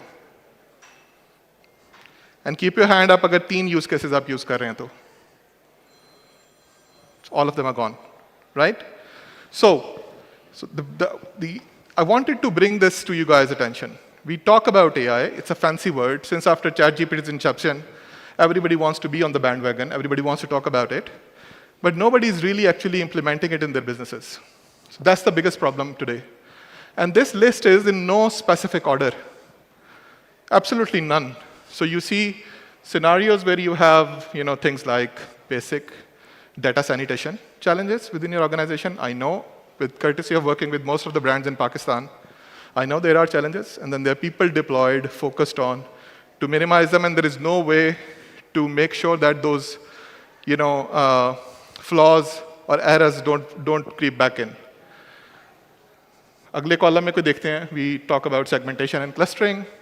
I see that there are still a lot of people doing that because of the complex nature of their businesses, but they still do that manually in a big way. Excel के ऊपर, you just sort them by 2 or 3 parameters that you have, and you feel that you have a cluster at hand. That's not the scenario. So I want to take an approach, and we did this, and this list came out of a big exercise that we did at Algo, where we wanted to see how many use cases have Algo deployed over the last 50 customers that we have implemented on. And we came up with a classification of that. So we were using our own medicine to do clustering of this data set that is in front of you. हमने इसकी segmentation करने की कोशिश की. एक axis के ऊपर we have the implementation difficulty from easy and very difficult to implement. And the other axis I have availability of information and data availability within your organization right down to high availability. Do you see anything different now? Do you see a classification where you can feel, okay, something which is easy to implement, and also there might be a possibility there is a high availability of data within my organization to attempt those use cases? So just using a quick analysis, AI analysis, we did some clustering and segmentation, and now you see a quadrant where there is a highly likelihood of a lot of people who are based here that we can use AI to do our product launches. Why? Because we have some form of data available. We have launched products in the past. If there is not a similar product, we can always use like mapping to adopt towards similar curve from the data set that we have. So all of this is just to give you some clarity that how many use cases exist today within retail ecosystem जो हम really में impact कर सकते हैं. So things like inventory allocation. That is, I think we will talk about more inventory allocation or replenishment. But in scenario, what we want to do is, we really want to, how do I use it? Okay, right, thank you. So we have these, we talked about inventory allocation. Simple function, AI function. You have, certain parameters across your organization. There is shelf space available. There are, assortment behaviors available from your previous databases. You should be able to automate it completely. And there's a lot of data available from the past instances for you to make that work. So there are few that we have identified here, जो कि बहुत आसान हैं to really implement, but at the same time, there is significant amount of data set available within your organizations to work on. But then there are more as well. So if I talk about high availability of data and difficult to implement, if you really want to optimize the way you replenish to your stores, what kind of parameter do I need to look at? Frequency, economic order quantity, transportation cost, my forecast accuracy to the grain, where उस दुकान के ऊपर क्या बिक रहा है, किस time के ऊपर बिक रहा है, and उसकी forecast accuracy high होनी चाहिए, of course, if you want to automate it, and so on and so forth. So it becomes really difficult. The maths is really simple, but because we are in a business where forecast is really, really volatile, you're unable to make that work. And there are a few more, where we feel that they're difficult to implement. But I really want to classify it further for you in terms of how do we further segregate them into 4 different use cases by functions. For example, there are 4 types of AIs that you see in those lists. कुछ cases हम देख रहे थे वहाँ पे, which are primarily content generation, where AI is asked or tasked with generating content. Then we have insights generation, जहाँ पे आप generative BI के through actionable insights generate करवा सकते हैं, given अगर आपने right memory neural network set कर दिया है अपने database के अंदर. Then you have optimization, so you can give a function, objective function to maximize my profitability by changing my allocation because there is a constrained allocation I have to make. Mera on time in full is less than 50%. I want to maximize it, make sure that goes to those stores which have a higher gross profit yield to it. And then there is interaction. How do we interact? Asynchronous interaction with your team members and making sure that a lot of those are captured by the system, because every time you interact with the system, you are able to create a memory. You should be creating a memory for the system to go back to in future. So if there are 4 types of this, I want to go back to that slide and color code it to show you which one of those are now, because I believe the content generation one should be the simpler ones. Insight generations one should be the simpler ones. Optimization, ठीक है, समझ आती है. It's difficult to attempt because of so many additional variables, heuristics that you have to find out. But even within that, there are use cases, especially with reference to this purple color and pink color, that I should be able to work on, in the short term, especially, or at least take certain actions to start working on those use cases as we talk. So I'm going to take a pause here on this slide and encourage you to make it interactive and ask that, do we really understand what these terms are? So maybe 2 or 3 questions in terms of which one do you feel is the one just thodi vagueness hai and you want to have a double click in terms of that how do we attempt it through AI. Anybody? Mustafa? What should be the first step for a retail company? To start on AI. Means maybe understand these use cases and say, okay, where is the highest availability of data with me? What are the lowest, highest yield and lowest at risk to attempt maybe? Things that will not, fail on you. For example, if I want to start off with, I will start off with something softer, customer segmentation maybe, and see, okay, what do I get? What kind of additional insights can I get out of my customer segmentation? You use an AI model, you do your segmentation, and then based on that, you are able to now classify your revenue into maybe 8 segments. People who are your champions, people who you don't want to leave, people who used to come more to your stores, but now, their return rate is declining as may. So, अगर आपके पास ये data set exists करता है, what's harm in attempting a use case like this? Because you're not compromising your replenishment or allocation or any other major function that directly impacts your revenue. The only best side out of this is you attempt a use case that is able to add to your revenue or put additional color or do some bottom-up validation to your top-down plan, right? So a lot of these use cases, they're primarily will only add to the ROI of the investment that you're doing in AI. So if I talk about, let's say, for example, creating a collaborative workspace between your stores and your back office to make sure that they are able to maybe send out a quarterly regional forecast of what they think should be the sales by price point of a certain product line. Will that add value? Of course it will. So now you'll have a bottom-up validation, but you also have a top-down view in terms of, okay, this is where I have to marry these. This is the difference of perception of what my demand planners are thinking back office and what my ground staff is thinking bottom-up. So if you are able to create a collaborative system of some sort, you should be able to now have those streams of information coming in, and they let them be, let them interact with each other.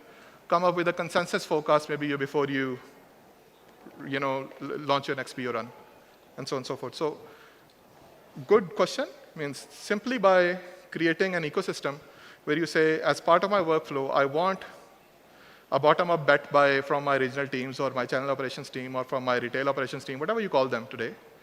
And I want to validate that with my top-down data before I go my seasons planning. So those kind of things, really helpful. Any other? Let's do one more.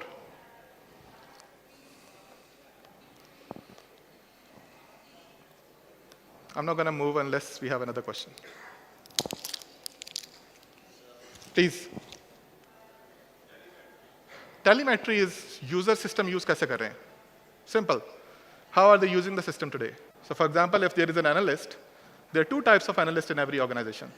There are people who create content, and there are people who consume content. So you'll always find people who geek out on looking at data and then try and come up with an analysis, and after analysis, they're normally not the best to consume that data and take action on it. So then you have to have a space where people creating content are there in the same room with the people who are consuming content. So telemetry is looking at the behavior of user using those reports. How much time does he really spend in that analytics website? Or looking at Shopify analytics, for example, and then actioning them in reality. So having that connection available where you're able to look at certain heat maps of users and see, okay, this person's most likely report to go to is this. And AI then uses it in a different way. It also uses it to localize a lot of delivery for you. For example, a lot of generative AI-based systems, what they're doing today is that they're keeping a memory of everybody's persona. So if as a CXO in your organization, you're looking at some KPIs, it will remember that. It will remember those questions that you're asking to it. It will, again, use those questions to now suggest new questions for you. So things of that sort are really, really driven by things like telemetry. So, and there's a new term since after ChatGPT is here. And we always talk about generative AI or generative BI. What is generative BI? What is stopping us today to get to a state where we have a scenario planning module or a insight generation module or a demand planning module where we are using generative BI of some sort, or ChatGPT for your own organization, where system has the access to some structured data. System allows you to bring unstructured data, upload an Excel file, and utilizing that, it should be able to suggest you something because AI, as inherent, has certain qualities. We talked about telemetry, we talked about persona identification, there are other things. So now, what are the major things that, and I'm using McKinsey's framework here. So, सबसे बड़ी hindrance किसी भी scenario के अंदर ये है कि you want to have a semantic layer built on top of your database. So you have data from your CRMs flowing in, footfall counter लगे हुए हैं, e-commerce का data कहीं और से आ रहा है, customer experience का data कहीं और पड़ा हुआ है, returns कहीं और पड़ी हुई हैं, quality का data कहीं और पड़ा हुआ है. You want to have them in one place and build that semantic layer that acts as a digital twin for AI to work on.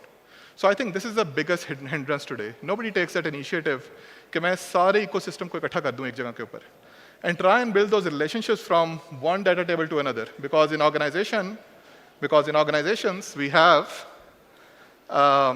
scenarios जहाँ पे ये data exist नहीं कर रहा होता आपके पास किसी एक जगह के ऊपर. And humanly it's impossible at times because of the complexity of the data that you're unable to bring it to a state where AI can structurally conversate with it. Hence, there is an opportunity where you now can go do this interaction through generative BI. And we're going to give you a quick demo about it. Yeah, OK. I've been told I have 3 minutes left. Let's see if you can move on to the next slide. So what is the relationship of AI that it can have with you? And it's important to understand because हमें सबको समझ आ रही है कि AI क्या कर सकता है. Nobody is taking action. There were 5 people in the hall जिन्होंने कहा कि मैं 2 से ज़्यादा use cases पे काम करना सोच रहा हूँ. So what is it then we need to do? Then AI के साथ हमारा ताल्लुक क्या है? रिश्ता कैसे जोड़ना है?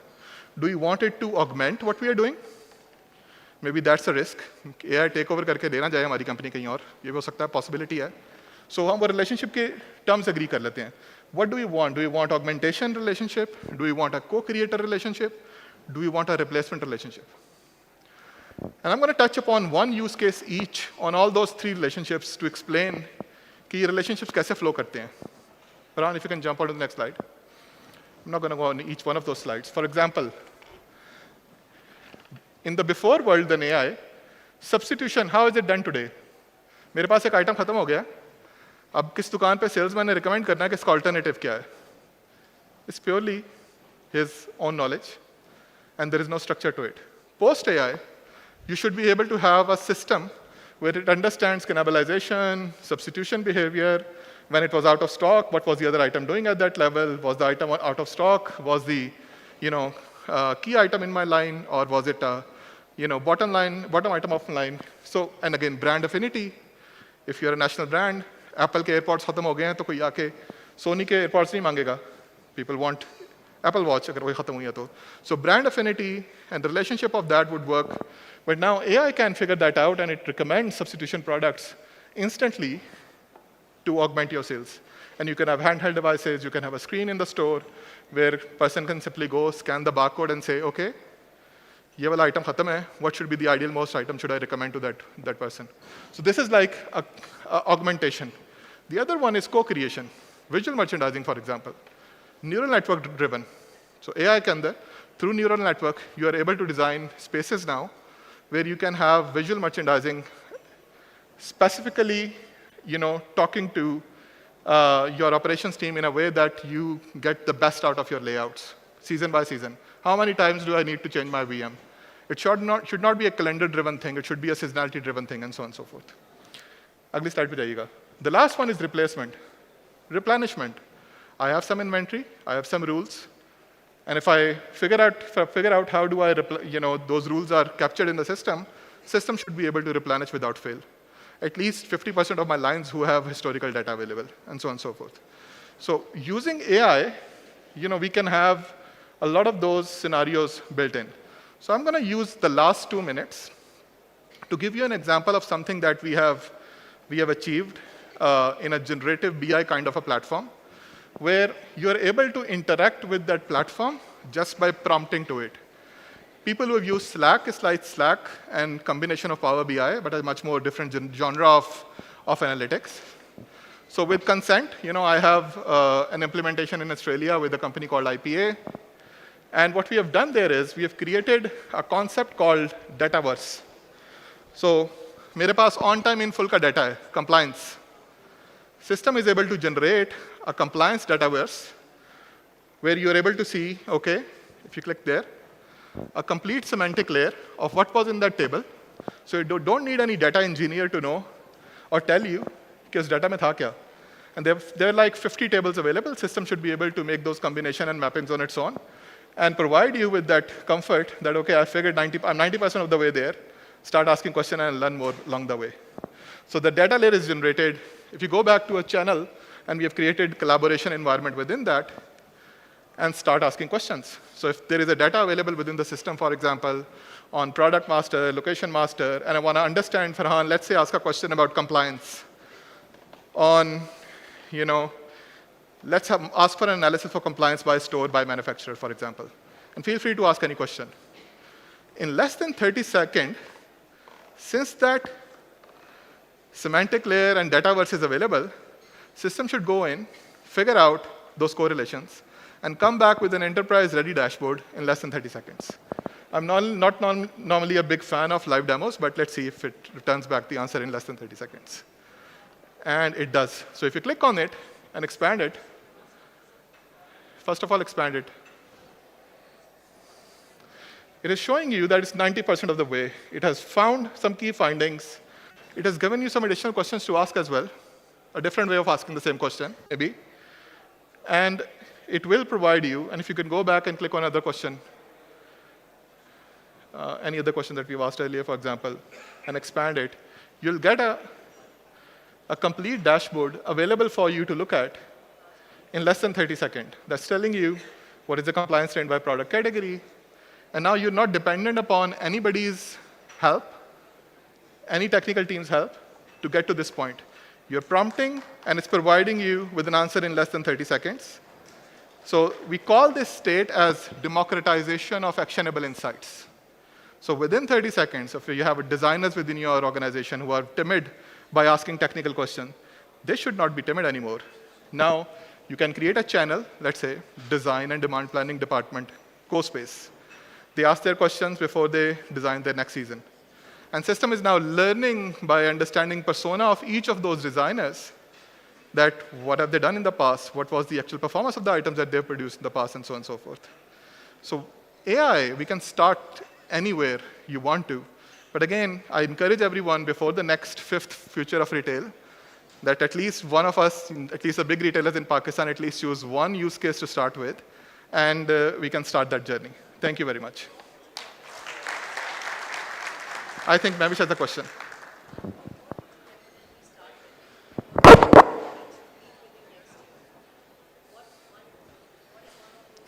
I think knowing your customer, he talked about customer experience. We don't know anything about customer when we create our demand plans, right? So this is a good way to start. Start off with a basic segmentation. Start off with a basic segmentation of your stores maybe. Create clusters and see, not all the assortment has to go to every store. I want to localize some of the assortment from the superset. These stores should only have these items and these stores should only have these items.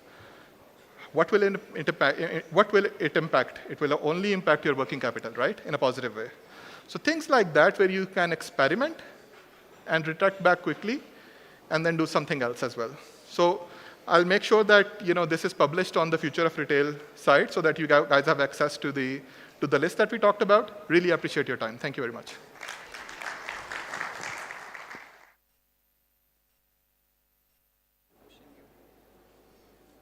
Thank you so much, Mr. Usman. I would now like to invite Mr. Mujtaba and Amal Khan to the stage for an exciting fireside chat titled Cracking the Gen Z Code, Llama, a Journey of a Retail Startup.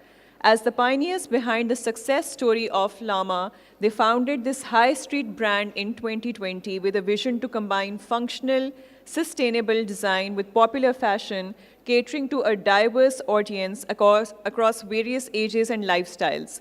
This engaging session will be moderated by Mr. Asfandiyar Farokh. Please join me in welcoming Mr. Mujtaba and Amal Khan to share their inspiring story and insights into entrepreneurship.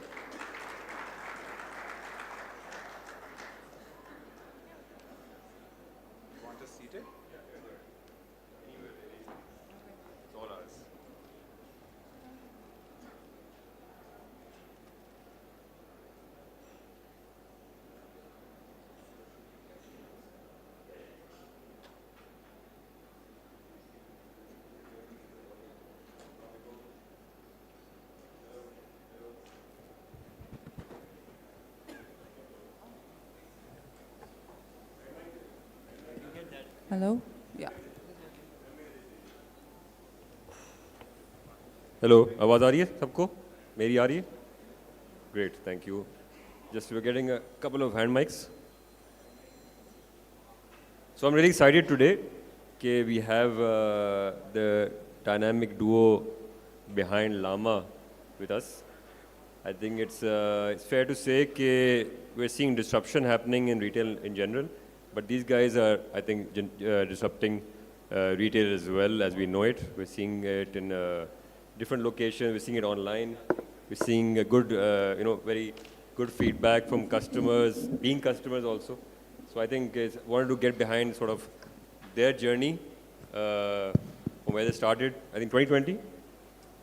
The Llama journey started 2020, right? Before that, you guys have been maybe involved in retail before, and it's been, I think a short time, but very interesting thing. So we wanted to dive a bit deep in that in our discussion today.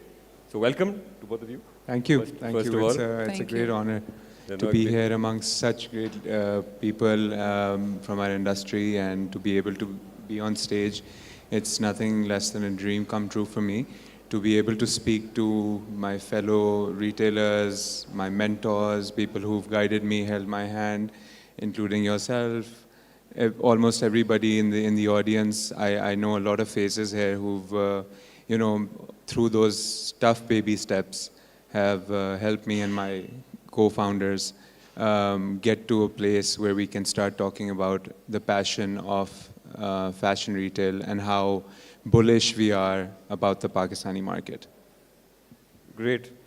So yes, diving straight into the passion for fashion and retail. So how did you guys sort of get into this space? I mean, what's your background and what was the thought behind it, behind what you've been doing or what you started actually? We'll get into what you're doing now, but behind starting it and what your sort of experience and background was before that, and what were you thinking at the time, or planning, or envisioning?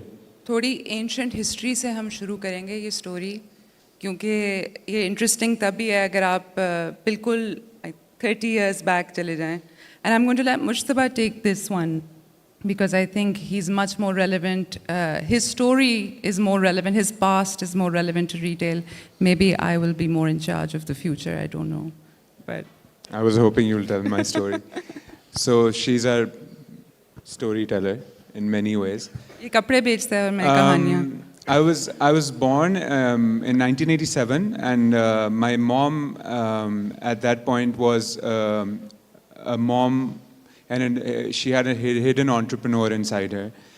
She lost her husband. I was less than 3 years old, and she decided to take the harder route and raise her children on her own feet. तो उन्होंने realise किया कि तीसरे साल में Punjab university की degree में उनको प्यार हो गया था और वो डिग्री छोड़ के आ गई थी. और now when she looked back she didn't know how to join her father's at that point pharma business. तो उनके भाइयों ने और बहनों ने उनको मोटिवेट किया कि अपनी डिग्री कंप्लीट करो और फैमिली बिजनेस ज्वाइन करो. आई सी माई मामू वॉकिंग इन. और उसी दौरान उनका एक पैशन था, उनको कपड़े सीने का बहुत शौक़ था. और उनको बहुत ज़्यादा she used to stitch my sister's frocks and my clothes at that point, and she said, okay, this is a great thing, I should follow my passion. So उन्होंने 3 लाख रुपया शायद मामू से नानी से पैसे लिए, लोन लिया, and she went abroad and did a sewing and a pattern making course. वो करके जब वापस आई तो उन्होंने एक bespoke tailoring का business शुरू कर दिया. और long story short, that drove me and my family into this line of work, and now today we have similar issues. पहले ज़मानों में उनकी गाड़ी में हम बैठे होते थे बाहर और वो अंदर जैकेट्स ओवरलॉक हो रही होती थी, और अब वही इश्यूज़ स्केल कर लें तो हमारे एज फाउंडर्स वो इश्यूज़ हैं कि जहाँ पे आप फैक्ट्री से और CMT से और मैन्युफैक्चरर से डील कर रहे होते हैं और वेरियस चैलेंजेस होते हैं. तो that's how I walked into retail. I was offered an amazing partnership again by my uncle sitting in the audience back in 2012, where he wanted to start a business. He was savvy, he was tech, and he needed someone to sort of run with him. And I didn't think twice, and I started that business in 2013 with him. We grew exponentially up and down. The journey was very, very difficult, but rewarding at the same time. We were competitive and ethical in our pricing. That's how we gained traction. And we grew because we were agile in getting the right product to our customers within a short span of time. So, sorry, I forgot to name that brand. It's called Almas. It is still a very much, it's a prominent brand in our retail industry, and it's growing exponentially. So that sort of business grew very much into the footwear industry, and I was more passionate about apparel. So we decided as a family to separate the two brands and to start apparel under a different umbrella, where I was able to rope in my wife and co-founder. I just had to somehow. First, he had to rope me in to marry him, and then he had to rope me into the business. So I was roped in twice, unfortunately.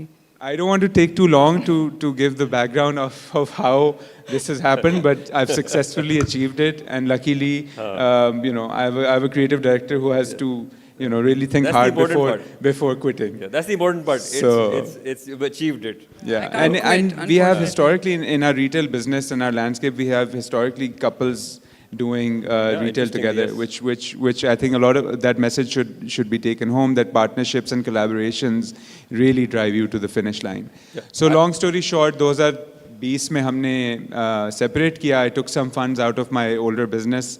And we started bootstrapped, ensure किया कि हर तरीके से जितने दोस्तों के बटुओं में पैसे हों, मामू के, नानी के, अम्मा के, मेरी सास का प्लॉट बिकवा दिया. जो दुनिया का काम मैं कर सकता था, मैंने 2, 4, 5 लाख रुपया वाला दोस्त भी नहीं छोड़ा.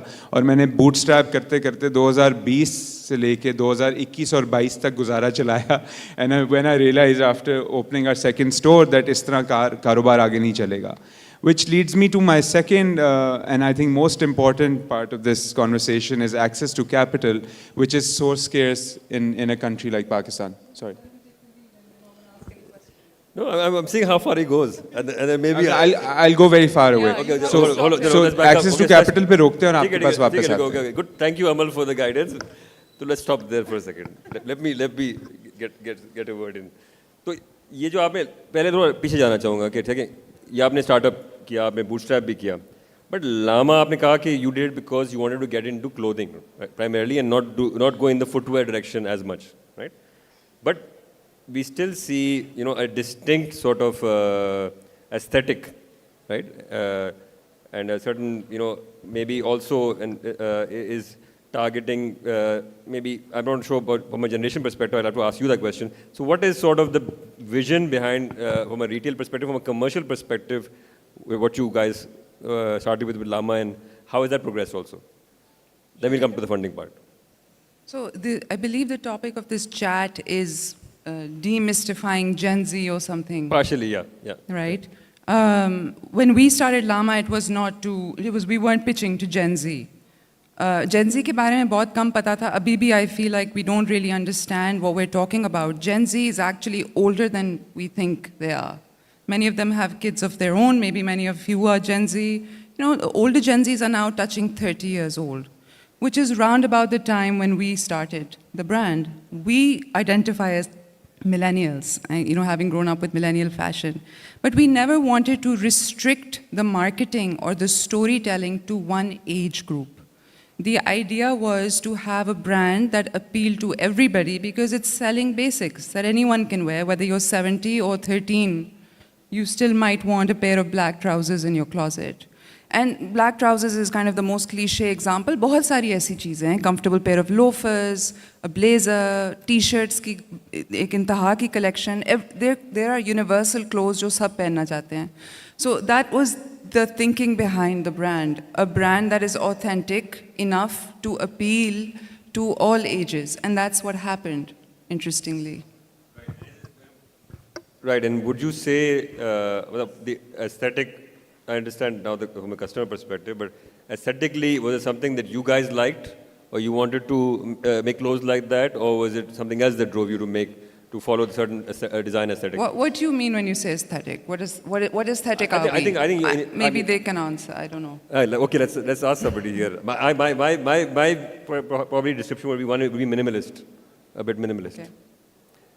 As opposed to being ornate or to being very flashy. Yeah. Or to So, be very, Aswan, I think... That's how I would describe it, but I want to hear from you sort of what... So, we're mostly driven by ethnic fashion, right? Yeah. Our apparel industry is vastly driven by ethnic fashion, and maybe the size of the Western wear market was too small for bigger companies to start taking it seriously. And we as founders, when you're starting off, you have nothing to lose because you're starting off, you know, it's a white canvas and whatever you paint on it. So we kept everything very minimal. Our assortment plan, from our merchandise to our communication to our branding, everything was very minimal. And I think COVID taught us that you do not have many stores that you can just walk into to buy your functional basics for like your everyday wardrobe. And we started exploring those and, you know, over time realized that our industry did not have the infrastructure to sort of make everything within Pakistan, which is why we are integrating with, you know, countries like China and other places. So yes, it was very minimal, but that was also because we wanted to keep our brand positioning and marketing very clean. Yeah. Got it. So it was a lot of minimal and basic sort of things that you wanted to do basic as well. clothing, but you know, I hate being boxed into No, this I'm not basic trying to box box. you in. Tell me everything that you also, it's outside the box also that you guys are, no problem. Like, okay, basics, minimal, but also you're sort of a certain type of, I mean, not, I would say the designs are not very busy. Yeah. Okay, maybe that's maybe one area we can हमारा एक core value है simplicity in our business. Right. उसके अंदर simplicity एक शादी वाला जोड़ा भी simple हो सकता है और you know एक t-shirt भी simple हो सकता है. मतलब simplicity also is relative to the occasion. Yeah. So that was the idea कि आप हीलें भी बेचें, आप flats भी बेचें, आप t-shirts भी बेचें और आप embroideries भी बेचें, but keep it simple to the eye. And I guess that's what we set out to do. And I try to do that in my storytelling, in my marketing as well. I try to do it in my hiring. We are constantly trying to simplify processes, and Usman knows the struggle the most, maybe. how do we simplify the process so much that the customer gets it, that when they walk into the store, they understand what we're trying to do? बहुत ज़्यादा echo नहीं आ रही कि सिर्फ मुझे आ रही है? I think हमें आ रही है echo. I think they're okay. You guys are fine. They're You can okay? hear me. Okay. Yeah. Okay, got it. So moving on to sort of what you were talking about is sort of then the growth phase and where you were looking for capital. I think you guys decide you wanted capital, or you just came walking to your door?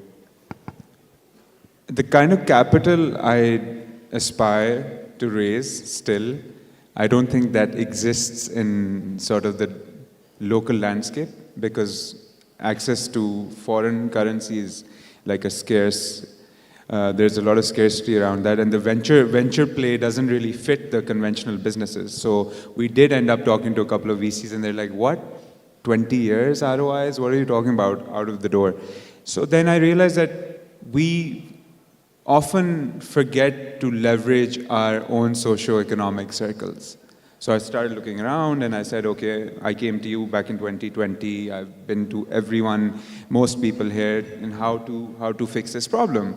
Because I believed, and I think your gut and your grit has to be in combination. That play has to be in combination. When a founder passionately sells his idea or his problem to a potential partner or investor. So I did. There were a lot of doors remained locked till date, but then, if you endlessly keep knocking on those doors, opportunities do open up. And over the past 2 years, we've been able to onboard not just financial partners, but strategic partners, one of whom are big in denim and they manufacture for the entire globe. And one of the family businesses are in the distribution business, who know how the network, how the operations run in this country. So I think it's just a matter of internally, firstly, knowing what you need, what kind of capital you require, and how to leverage certain relationships, and what kind of capital will carry you to the finish line. So the staging is also very important, where Usman really helped out in sort of imagining that 5, 10, 15-year roadmap and the kind of capital that was required. So just keeping on that point, what would you say was very important? I mean, if for brands who are looking for capital or feel like they are strapped for cash and they have to look at other options, which you obviously were decided and realized that, to grow and to do what we want to achieve, we need capital. So what would you say is essential from your experience, the prerequisites, and also what important in the approach that you need to take to actually do that? So I think as a founder and as a startup, another discipline I learned at Almas was to keep your books very clean and to ensure that everything, before you go to bed every night, you close your books. So I think that sort of any family office or PE firm who steps into your business will come and straight hop onto the due diligence part of your business. And then they'll go through, you'll have to walk them through your books. Your books have to be very clean. If you're profitable or not, they need to know. So I think that is the fundamental. And the second most important thing is your business model has to be profitable and sustainable if you want to restrict yourselves to the capital which is accessible within Pakistan. Because no one's here in a sort of economic climate which is a little bit uncertain. Here people are not so willing to invest in businesses that will be profitable in a decade's time. असफंदा, ये जब ये story सुनाई जाती है तो ये बहुत ज़्यादा ग्लैमरस लगती है ना, मगर असल में ये बिल्कुल ग्लैमरस नहीं होती. And I think people who have actually done this startup journey will know. Mushtaba and I, we used to load our samples or our patterns into our suitcases, and we used to really just drive around the city trying to find different factories that would actually humor us. And no, most people would not. They would be like, yeah, 50-60 piece बनवाने आपने, आप अपने घर जाएं. तो एक जलालत का एक process होता है startup में, until you finally keep knocking and you keep knocking, you keep knocking, and then somebody, pays attention, because what you're doing is you're working hard and you're hustling every single day. जिन लोगों ने हमारे में invest किया है आज, अभी last year, उनकी, they have huge manufacturing units. And I remember off of Firozpur Road उनकी एक factory है जिसके कोई 6-7 गेट हैं, वो इतनी बड़ी है. And we're driving past it after being rejected by some factory. और मुर्सवा ने मुझे कहा यार ये जो फैक्ट्री है ना इसमें मेरा एक दोस्त है पार्टनर है इस बिज़नेस में तो मे बी वन डे हमारी कोई डेनिम का उनका बिज़नेस है हमारी कोई जीन्स वगैरह का ऑर्डर ले लेंगे हमसे So imagine those people are the ones who, bought into our business. But it's months and months and years of hustling, really, that leads you to the cap tables you want to be on. 100%. I think that's, whether it's capital, whether it's just starting a business, the startup side of things is very tough. 100%. I think that's a story of many, many retailers. And that's, the beauty of it. I think that's what keeps us going also. Perhaps the thrill as well, but also just, the hustle. So, I wanted to come also one point. I think you mentioned, of course, the books, all that. Also, I think the plan, right? What are you investor would want to know, or you believe in a plan and you want them to buy into that plan, right? Whatever you have envisioned, for the next X number of years, right? So, what was your plan and how is that plan coming along for both of you guys in Lama? Since you shared that plan or you embarked on that journey, next phase of that journey, and how has that been? So I think your plan evolves over time, and stepping into business or starting as co-founding a second organization, at that point we were all about exporting and dollarizing our revenues. What we didn't realize, maybe we didn't realize the total addressable market that existed within Pakistan. We thought Western wear hai, kahan hi bikega, kitne stores khol lenge, how will we scale it here? तो हमने foreign export की तरफ देखना शुरू कर दिया. But जैसे जैसे हमने expand किया through, vertically or horizontally अपनी assortments में, manufacturing में, जहाँ जहाँ हमने कदम रखा वहाँ पे हमें response मिली. और हमने over time realize किया है, and this is vetted information and data, कि पाकिस्तान की जो opportunity है, वो शायद इतनी vast है for a startup as small as us, because we have just entered the market, कि शायद आपको export करने से पहले 5-7 साल यहाँ पे ही expansion में चाहिए, for a very lean team and a lean sort of organization. But yes, without having, having your inventories and your products, quality products being sold abroad, you can't really sustain in the long term because of, again, social problems and economic problems in the country. So the vision was always to go global, but baby steps is what we've learned over time, and one step at a time. जो शुरू में जल्दी पड़ी हुई थी ना कि अभी यहाँ भी खोलना है, वहाँ भी खोलना है. Faisal is in the audience from Dolmen Group. तो Faisal के भी दरवाजे पे कितनी दफ़ा खटखटाया और finally Faisal ने दरवाज़ा खोल दिया और अब ऐसा खोला है कि माशाल्लाह third हमारा store खुल रहा है Faisal के साथ. So इतनी opportunity है इस मुल्क में कि आप ज़रूर export पे focus करें, आप ज़रूर diversification पे focus करें, लेकिन पहले अपनी core को you have to highlight कि आपकी core क्या और उसको properly, you give it your best. So I think that's also fundamentally very important कि आप founder distract ना हो अगले step के लिए, वो पहली चीज़ को properly करें. Yeah, I think that's good advice. Good advice, definitely. Last question from my side, and I don't know if we have time for a couple of questions in the audience, if anybody has any. अगर है कोई तो तैयार हो जाए, mic ले लें, अगर कोई सवाल आप लोगों का है. So I think one thing I think I am very passionate about, and I think we might get there in the near future. We are seeing a lot of online, digital first brands coming up.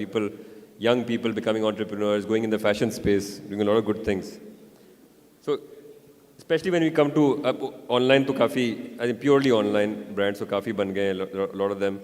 But a lot of them now are looking at the retail space, right? And in fashion particularly, Western fashion, casual, whatever you want to call it. So what advice would you give, because we're also recording this, we're also going to be, sharing this with a lot of people, to people who want to go into retail for the first time, especially younger people, especially who want to go in the similar space to yours in fashion? I don't know, it's, a lot of the business, Usman might disagree with me on this, but I still run a lot of our, my work on intuition. बहुत ज़्यादा intuition है. Intuition का उर्दू लफ्ज़ क्या होता है? What's the Urdu word for it? Do you know? Intuition. बताएं, सुल्तान भाई. जुगाड़? जुगाड़. नहीं, जुगाड़ नहीं होगा. Intuition. Intuition. मुझे पता है. नहीं यार, it's not that arrogant. मुझे पता है.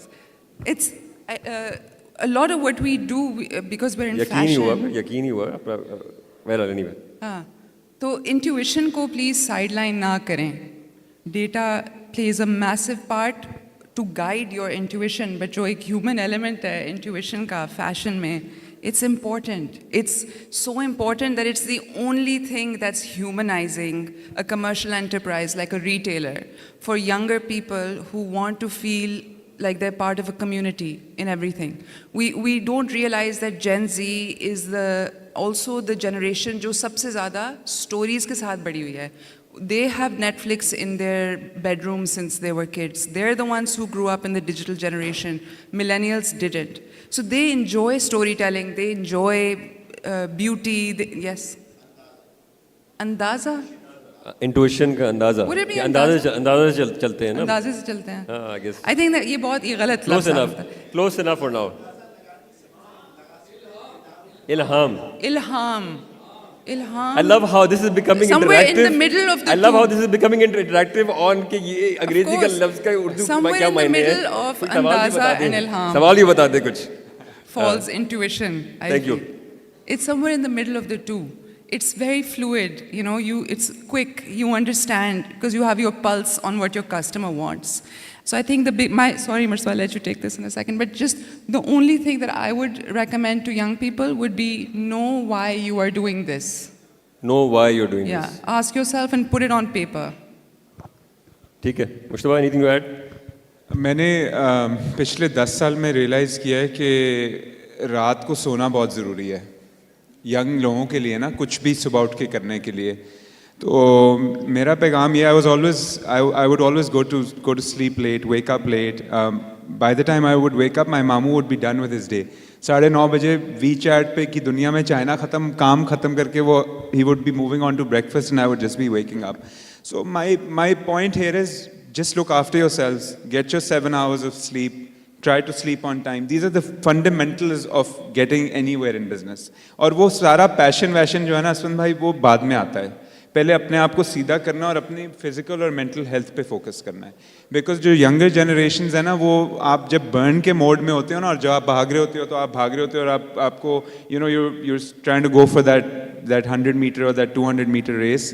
You don't realize कि मैराथन भागने के लिए आपको you need to fuel your body and you need to pace yourself. So my message is just, in order to sustain yourselves in the long term, just look after yourselves, get good, like a good night's rest. It means everything to me now. Brilliant, brilliant. I think that's a good message to end on. Take care of yourself. काम काम है, धंधा धंधा है, अपना पहला ख्याल रख लें ज़रा थोड़ा सा, ठीक है? I agree. Thank you very much. I think we don't have time for questions, but I think we've gotten a lot out. Thank you guys.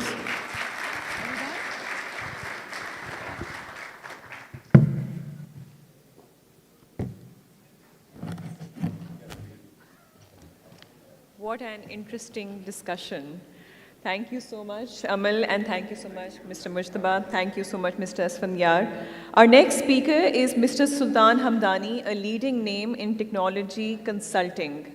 Mr. Sultan heads Mason Consulting and Solutions and brings extensive experience from working across the Middle East, Europe, and East Asia.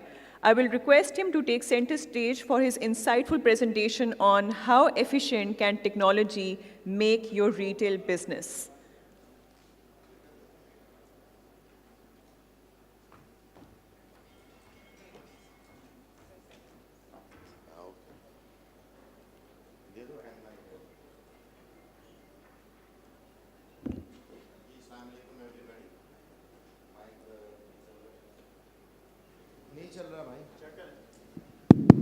अब चल रहा है. अस्सलाम वालेकुम everybody.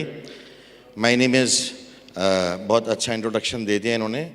We am just founder of an organisation that believed in a company that should be founded by professionals, run by professionals and owned by professionals. And we started back in अब more than 20 years ago. उस time पे हमारे पास VC funding, startup और ऐसे सब opportunities नहीं होते थे. और जितनी भी हम ग्रोथ फैक्टर की बात करें, इन्वेस्टर्स होते थे and they used to make sure कि वी अंडरस्टैंड कि अगर एक्सेल शीट ग्रीन है तो हम चलते रहेंगे, एक्सेल शीट ग्रीन नहीं है तो हम नहीं चलते रहेंगे. And from that Excel sheet journey to the ERP journey, I'm here for the first time in this conference, and to be very honest, जो topic मुझे दिया गया है, मैं उस topic पे खुद सीखने आया हूँ. But what I can do is, because I was very excited by the idea what Asfand had recommended, what Hamza had recommended, and the conversation was really amazing. वो आ गया? किससे दबाना है? ये वाला. ठीक. So coming back to that, I thought I would try to share the experiences of amazing Pakistani CEOs who have achieved a lot in retail using technology, rather than me telling कि भाई क्या trends available हैं. So Maison has done more than 400 projects across 22 economies. Retail is one of our most important segment जिसमें हम काम करते हैं. And above that, retail को हमने दो बड़े हिस्सों में divide किया हुआ है. One is restaurant, food and beverage, and other is simple fashion retail. So हम समझते हैं that the customer behavior is a rapid evaluation. I think Odo has spoken a lot on that. और उसने बहुत अच्छी बात ये बोली कि वो सारा CX का फ़ायदा जब उठा सकेंगे हम if we ourselves are using CRM. So I think the base infrastructure is where everybody needs to understand. We think that आज जितने भी यहाँ पे audience में लोग बैठे हैं, these are probably, in fact, if you see question 3, Usman Barkat was telling us everybody कि ये वाला question हम कैसे address करेंगे? Where do I begin? हम सबके ये questions हैं. But the truth is, किसी ना किसी जगह कहीं ना कहीं लोगों ने start किया. And the experience that Maison Consulting brings here is that we have two big sectors here, fashion retail and food industry. And we would like to talk about what they have achieved with working with us since 15 years now. तो हमें ये लगता है कि if your infrastructure, your ERP, अगर आपका लगा हुआ है, infrastructure सही लगा हुआ है, CRM का infrastructure सही लगा हुआ है, the omni-channel revenue increase. In fact, अभी उठ के चले गए हैं. I was trying to tell him that सही है, in-store experience is very important. We don't deny that. But what I'm saying is that loyalty programs से ज़्यादा data, knowing your customer is coming from e-commerce now. So, and then the average order value has increased. And we are talking about 15 to 20% increase due to making sure that उनकी promotions बहुत targeted हो जाती हैं. Stock out reduction बहुत आसान हो गया है. There's a 25 to 40% real-time inventory visibility now. किसी store पे भी हो, कहीं पे भी हो, और अब priority भी set कर दी है. कुछ CEOs यहाँ बैठे हुए हैं हमारे साथ जो काम कर रहे हैं इसके ऊपर. That we need to make sure that the online inventory is the most important and the most priority inventory now, क्योंकि वो नाम भी पता चलता है बंदे का अगर वो सेल कर लेता है. और अगर वो आई बॉल 2 दफ़ा 3 दफ़ा 4 दफ़ा आती है और हर दफ़ा आउट ऑफ स्टॉक होता है जस्ट बिकॉज आपके बैक एंड पे इन्वेंट्री सिस्टम्स आपको स्टॉक में नहीं दिखा रहे हैं, वो शायद आपका विजिटर वापस लौट के भी ना आए. रिटेंशन रेट उन्होंने बहुत ज़्यादा ऑर्डर वाज स्पीकिंग अबाउट कि अगर आपके पास, आपको ये तो पता होता है कि आपके पास कस्टमर्स क्यों आ रहे हैं, but you don't really understand why they are leaving you. तो अगर आपका कस्टमर रिलेशनशिप मैनेजमेंट बहुत अच्छा लगा हुआ है, लॉयल्टी सिस्टम अच्छा लगा हुआ है, आप डेटा आ रहा है, उस डेटा को यूज़ करें. They are dedicated people. Order was even going far to say कि जैसे 30 साल पहले लोगों को कंप्यूटर्स समझाना मुश्किल था, ऐसे I want to tell them that the customer experience is going to be the most important thing. And we as Mazon have seen this in all the customers that we have actually worked with. So fashion retail में ये सारे customers जिन्होंने ये achieve किया या कुछ achieve किया, ज़ाहिर है हम नॉन डिस्क्लोजर एग्रीमेंट में हैं. We don't tell you the customer names. वो समझते हैं हमारी की स्ट्रैटेजीज़ हैं, हमारी अपनी स्ट्रैटेजीज़ हैं, और जो चीज़ें टेक्नोलॉजी रिलेटेड हमने आपको बता दी. बट हमारा फैशन रिटेल में पाकिस्तान में जो एक्सपीरियंस है वो ये लोगोज़ हैं. And we have been working with them, और ये ट्रेंड हमने उसमें से निकाला है. I leave the slides here, किसी और CEO को देखना हो तो वो देख सकेगा. दूसरा सेक्टर जिस पे मेजॉन कंसल्टिंग काम करता है वो है फूड एंड बेवरेज. तो मतलब इसमें the experience is different. Food Pakistan का प्राइमरी एंटरटेनमेंट है. फूड पाकिस्तान का प्राइमरी, मतलब लोग جاتے ہیں, نئی جگہ ڈھونڈنی ہوتی ہے, لیکن نئی جگہ کے بعد کوئی اسٹیبلش جگہ ہو تو وہ کسٹمر ایکسپیرینس کو مینٹین کر کر ہی اپنی چینز کو بڑھاتے ہیں. You see a burger joint going from 1 store to 100 stores, 50 stores, 30 stores. It's because they work on that. Food کا بزنس تو ERP CRM کے بغیر if you are doing it then you can never grow. آپ نے اپنے پاؤں میں league cuffs ابھی سے لگا دیے ہیں. تو اگر آپ فوڈ اینڈ بیوریج کی انڈسٹری میں ہیں and if you are not having a standard, اگر آپ کے پاس آپ کا کور بزنس ہے, آپ کو اپنے کھانا کا ٹیسٹ مینٹین کرنا ہے, آپ کو اپنے ساسز مینٹین کرنے ہیں, آپ کو اپنا را مٹیریل مینٹین کرنا ہے, کوالٹی مینٹین کرنا ہے, کسی کو اگر ڈیلیوری ٹائم پہ نہیں ملی تو اس کو ایڈریس کرنا ہے, بٹ آپ نے کور سسٹم کو اگر نہیں لگایا ہوا اور اسی سسٹم کو, اسی ڈیٹا کو ہنٹ کرنے میں اگر آپ کا ٹائم نکل رہا ہے, تو you know we have got people here who themselves know کہ ہم اپنے مینول ڈیٹا کو ہنٹ کرنے میں we are spending more time, and وہ ٹائم اگر آپ اپنے کور بزنس پہ لگائیں گے تو دیٹ ول بی ایڈوانٹیج. اس میں stock out reduction is probably one of the key pains that is being resolved by end to end. We are talking about pass all the way to inventory using one base platform, تاکہ وہ عثمان نے کو اور جن کے پاس نہیں ہے آپ ظاہر اس پہ ڈیٹا لیئر بنا سکتے ہیں, بٹ اگر اینڈ ٹو اینڈ ایک پلیٹ فارم ہو اس کا ایڈوانٹیج بہت اچھا ہے. Inventory optimization 60 to 85%, these are very very big numbers, اور جو لوگ امپلیمنٹ کر چکے ہیں وہ اس بات کو ایکو کر سکتے ہیں. ویسٹ ریڈکشن میں 50% ہم لوگوں نے دیکھا ہے ڈکریز. اس میں کیس سٹڈیز موجود ہیں, کچھ کیس سٹڈیز اللہ کا شکر ہے پبلکلی مائیکروسافٹ نے پبلش کر دی ہیں. ایک انفیئر ایڈوانٹیج یہ ہوتا ہے جب آپ ایک انٹرنیشنل کمپنی کے ساتھ کام کر رہے ہوتے ہیں تو مائیکروسافٹ اپنی R&D بہت کر رہا ہوتا ہے, and you know we get a platform to know things ahead of time and talk to our customers about it. And it's amazing that the retail is the only sector جس میں customer CEOs are very excited to try new things. تو ہمارا experience تو اس میں بہت اچھا ہے, اور یہ سارے لوگ جن کے لوگوز میں نے دکھائے انہوں نے بڑا اچھا کام کیا ہمارے ساتھ. اینڈ یو نو میں F&B میں بھی کچھ لوگوز آپ کو دکھا دیتا ہوں. سپلائی چین کی lead time reduction is very important. کچھ فوڈ اینڈ بیوریج کی بزنس کی بائنگ ہی سیزنل ہوتی ہے. فار ایگزامپل کسی کی بہت بڑی چکن بائنگ ہوگی تو اس کو ایک سیزن کو پورا فوکس کرنا پڑے گا, اور کسی کی جو ہے وہ انوینٹری نارمل چل رہی ہوتی ہے. لیکن آپ کا سپلائی چین لیڈ ٹائم بہت زیادہ تنگ کر سکتا ہے آپ کو. کئی جگہ آپ جاتے ہیں کہتے ہیں نہیں سر وہ یہ والا آئٹم نہیں اویلیبل, باقی مینیو میں 4 چیزیں اویلیبل ہیں, and you know you have 50 more stores or like that. So that happens. Customer satisfaction is very important. CRM نہیں ہوگا, ڈیلیوری کھانے کی لیٹ ہوئی ہے, کھانے کی جلدی ہوئی ہے, برگر لیٹ پہنچا, کچھ بھی لیٹ پہنچا, آپ اس کو کیسے فیڈ بیک کریں گے؟ So that satisfaction level goes. آپ وہ واؤ فیکٹر کریٹ کر سکتے ہیں, اپنے برانڈ کی لائلٹی کریٹ کر سکتے ہیں, and the operational efficiency over all increase from 65 to 85%. These are the اپنا پروجیکٹ پارٹنرز جو ہمارے ساتھ تھے, ان برانڈز نے ہمارے ساتھ کام کیا فوڈ اینڈ بیوریج میں. And after that I would want to tell you that the MRF جو یہ پورے جو لوگ ہیں ان میں سے لوگوں نے بٹس اینڈ پیسز یوز کیے ہیں. 2-3 کسٹمرز ایسے ہیں جن کی مائیکروسافٹ نے کیس اسٹڈی پبلش کی ہے, اس میں سے KFC ہے Pakistan. So Mazon retail framework کے اندر we are talking about all the things. ہم کہہ رہے ہیں آپ کا جو ان اسٹور ایکسپیرینس ہے وہ بہت امپورٹنٹ ہے. یہ پوائنٹ ان اسٹور ایکسپیرینس جو ہے آپ کا بہت امپورٹنٹ ہے, اور کال سینٹر از امپورٹنٹ. یہ آپ کے سارے ٹچ پوائنٹس ہیں, ڈیجیٹل کامرس ہے, مارکیٹ پلیس ہے, سوشل ہے, کنورسیشنل ہے. اس میں کھانے والے کچھ اور آگے چلیں گے جنہوں نے میٹا کے اوپر ایسٹس خرید لیے ہیں. If somebody wants to play a drive game, so they are buying assets on Meta, so you can order from Xbox directly. اسی طرح آپ نے اسپورٹس ویئر والے جو ہیں یہ آپ دیکھ رہے ہوں گے جو اسپورٹس کی گیمس چل رہے ہیں, انہوں نے میٹا میں ایسٹس خریدے ہوئے ہیں اور وہیں سے وہ آن لائن آرڈر پلیس کر سکتے ہیں. تو sounds very fancy.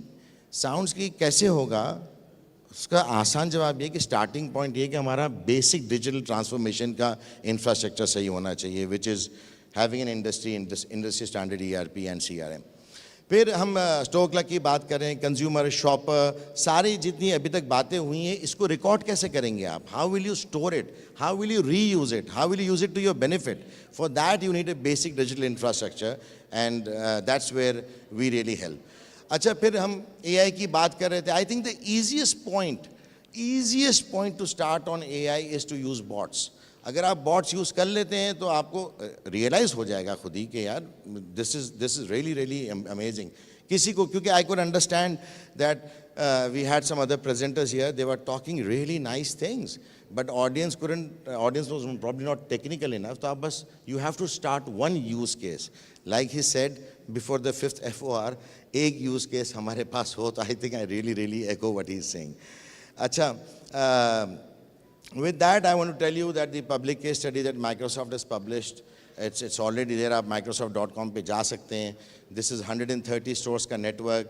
This is already powered by AI. If you last ordered a KFC burger and you loved it, that it was on time and everything was perfect, thank you very much for that.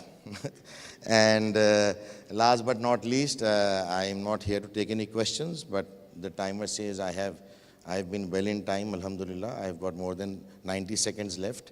So if somebody wants to ask a question, I will do that. मुझे announcer ने भी कहा, please time पे ख़त्म कीजिएगा. जी, thank you very much. There are no questions. Allah Hafiz. Just one last thing, यार वो डालना last slide. मेरे time. So this is a Microsoft slide, और इस Microsoft slide के अंदर they have highlighted top brands जो retail में उन्होंने बड़े काम किए हैं. अल्लाह का शुक्र है, we have got two Pakistani brands on that. उसमें एक stylo भी है, तो I think we should all give a big round of applause to them. Thank you so much. Thank you so much, sir. We are now excited to introduce our panel discussion on physical experiences in the digital age, regional and local perspectives. Our esteemed panelists will bring their expertise and unique viewpoints to this conversation, shedding light on the challenges and opportunities that lie ahead in the physical retail space. The panelists are Mr. Alex Andarakis. We have already heard him in the inaugural session. Please come on stage. He will be joined by Mr. Umar Lodhi, the country manager for French retail, wholesale and hypermarket Carrefour in Pakistan. Mr. Faisal Nadeem is the director of the Dolmen Group, a leading name in malls across Pakistan with a new upcoming mega mall in Lahore. Ms. Mehvesh is a current CEO of Pakistan's established fashion brand Al Karam Studio. Mr. Hamoodur Rahman is a general manager at the Grand Central Mall of Faisalabad.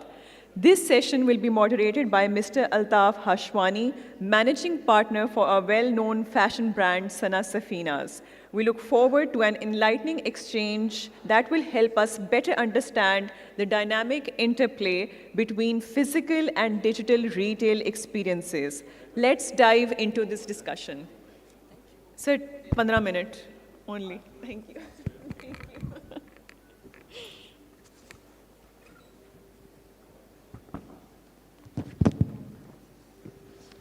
Assalamu alaikum, everybody.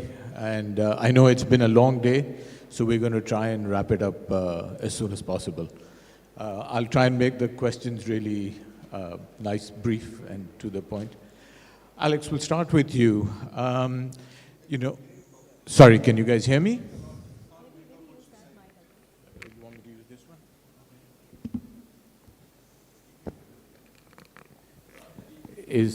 Is that better? Yeah? I can move in the middle. Yeah?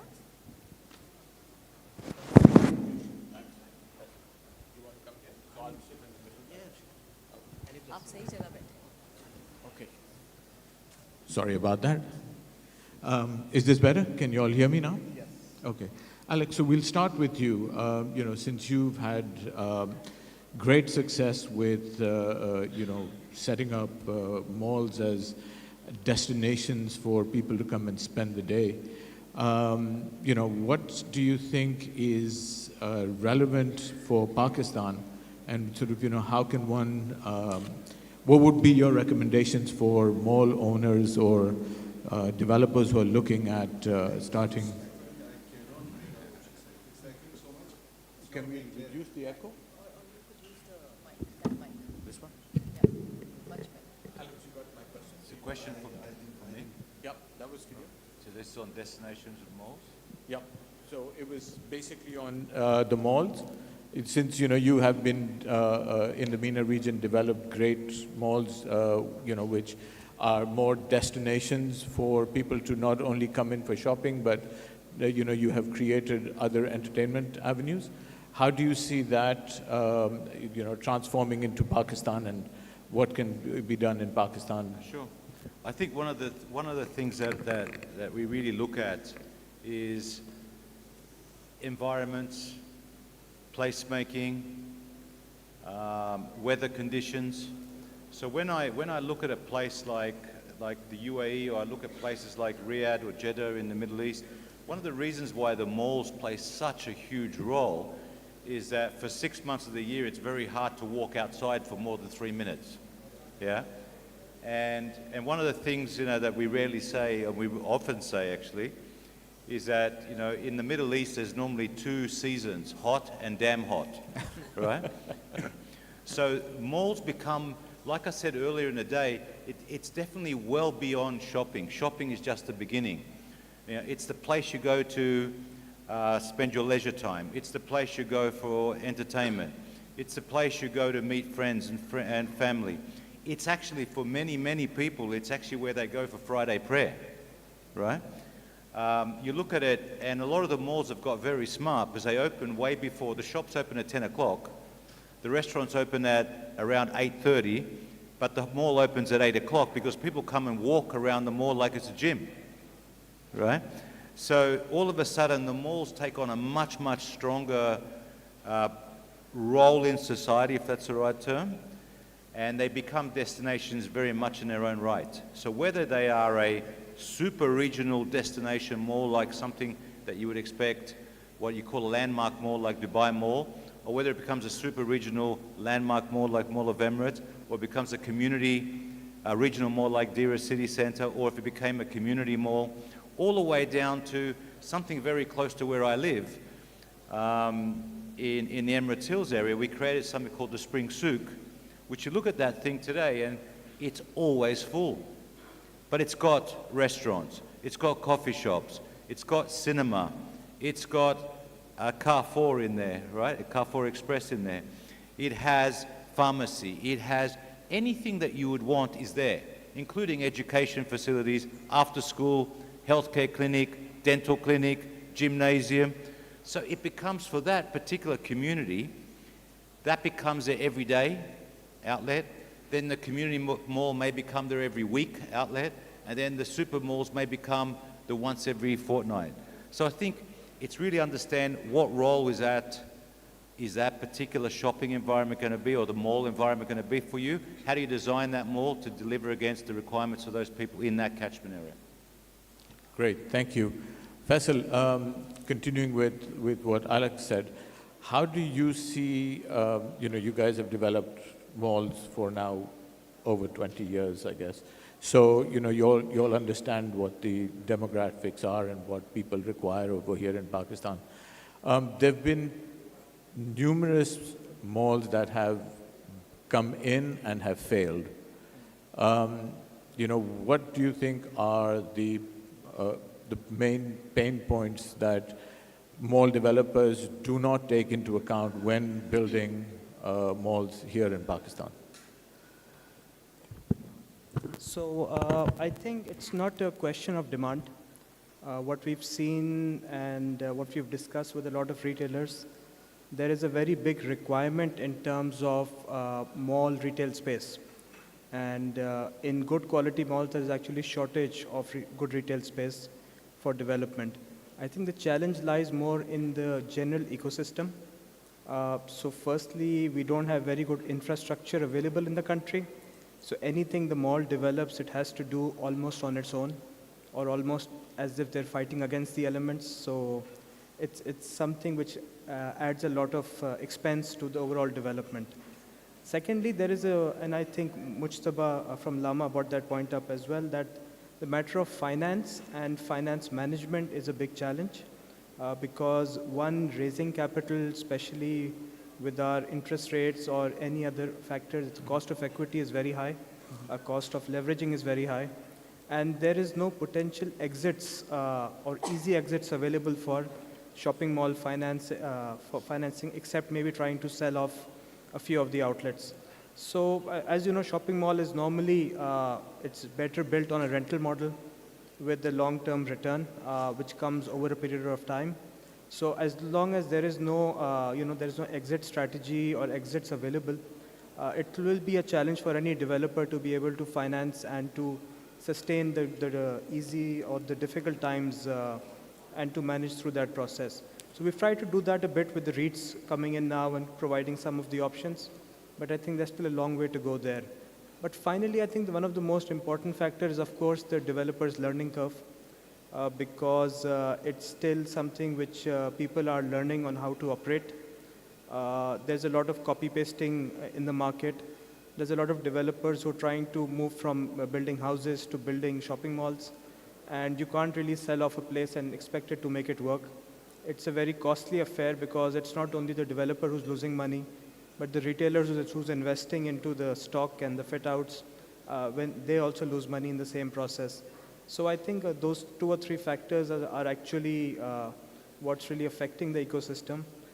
It's, again, not a matter of demand. There is a very big demand, and the ecosystem, I think, as Alex put it, in Pakistan with the weather and the socio-economic and the general safety issues, you prefer to be in an indoor space with all those options. But we have to fix those other factors to improve the overall Thank you. process. Sorry, Alex, you wanted to add something? Just to build on that, I think one of the opportunities is to go beyond just thinking about the mall. Because I agree, having done some of the visits and seen your mall, wonderful design and layout, and especially in an environment where it's hard to get finance, to think about only developing a mall is where I think the limitation is. So the fact is, start thinking about more than mall. How do I look at a mall that has a residential component? How do I look at a mall that has a commercial for sale component? How do I look at a mall that could have a hotel apartment where I've got some hotel keys, which is recurring revenue, but I have hotel apartments that I can sell to investors? All of a sudden, the mall becomes a little bit easier to finance if I can sell property around it or within it. And I think that's something that, if you think about it purely on its own, it could be a challenge. But if you think of it within an environment of a mixed-use development where I have a for sale component and a for lease and recurring revenue component, it may make the economics a little bit easier, and it may make the lenders a little bit kinder to look at financing. Thank you, Alex, for that. Umar Saab, a question for you now. We have seen that with Carrefour, you started off within the malls, and gradually you all are looking at moving outside the mall. So what is the projection and what's the game plan for Carrefour moving out of the malls? Okay, my answer to the question first is mall vis-a-vis outside the mall. That's what I'm going to address first. And my answer is specific to Pakistan and specific to food retail. All these years, we've been in the malls. We've been Dolmen and we in other malls also. But in retail sector, it is driven by the shopper mission. The shopper wants to do his monthly shopping, food retail, does his grocery, or he does his pantry stocking, a top-up, and a grab and go. These are the 4 major missions which a shopper has. So what we have realized over the years, in Pakistan, as I said, it will vary from here to UAE or other places, that we miss on if we go into a mall to the other shopper mission, because for a top-up or for a grab and go or for a mission which somebody wants to do a quick one, for example, if we are coming back from the one phone call we get from our when on your way back, please pick up few A, B, C standard operating procedures for all wives. That please bring all these things while you're back, which go to be 3, 4 items, which is more of a top-up. We just opened a store in Phase 11 Lahore. We call it as the community store. So that community store is about 1,700 to 1,800 square meters, versus whatever we're doing in the malls is doing far better results in terms of food retail, because all these missions are being satisfied, be it monthly grocery, be it top up, grab and go, or you just want to pick up something very quickly, versus what was happening in mall. One, has become too expensive to operate. In Pakistan, the palate of a Pakistani consumer is very simple. There's not much of value addition. We don't eat much of cheese. We don't eat much of dairy products. All you're left with, 70–80% of the basket is left with flour, rice, oil, and ghee. And then the margins are low. The operating cost within the mall is much more higher. So therefore, our experience has been slightly better in standalone stores rather than into the mall. That's the first question. Now, what are we doing? We are going to malls as well.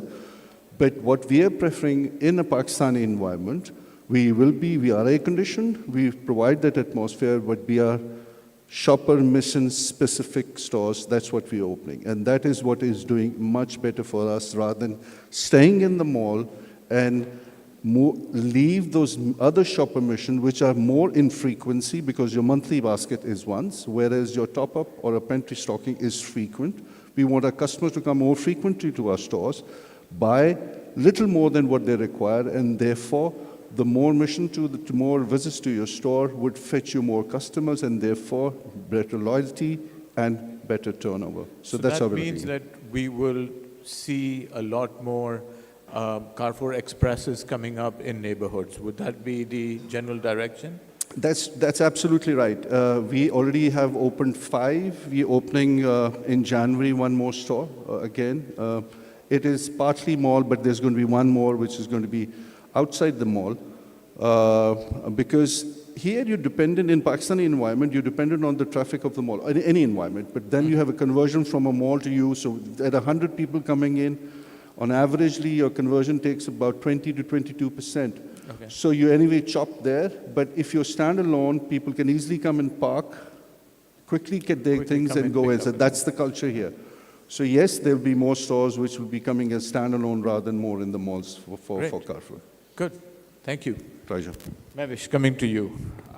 Since you guys are now looking into expanding, do you all still consider going into malls with retail spaces, or are you all looking at standalones? And what's the availability like if you're looking for standalones? I know you guys usually go for a larger, footprint. So how easy is it to find spaces outside malls? So Altaf, really for a brand that is spanning nationwide, its footprint nationwide, the answer really, there's no one clear answer for that fits all. If I talk about urban cities, urban presence, our first preference is to look into a mall. Your key urban cities like KLI, they have good malls, and clearly, from our results also, it shows that our sales per square foot for mall-based stores is much richer than standalone stores. And that's simply because, they are footfall drivers. Malls are footfall drivers, but not all. I would agree with Faisal's, statement that, if malls are not carefully designed and crafted, and what Alex was also mentioning, if it's not done with the right frame, it's not designed the right way, it does not attract that kind of footfall. So, but yes, so the usual culprits for urban cities would be malls based on the sales per square footage results. I'll get to the size later, but for our any cities other than KLI, I would say standalone does the trick. Because malls are not well established in other cities, and but even if malls are not there, Altaf, the good thing is because brands usually coexist in clusters. So if a customer were to go, for instance, Multan, let's just take the example of Multan. There is a road strip called Gulgasht Multan. All our brands are located there, all fashion retail on one side, all the shoe brands are on the other side. So the customer just simply has to park their car at the beginning of the road, and they can just get the shopping experience very close to that of a strip mall on that particular road. So that's another example that the sales per square foot is amazing and that place works. So basically, when you're looking at tier 2 and tier 3 cities, even if there is a mall, you would prefer to be in a standalone position? Exactly. It depends on where we are situated. Okay. Okay. So also in terms of square footage now, again, my answer may not be the conventional one, because I know right now the going tagline is to go big or to go out. But Al-Karam has always operated in a mid-sized tier. Even when I joined the brand about 3 years ago, our stores were very small. Now our stores are not small. We are now in the medium-sized tier. But I still believe that for a brand, one should have clarity in terms of size. What do you want to even do with that bigger size, that bigger square footage? If you have the product breadth to justify such a big square footage, please, by all means. But I do feel that, we as a brand, we have a very strong ethos of maximizing with the space that we get. True. So, we're not in the go big league. We're very happy to operate in the mid-sized, mid-tier or the mid-size square footage. And also, judging by what's going on in the economy today, I feel that that decision has just hit the nail on the head. I guess, yes, we are going through tough times right now, but this is being part of the retail, setup. Once you commit to a space and then you realize maybe 2 years down the line or 3 years down the line that that particular space is not large enough for you, that is always the flip side of the coin, which one has to sort of, live with. But yes, thank you for your input. Hamid Sahab, Sir, क्या हाल है आपके? Alhamdulillah. Good. मुझे बताएं, so you're looking at now setting up a mall in Faisalabad. Yes. And Faisalabad, historically, I believe, has always been, people from Faisalabad would come to Lahore for the weekend to do their shopping and for their entertainment. So what kind of a mall are you looking at, or what sort of environment are you looking at creating over there? And how do you think that's going to drive the business, for not only you, but for all the brands that come into your mall? Yes, Faisalabad is the third largest city of Pakistan, and that city is known to be the textile city of Pakistan. And the people of Faisalabad used to go to Lahore. It's 10-year backstory. Now, Faisalabad developed a lot, and there is no, as a third largest city, the top two cities of Pakistan have big shopping malls. And the third big city, Faisalabad, don't have such kind of thing. So, to taste the essence of shopping malls for the population of Faisalabad, our chairman's vision to make a complete shopping mall which has a complete complex. It had a shopping mall, a corporate tower, and apartment building and hotel tower. Faisalabad, no international kind of function is being taken place in Faisalabad only because I gave the example of cricket.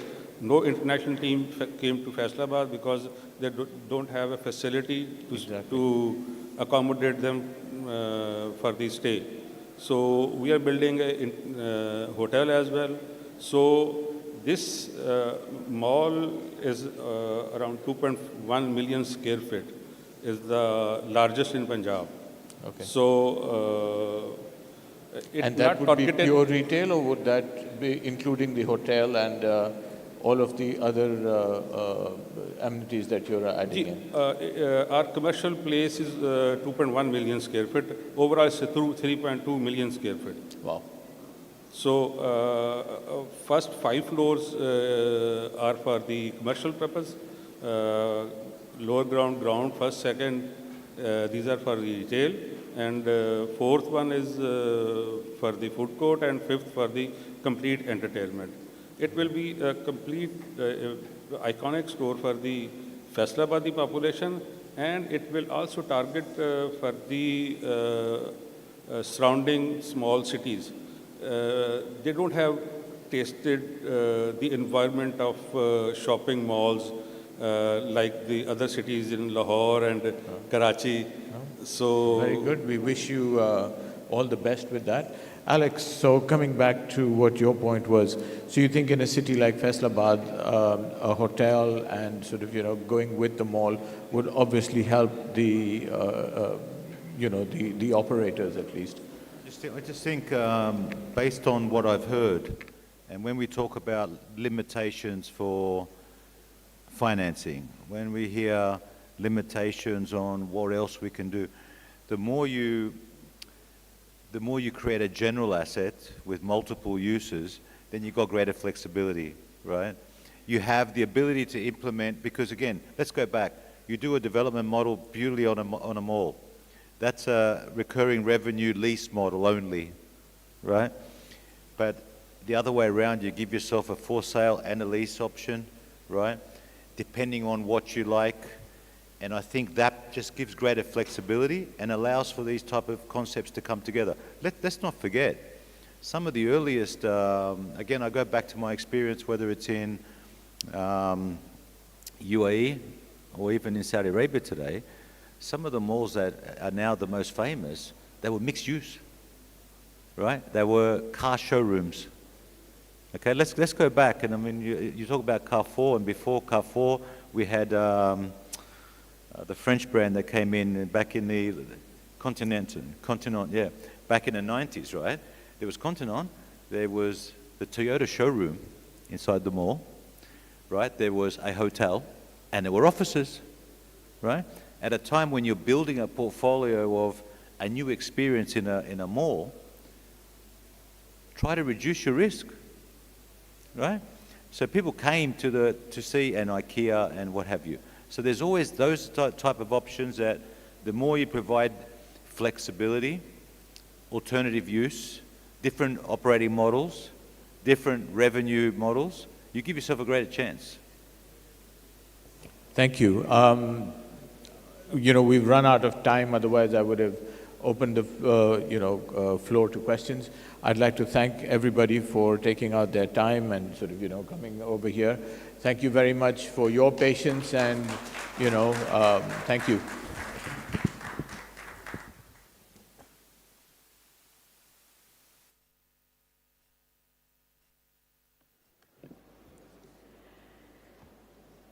Next, we are thrilled to welcome Mr. Farhan Malik to the stage for his insightful talk titled, "What's Killing More Businesses Than Taxes and Recessions? Re-engaging Consumers Through Storytelling." As a CEO of Firestarter, Mr. Farhan brings a wealth of experience from his extensive career in news media, having worked with renowned organizations such as Sama, CNBA, Geo, and the BBC. He's particularly known for his leading current affairs podcast, Raftar, which has gained a massive following on YouTube. Please join me in welcoming Mr. Farhan Malik to the stage.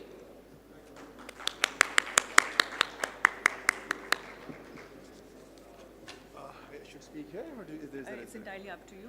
Assalamu alaikum, everyone. My name is Farhan Malik, and today I'm the last man standing.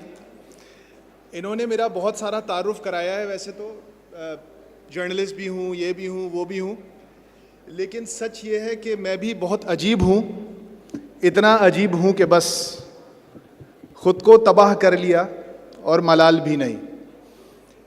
मैं जब यहाँ आया था आज, तो मुझे दावत दी असफंदियार भाई ने और हमजा साहब ने कि I have to talk about my passion which is storytelling. And मैं जब सुबह से यहाँ पे बैठा था, यहाँ पे बहुत सारी स्टोरीज़ लोग सुना रहे थे, तो मेरे जहन में एक वीडियो आई, मैंने कहा मैं आपके साथ शेयर करता हूँ।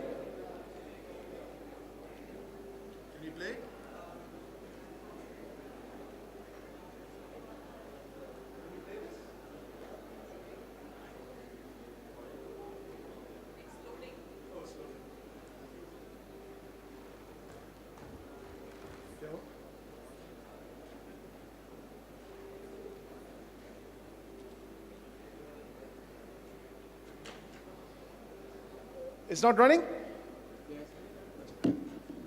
चले अगर आप लोग पहचान गए होंगे, एक मूवी थी 1994 में आई थी, अंदाज अपना अपना. I'm sure most of you have watched it. This character was Teja. ये सीन किसी को याद है इस मूवी का?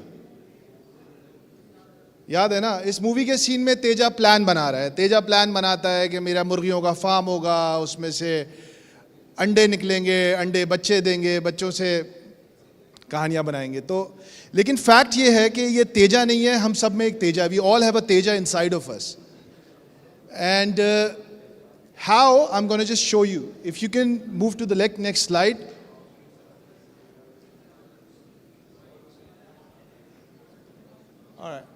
All right. I want you all to just bear with me for the next couple of minutes. The gentleman on your left is Tom Cruise. Most of you recognize him. On your right, it's Shah Rukh Khan.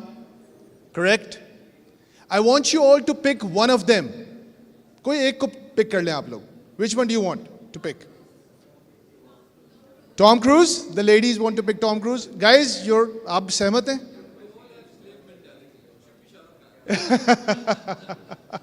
चले आप Shahrukh Khan imagine करें. एक काम करें, आप लोग अपनी आंखें बंद करें. For the next 30 seconds, I want you to do this exercise. Close your eyes, everybody, and imagine. Imagine that Shah Rukh Khan is wearing a red shalwar और उसके ऊपर उसने एक बनियान पहनी हुई है सैंडो, और वो आपके घर के किचन के अंदर बर्तन धो रहा है.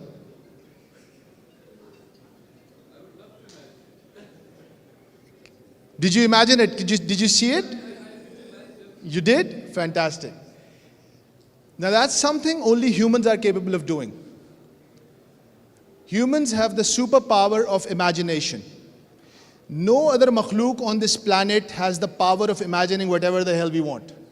And that's what brings me to the topic of my presentation, which is stories.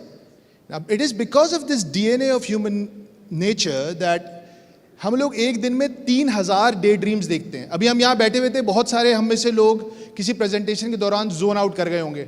वो सोच रहे होंगे अभी मुझे वापस कैसे जाना है, मुझे फ्लाइट पकड़नी है, मुझे ये करना है, मुझे वो करना है. So you are daydreaming. On an average जागती आंखों के साथ एक दिन में इंसान 3000 इस तरह के ख्वाब देखता है. हर ख्वाब में कोई स्टोरी होती है, कभी अच्छी होती है, कभी बुरी होती है, कभी हॉरर होती है, कभी रोमांस की होती है.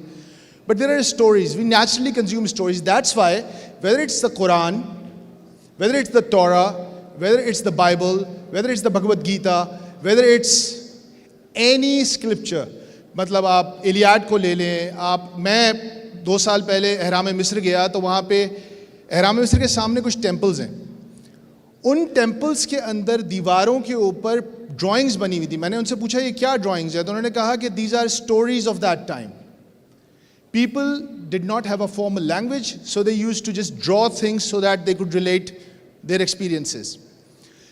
That is why also a man जो नीले रंग का एक चुस्त सा लिबास पहनता है और उसके ऊपर लाल रंग की एक अंडरवेयर पहनता है और हवाओं में उड़ता फिरता है, उस इंसान को लियारी से लेके लॉस एंजलिस तक हर इंसान पहचानता है और जानता है. I'm talking about Superman.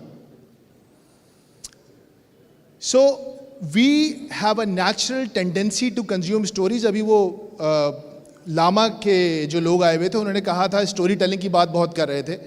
So I totally agree with them, and especially Gen Z नहीं, हम हज़ारों सालों से स्टोरीज कंज्यूम कर रहे हैं. अब मसला ये है कि God knows this, Hulu knows this, Netflix knows this, Apple knows this, Sony knows this, Nike knows this, and any brand who knows this makes big money as well. Now what do stories do? That is important to ask. Stories करती क्या हैं? Why stories? So that's something I'm going to take you next to.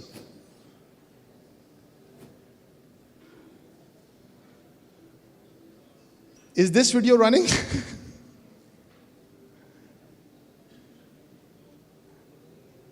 I asked you guys, चल रही है video?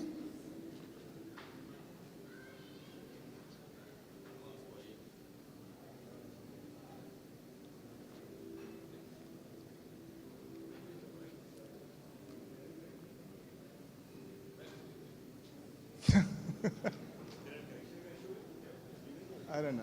I asked them to check before as well. चले पीछे जाते हैं. Do you remember where you were on the 21st of October 2021? I have asked this question to hundreds of people. Most of the people don't remember where they were.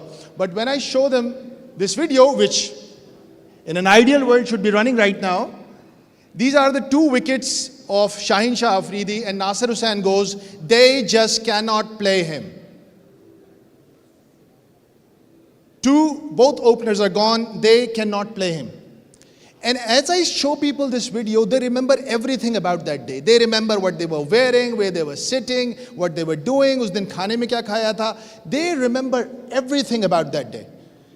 And that is what good stories do. Good stories trigger emotions. And those emotions, in the back of your brain, there is a thing called amygdala, where memories and emotions are next door neighbors. So when emotions are triggered, memories are triggered. And that's why people remember things.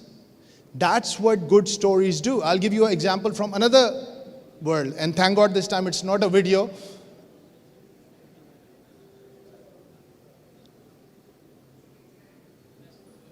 Okay. Do you know this guy? Anybody? This guy is Vladimir Klitschko. He is currently the mayor of the capital of Ukraine.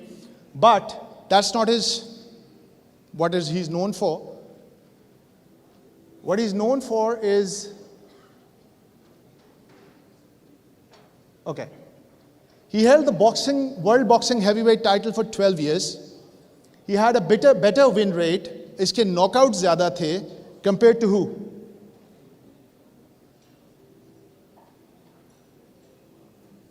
He's a far better boxer than Muhammad Ali. All of his stats say that. But nobody thinks he's the greatest. Guess why?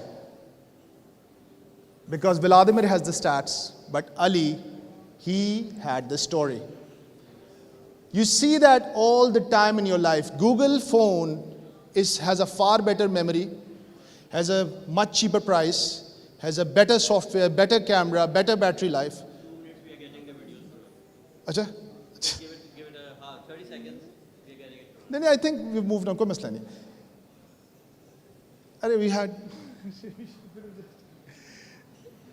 But that's the point I was trying to make. Another interesting story that I came up with, I was speaking to Green Star people the other day. They came to me to help them with their birth spacing thing. And I presented them with a story about Taj Mahal. And I said, Taj Mahal should be your biggest picture. Is it running now?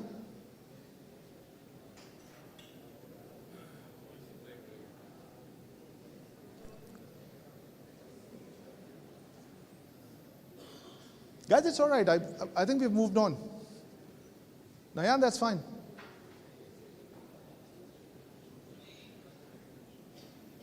Nayan, let's just move on. Koi masla nahi hai, koi masla nahi hai, koi masla nahi hai, koi masla nahi hai. All right. Okay. So, now this is very important. Let me just take you back. All right. Now you guys must be saying कि अच्छा भाई story क्या होती है? एक चीज़ जो मैं बहुत हमदर्दी के साथ, इखलास के साथ आप सबको बताना चाहता हूँ. आप सब बड़े लोग बैठे हैं, बहुत खर्चा करते हैं मार्केटिंग पे और ब्रांडिंग पे. एक चीज़ को समझें. Good storytelling is not about your brand. It's about your consumer. Now I'm going to break down a very simple formula of all stories to you. Now you can take it and you can go home and apply it on a Bollywood movie, Hollywood movie, South ki movie, on any great brand, Nike, Sony, Apple, whatever, and this will apply. This is called the story handbook. Now every story has these 6 steps. It has a character, which is the hero or the protagonist. Let's not be sexist. He's a character. उस character का एक मसला होता है. उस मसले को हल करने के लिए उसे एक गाइड से मुलाकात होती है. जो मेरी उम्र के कबले मसीह के लोग हैं तो शोले में ठाकुर था, और जो थोड़े रिलेटिवली नए लोग हैं तो मुन्ना भाई MBBS में सर्किट था. सर्किट चाहिए होता है हर प्रोटैगनिस्ट को, जो उसके मसाइल को हल करता है. अगर आप हैरी पॉटर आपने पढ़ी हुई है तो serious black was the guide for Harry Potter. वो गाइड क्या करता है? वो एडवाइस करता है प्रोटैगनिस्ट को कि उस मसले से कैसे निकलना है, उसको मोटिवेट करता है, प्लान देता है, हीरो उस प्लान पे अमल करता है, छठा स्टेप मंजिल को पा लेता है, चाहे वो हीरोइन हो, दुनिया को बचाना हो, किसी बम धमाके को अवॉइड करना हो, hero gets to do his job. आप कहाँ आते हैं as a brand? You are the guide. You should never be the hero. If you make yourself the hero, दुनिया का लूजर तरीन इंसान जिसके पास कुछ भी नहीं होगा, यकीन करें वो चाहता है कि मेरी यूनिवर्स का मैं ही हीरो हूं. That is what has given rise to the TikTok in this country. Everyone gets to be their hero. Everyone gets to be their own influencer. वो अपनी छोटे से मोहल्ले का एक इन्फ्लुएंसर बन जाता है, उसको उसके 50 लाइक मिल रहे होते हैं, he feels like a hero. So nobody wants to be a side character. So good brands, great brands, Nike, Apple, they make their viewer, their consumer, the hero. Not so smart brands try to become hero themselves. Let's move forward. We don't have time. Okay. Now this is a stat I want to throw at हमारे अब्दुल सत्तार भाई बैठे हैं. एक दिन में 24 घंटों में 300 billion pieces of content are now uploaded every day, and that was 6 months ago. 300 billion pieces of content. This is the data I took from Reuters Digital News Report.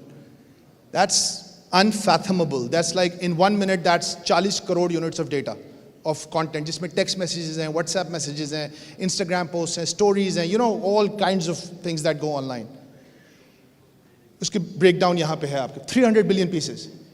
Now, what that does is,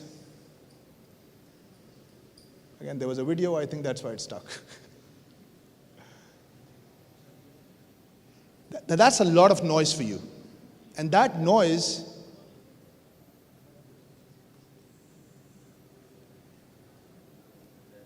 is killing brands.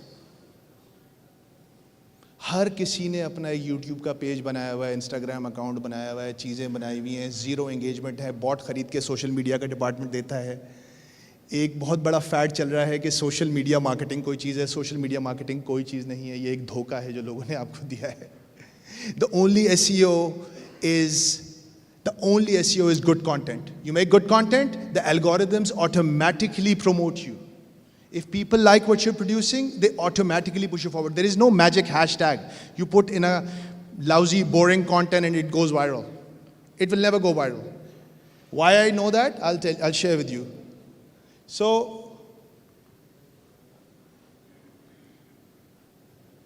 every company has a product, but only great ones have a story. That is the most important thing to understand. And we as Firestarter, we are helping corporates communicate.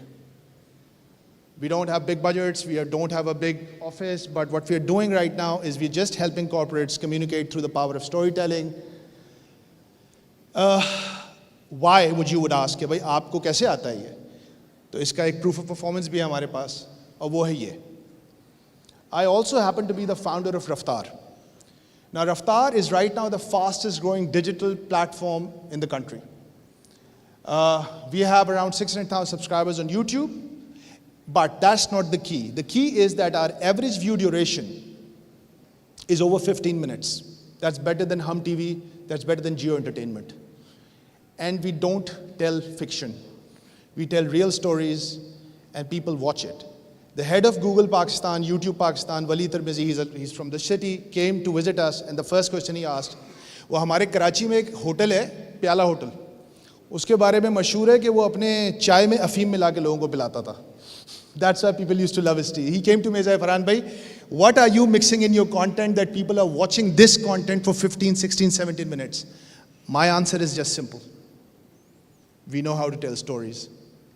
ये दुनिया के शुरू से लेकर आखिर तक रहा है. I personally believe, और मेरा स्टोरी टेलिंग पे यकीन बिल्कुल ऐसे ही है जैसे मेरे खुदा पे यकीन है और जैसे मेरा कुरान पे यकीन है. I think storytelling is the most powerful tool for all the brands. और अब जो वक्त आ रहा है, अगर आपने जेनजी के साथ स्टोरी टेलिंग नहीं की तो फिर है जुर्म ज़ईफ़ी की सज़ा मर्ग मफाजात. Thank you very much for time. I am out.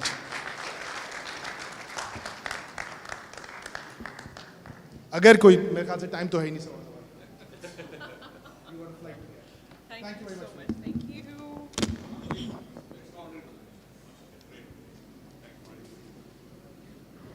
Thank you so much, Mr. Farhan. What a lovely and lively session. We now come to the last speaker for today, Mr. Audacious. He's going to present a session titled, How CS X Mature is Your Business Really? Mr. Audacious is the Chief Experience Officer and Head of Customer and Employee Experience at Ipsos Global, having traveled specially from the UAE to join us today.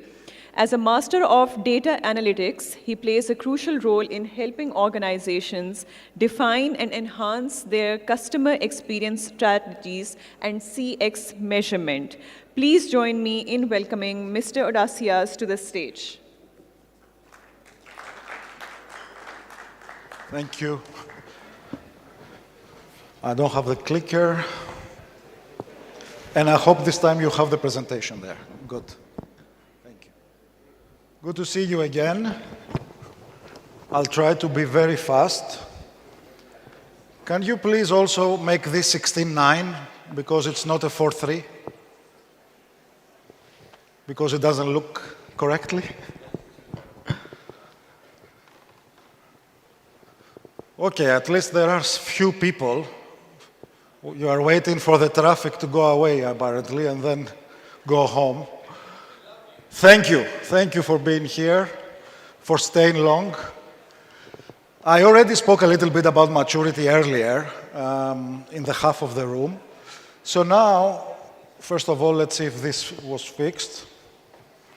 Just want to say a few things. This was supposed to be my main presentation, right? So please bear with me if I repeat some things. So when we talk about, is there any chance we can fix this like it was before, so it doesn't look like a college student created this presentation?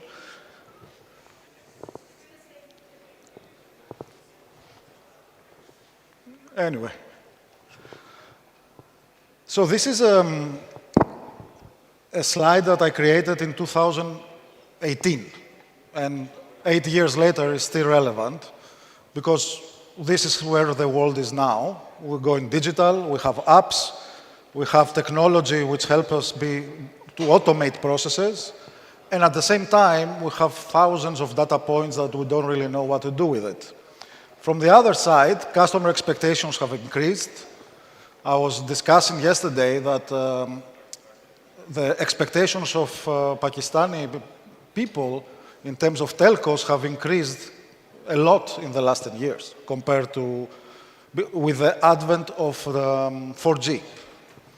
You have social media, you have consumers who buy online, and of course, there are topics of privacy and security. Now, we talked about what is CX maturity. Just a quick reminder, it's the development of a customer's experience practices and strategies, or in reality, it measures how well a company understands, meets, manages, and improves the customer experience. There are 4 main steps. The key step is to understand your customers. The second step is to design these experiences based on your understanding. Then you need to ask them, am I doing all right or not? Your action changes based on the feedback you get, but this, in order to work, absolutely requires the buy-in of the owners of the business, the CEO, whoever is in the C-suite. Now, we ran a global survey measuring maturity, and among 1,000 professionals, we had very interesting results.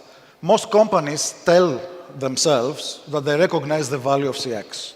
82 say, yes, if we invest in CX, we will outperform competitors. 72 say that if we link the metrics, we see the benefits. However, only 15%, and our clients are mostly global companies, say that they are really leading on this, and 28% admit that their experiences are below par, below the customer expectations. So why this happens? And I want to share this example with you, which was very interesting. We did a retail study in UAE a few years back, and we asked people, did you have a good experience or a bad experience in the last 3 months at a retail store? About 40% said I had an excellent experience, and 20% said I had a bad experience. What is interesting is when we ask them, did you tell anyone about it? Those who had a good experience shared the positive experience with 80% of them. But the bad experience, only 57. And this is a little bit counterintuitive, right? So usually people share bad experiences. But we see that actually a very good experience surprises people positively, so they are more open to share it. And, of course, they are much more willing to buy again from the store. What is interesting here is even a bad experience doesn't drop willingness to buy. So there are other reasons in play why someone goes to a store and buy. So why this happens? I'm going to share a story now again. First of all, it's human nature, the reason why it doesn't work well with organizations. And I'll share the story. So I told you I'm in Greece, I'm Greek. About 20 years ago, I served in the Greek Navy, because in my country, it's mandatory to serve. Not like you, that you don't have to serve, right? So I was a psychologist, because I had studied consumer psychology, and I served for 21 months in the Navy. You see me there, dressed like a good-looking guy, and the other psychologist next to me. So my job was to ensure that clinically the sailors and everyone was okay. Amazing experience. But that, as I continue my career, I carry always a story that I heard back then, and the story goes like this. There is a military camp, and there is a new commander that joins the camp. So the surgeon takes him around to see the place, organizing the tour, right? Like it happened today with your politicians. So he is after him, they go around, he shows him this is where the people sleep, etc. They go outside, and then at some remote area of the camp, there is a white bench. And in the white bench, there is a guard next to the bench. So the commander says, why there is a guard guarding an empty bench? Why? So the surgeon says, I don't know. I mean, maybe you need to ask the previous commander. It was like this. So he calls the previous commander. He says, you know what? When I took over, we had that. So I kept it. Maybe you need to speak to the previous commander. So the story goes on, goes on. You know the story? Finally, he reaches the first guy, the guy who was the first one who created this camp, 105 years old. So the commander says to him, do you remember, Grandpa, this bench at the camp, and there is a guard? Do you remember why? So the grandpa says, what? The paint still hasn't dried? And that's management for you. So my question is, do you have these moments in your organizations? Right? Things that are happening there, nobody knows why they're happening, we're still doing them. And that's one of the reasons that also customer experience is not really fully followed, and why organizations are not that great into really creating CX strategies. So I want to discuss with you, if it rings a bell, what are these bottlenecks? The first one is, we don't really try to understand our customers. We have never paid a rupee to ask customers what they think about our business. Yes? Yes. Second is, we forget about our frontliners. We never ask them for feedback, what is their opinion about how we are performing as an organization. They are a great source of ideas. Systems and tech. You know, you have these weird people in your business, which is the IT guys. Nobody really understands them. They cannot really relate and talk. And that creates missed opportunities, because technology is a tool that helps us do our business. So if we don't really understand technology, that doesn't help us proceed. The other one is the metrics. What are we measuring? Do we really understand the importance of measuring right the customer feedback? There is one more, which is the other managers. Actually, there is a very famous French writer called Émile Zola, And he had a famous saying that hell is the other people. So if you think in your companies, when you talk to managers, everybody is focused on what they do every day. I'm doing my job, so no one is, it's really a headache to think about customer experience. You are the operations guy, you're the merchandise, you don't think about it. So it really creates, need an effort to ensure that everyone in the organization understands why CX is important. And finally, sometimes you need to convince the big guy who has the money and makes the decisions that yes, let's invest because it makes sense to invest, because it links to the financial performance and growth. I want to share an example. We did in Dubai, we worked with a utility company. And one of the things that they had as an issue, generally customers were unhappy. And they were especially unhappy about the bill payment process. So the company didn't understand why this was happening. And then we asked a simple question, can you tell us how exactly you bill the customers? So what the company does is at the 15th of the month, they issue the bill. I'm sure you have the same here, right? You pay your utility bills. And on the 25th of the month, because the regulator says 10 days, so in 10 days, they issue a warning that please pay your bill. Now, let me ask you a question. When do you receive your salary? Sorry, when? The end of the month, right? Maybe if you are lucky on the 25th. Most companies pay towards the 30th. So as a family man, woman, how do you think about paying in your bills? Do you first wait to get your salary and then pay your bills? Is that the normal, let's say, behavior? Now, from a customer point of view, I just received my salary on the 25th, and at the same day, I have these people threaten me that I haven't paid my bill. How would that make you feel, right? Because that's exactly what they were doing. They missed this part of the customer. From their point of view, the business, they were compliant, right? This is what the regulatory says, this is what I'm doing. From a customer point of view, it's very annoying. I just received and the way the message was written is, we're gonna cut your electricity if you don't pay. It's like, hold your horses, right? So that's an example that if you don't talk to your customers, you don't really design the experiences that fit.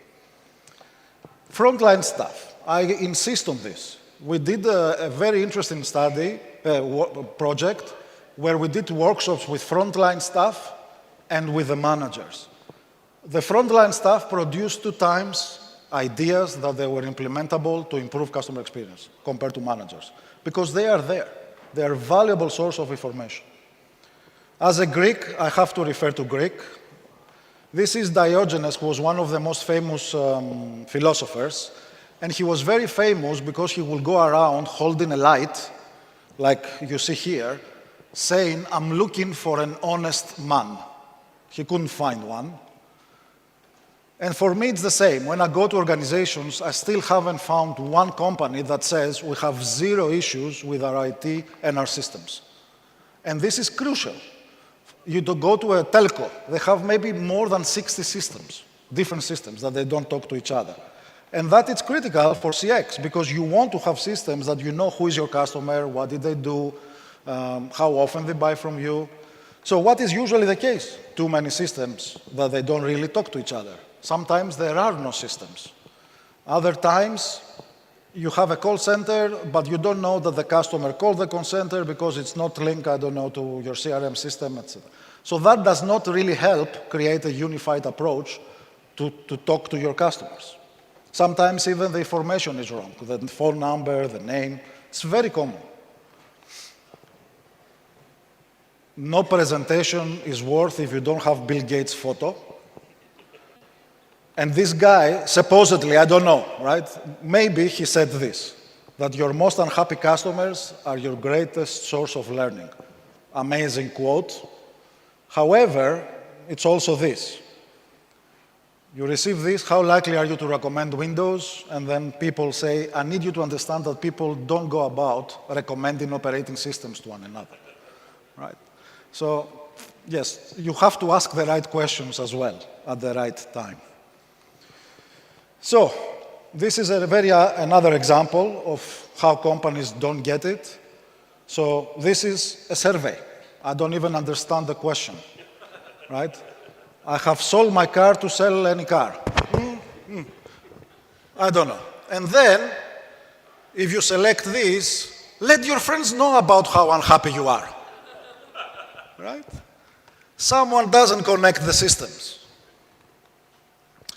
This was another study we did. We asked the managers of a big company to guess what % of their own customers are satisfied with them. So the interesting part here was not the score, it was the gap. So these are senior managers, high-level directors and above, and between them, there was someone who thought 40% of the customers are happy and someone who thought 85%. That's a huge gap, right? There is no consistency how the managers think in the company. Another example, we were doing a customer journey exercise, as I talked to you earlier, with a major company, and we were discussing with a very senior person, senior director of sales, to understand a little bit the process. And then he said this, that I had to write it down and present it to you. Please don't ask my customers what they want, because they will be greedy and I cannot spend the time or money to satisfy them. So with this mentality, you understand that this is a bit old school, but yeah, it's true. This is exactly what happened. This is from a company mission statement, and I'm sure if you do it as a hobby, like just browse company mission statements, they are very interesting and funny. So in one big company, they say, to ensure continuously exceeding customer expectations through delivering blah, blah, blah. Now, continuously exceeding is kind of mathematically impossible, right? You cannot do that. You go to the infinity if you do that. Well, I don't know if it's exactly mathematically possible, but you get the point, right? So be careful what you promise. Yeah. Meet the expectations. I just saw this the other day, which I thought it was fantastic as understanding customers. I don't know if you've been to stores and you just want to be by yourself when you shop, but they come and say, can I help you, can I help you? So this Chinese store actually created these two baskets. One caller says, please leave me alone. The other caller says, please come and talk to me. I mean, that's an insight, right? I had this experience with the coffee chain that I will not mention. So I went to pay my coffee, and this is, you see, this is for the credit card, right? And it was wrong. This is how it's supposed to be. The employees themselves actually position it like you see on the right. Any idea why they did this? And why this relates to the frontline employees? Yes, because these machines were first designed when we had credit cards, but now we have mobile phones, right? So they realized that the customers was difficult for them to turn, and they took the initiative to position it wrong so customers could easily do that. Small detail, but it tells you a lot about your frontline employees. This is from a mall in Saudi, which I thought it was amazing. This is not for the customers. This is for the drivers of the customers. In Saudi, it's very common that the women have a driver. Very hot and damn hot. They built a special air-conditioned place outside the mall for the drivers to wait, right? That's scary. Yes. This is another example. We were meeting with a telco in Saudi, and they really wanted to focus on laborers, Pakistani, Indian laborers. So she was the chief transformation officer. She went herself to do ethnography, to go down where they live in the labor camps. And after she did this, she came back and told us, we need to understand these people. They left their villages. They are poor. They left their families to get a very shitty job. They don't even know in which country they are. They don't know if they're in Saudi or in Kuwait or in UAE. They don't care. They have only one thing. So what I want is to give them a free SIM the moment they arrive in the labor camp so they can call back their mom and say, Mom, I'm safe. Yeah? That's, if you really spend the time on the ground, the thinking. Now, if you are this guy, you will stick with this telco forever if they do this for you. That's one of my favorite examples to show how crazy it goes with the service. This is a restaurant called 11 Madison Park, which in 2017 was voted the best restaurant in the world. It's an upscale restaurant. You look like guys you have been in upscale restaurants. You know, usually the plates are already there when you go. These guys instruct their staff to place the plates in a way that if you do like this, you can see the brand name of the plate. So you don't have to, twist the plate. That is the attention to detail they put when they think about customer experience. The owner says, we think of excellence as thousands of details executed perfectly. 2 examples from us in UAE, Abu Dhabi and Dubai government. Abu Dhabi has something called TAM. So every service available in the government, you can find it and do it online. Everything you can imagine, from, I don't know, getting a permit to slaughter a goat, to opening a business, to pay your bill. One place. Dubai, more or less the same. They have a happiness agenda. They work, they have programs to improve the journeys that they have across all entities, and they also have their app.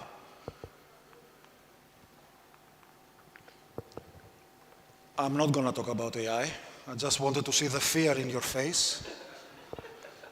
So, what can you do as an organization?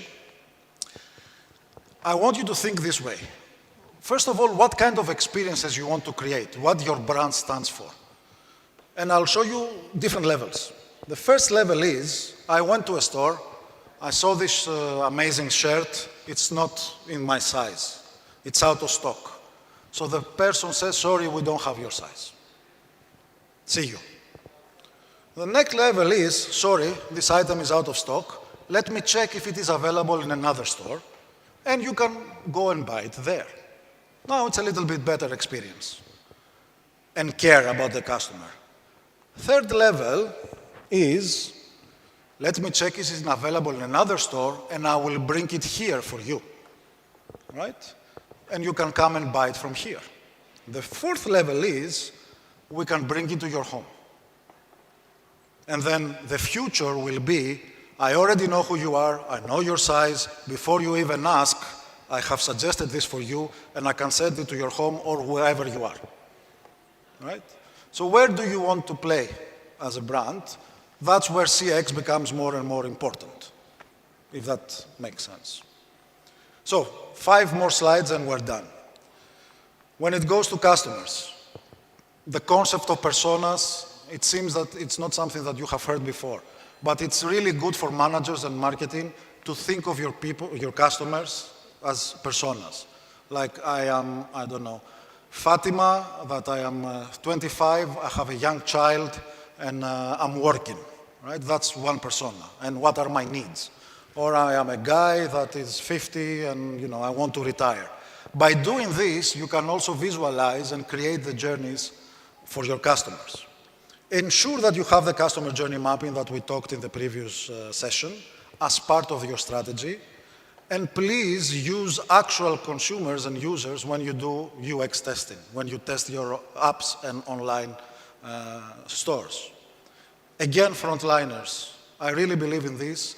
It's good if you build processes in your organization that gives them the opportunity to talk, give you ideas, and reward them from that. Reward them for this. System and processes.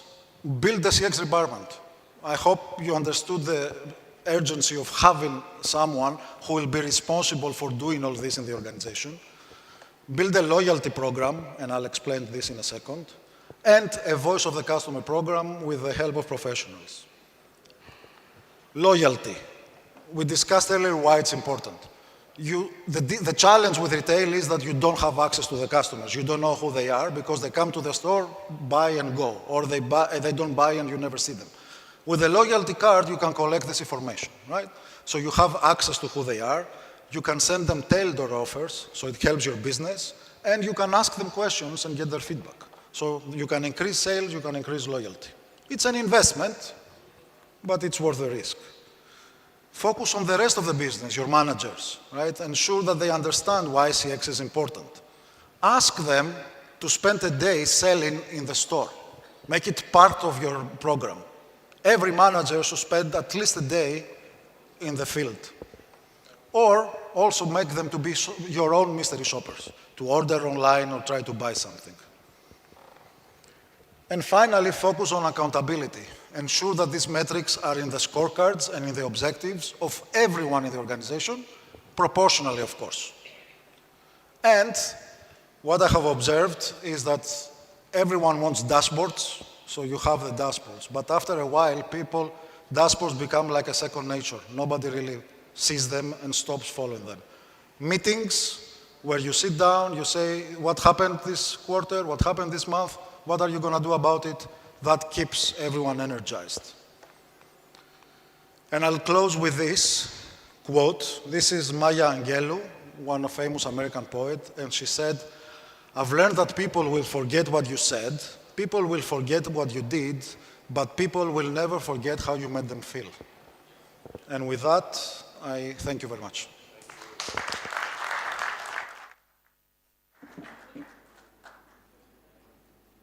Thank you, Mr. You definitely made us feel good about. Oh no, this is a true test of time. Audacious. All right. Thank you so much. I will now request Mr. Asfandyar Farokh, Chairman CAP, Mr. Ehsan Mahmood, Vice Chairman CAP, and Mr. Hamza Hashmi, CEO TerraBiz, to please present mementos to the speakers. Please step forward as I call out your names. The first speaker is Ms. Raffaella Campagnoli, Founder and Managing Director, Lira. Please come to the stage to receive your memento.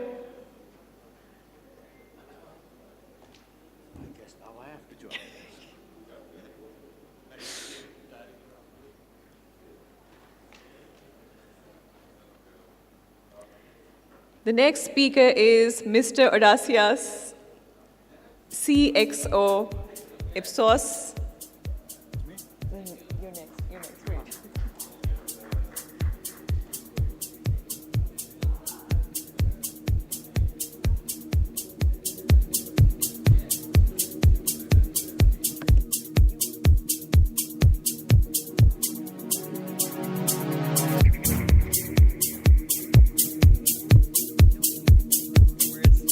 Your memento.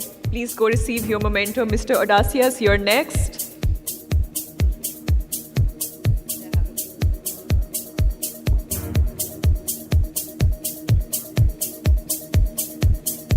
The third speaker is Mr. Usman Barkat, Chief Growth Officer, Algo.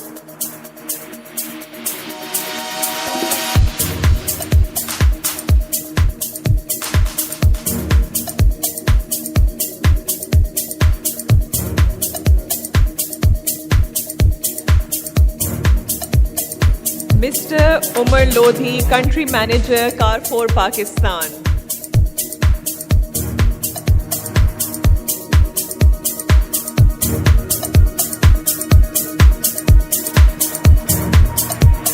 Mr. Faisal Nadeem, Director, Dolman Group.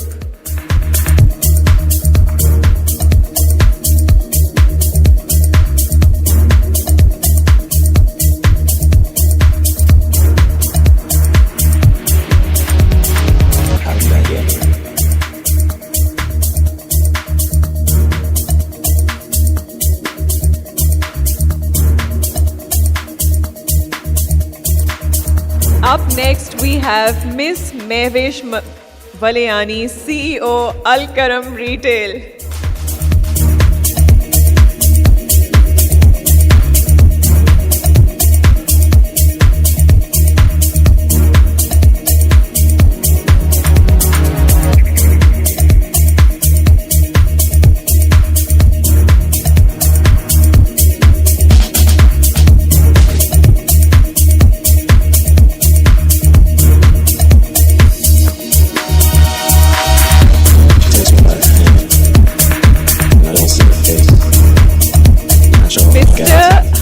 Rahman, GM, the Grand Central Mall, Faisalabad.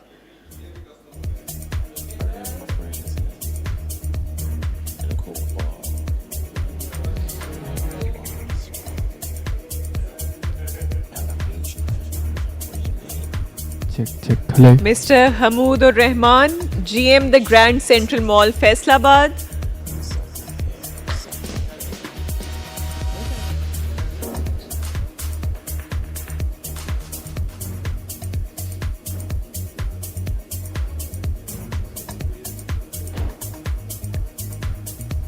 Up next, we have Mr. Farhan Malik, founder, Firestarter and Raftar.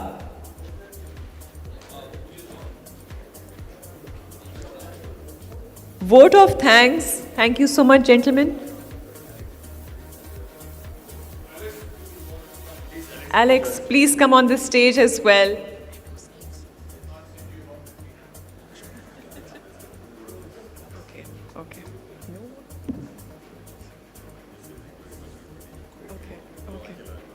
Okay, sure. Sure.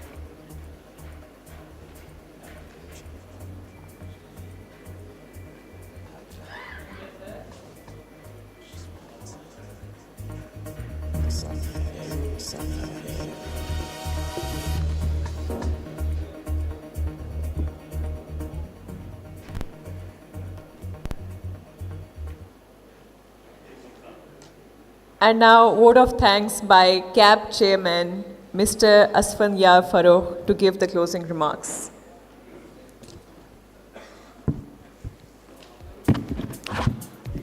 Okay, ladies and gentlemen, I think, Amna, could you please stay here for a while? Before I request our chairman, Asfandiyar Farooq Saab, to give a formal vote of thanks, with all deepest and profound acknowledgements, I would like to acknowledge the way the whole show was conducted by Amna Tahir since early in the morning, and she has done a fantastic job and it deserves a well round of applause.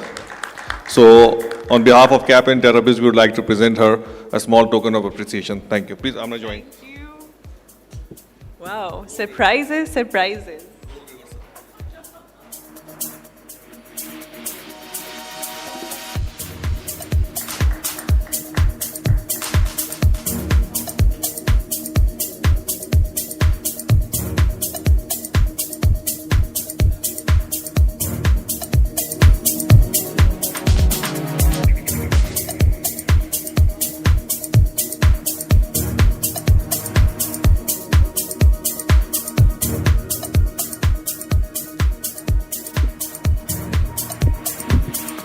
That's all, folks.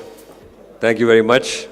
For all of you, especially the people who have stayed behind, आप लोग सबका बहुत शुक्रिया. And I think थोड़ा लंबा हो गया. It was a bit long, but I think we try to pack everything as much as possible. आप लोगों के लिए, तमाम लोगों के लिए. And I'm very thankful again to our international speakers, our guests, Rafaela, Alex, Odi, our local experts and pioneers, all our partners, our sponsors.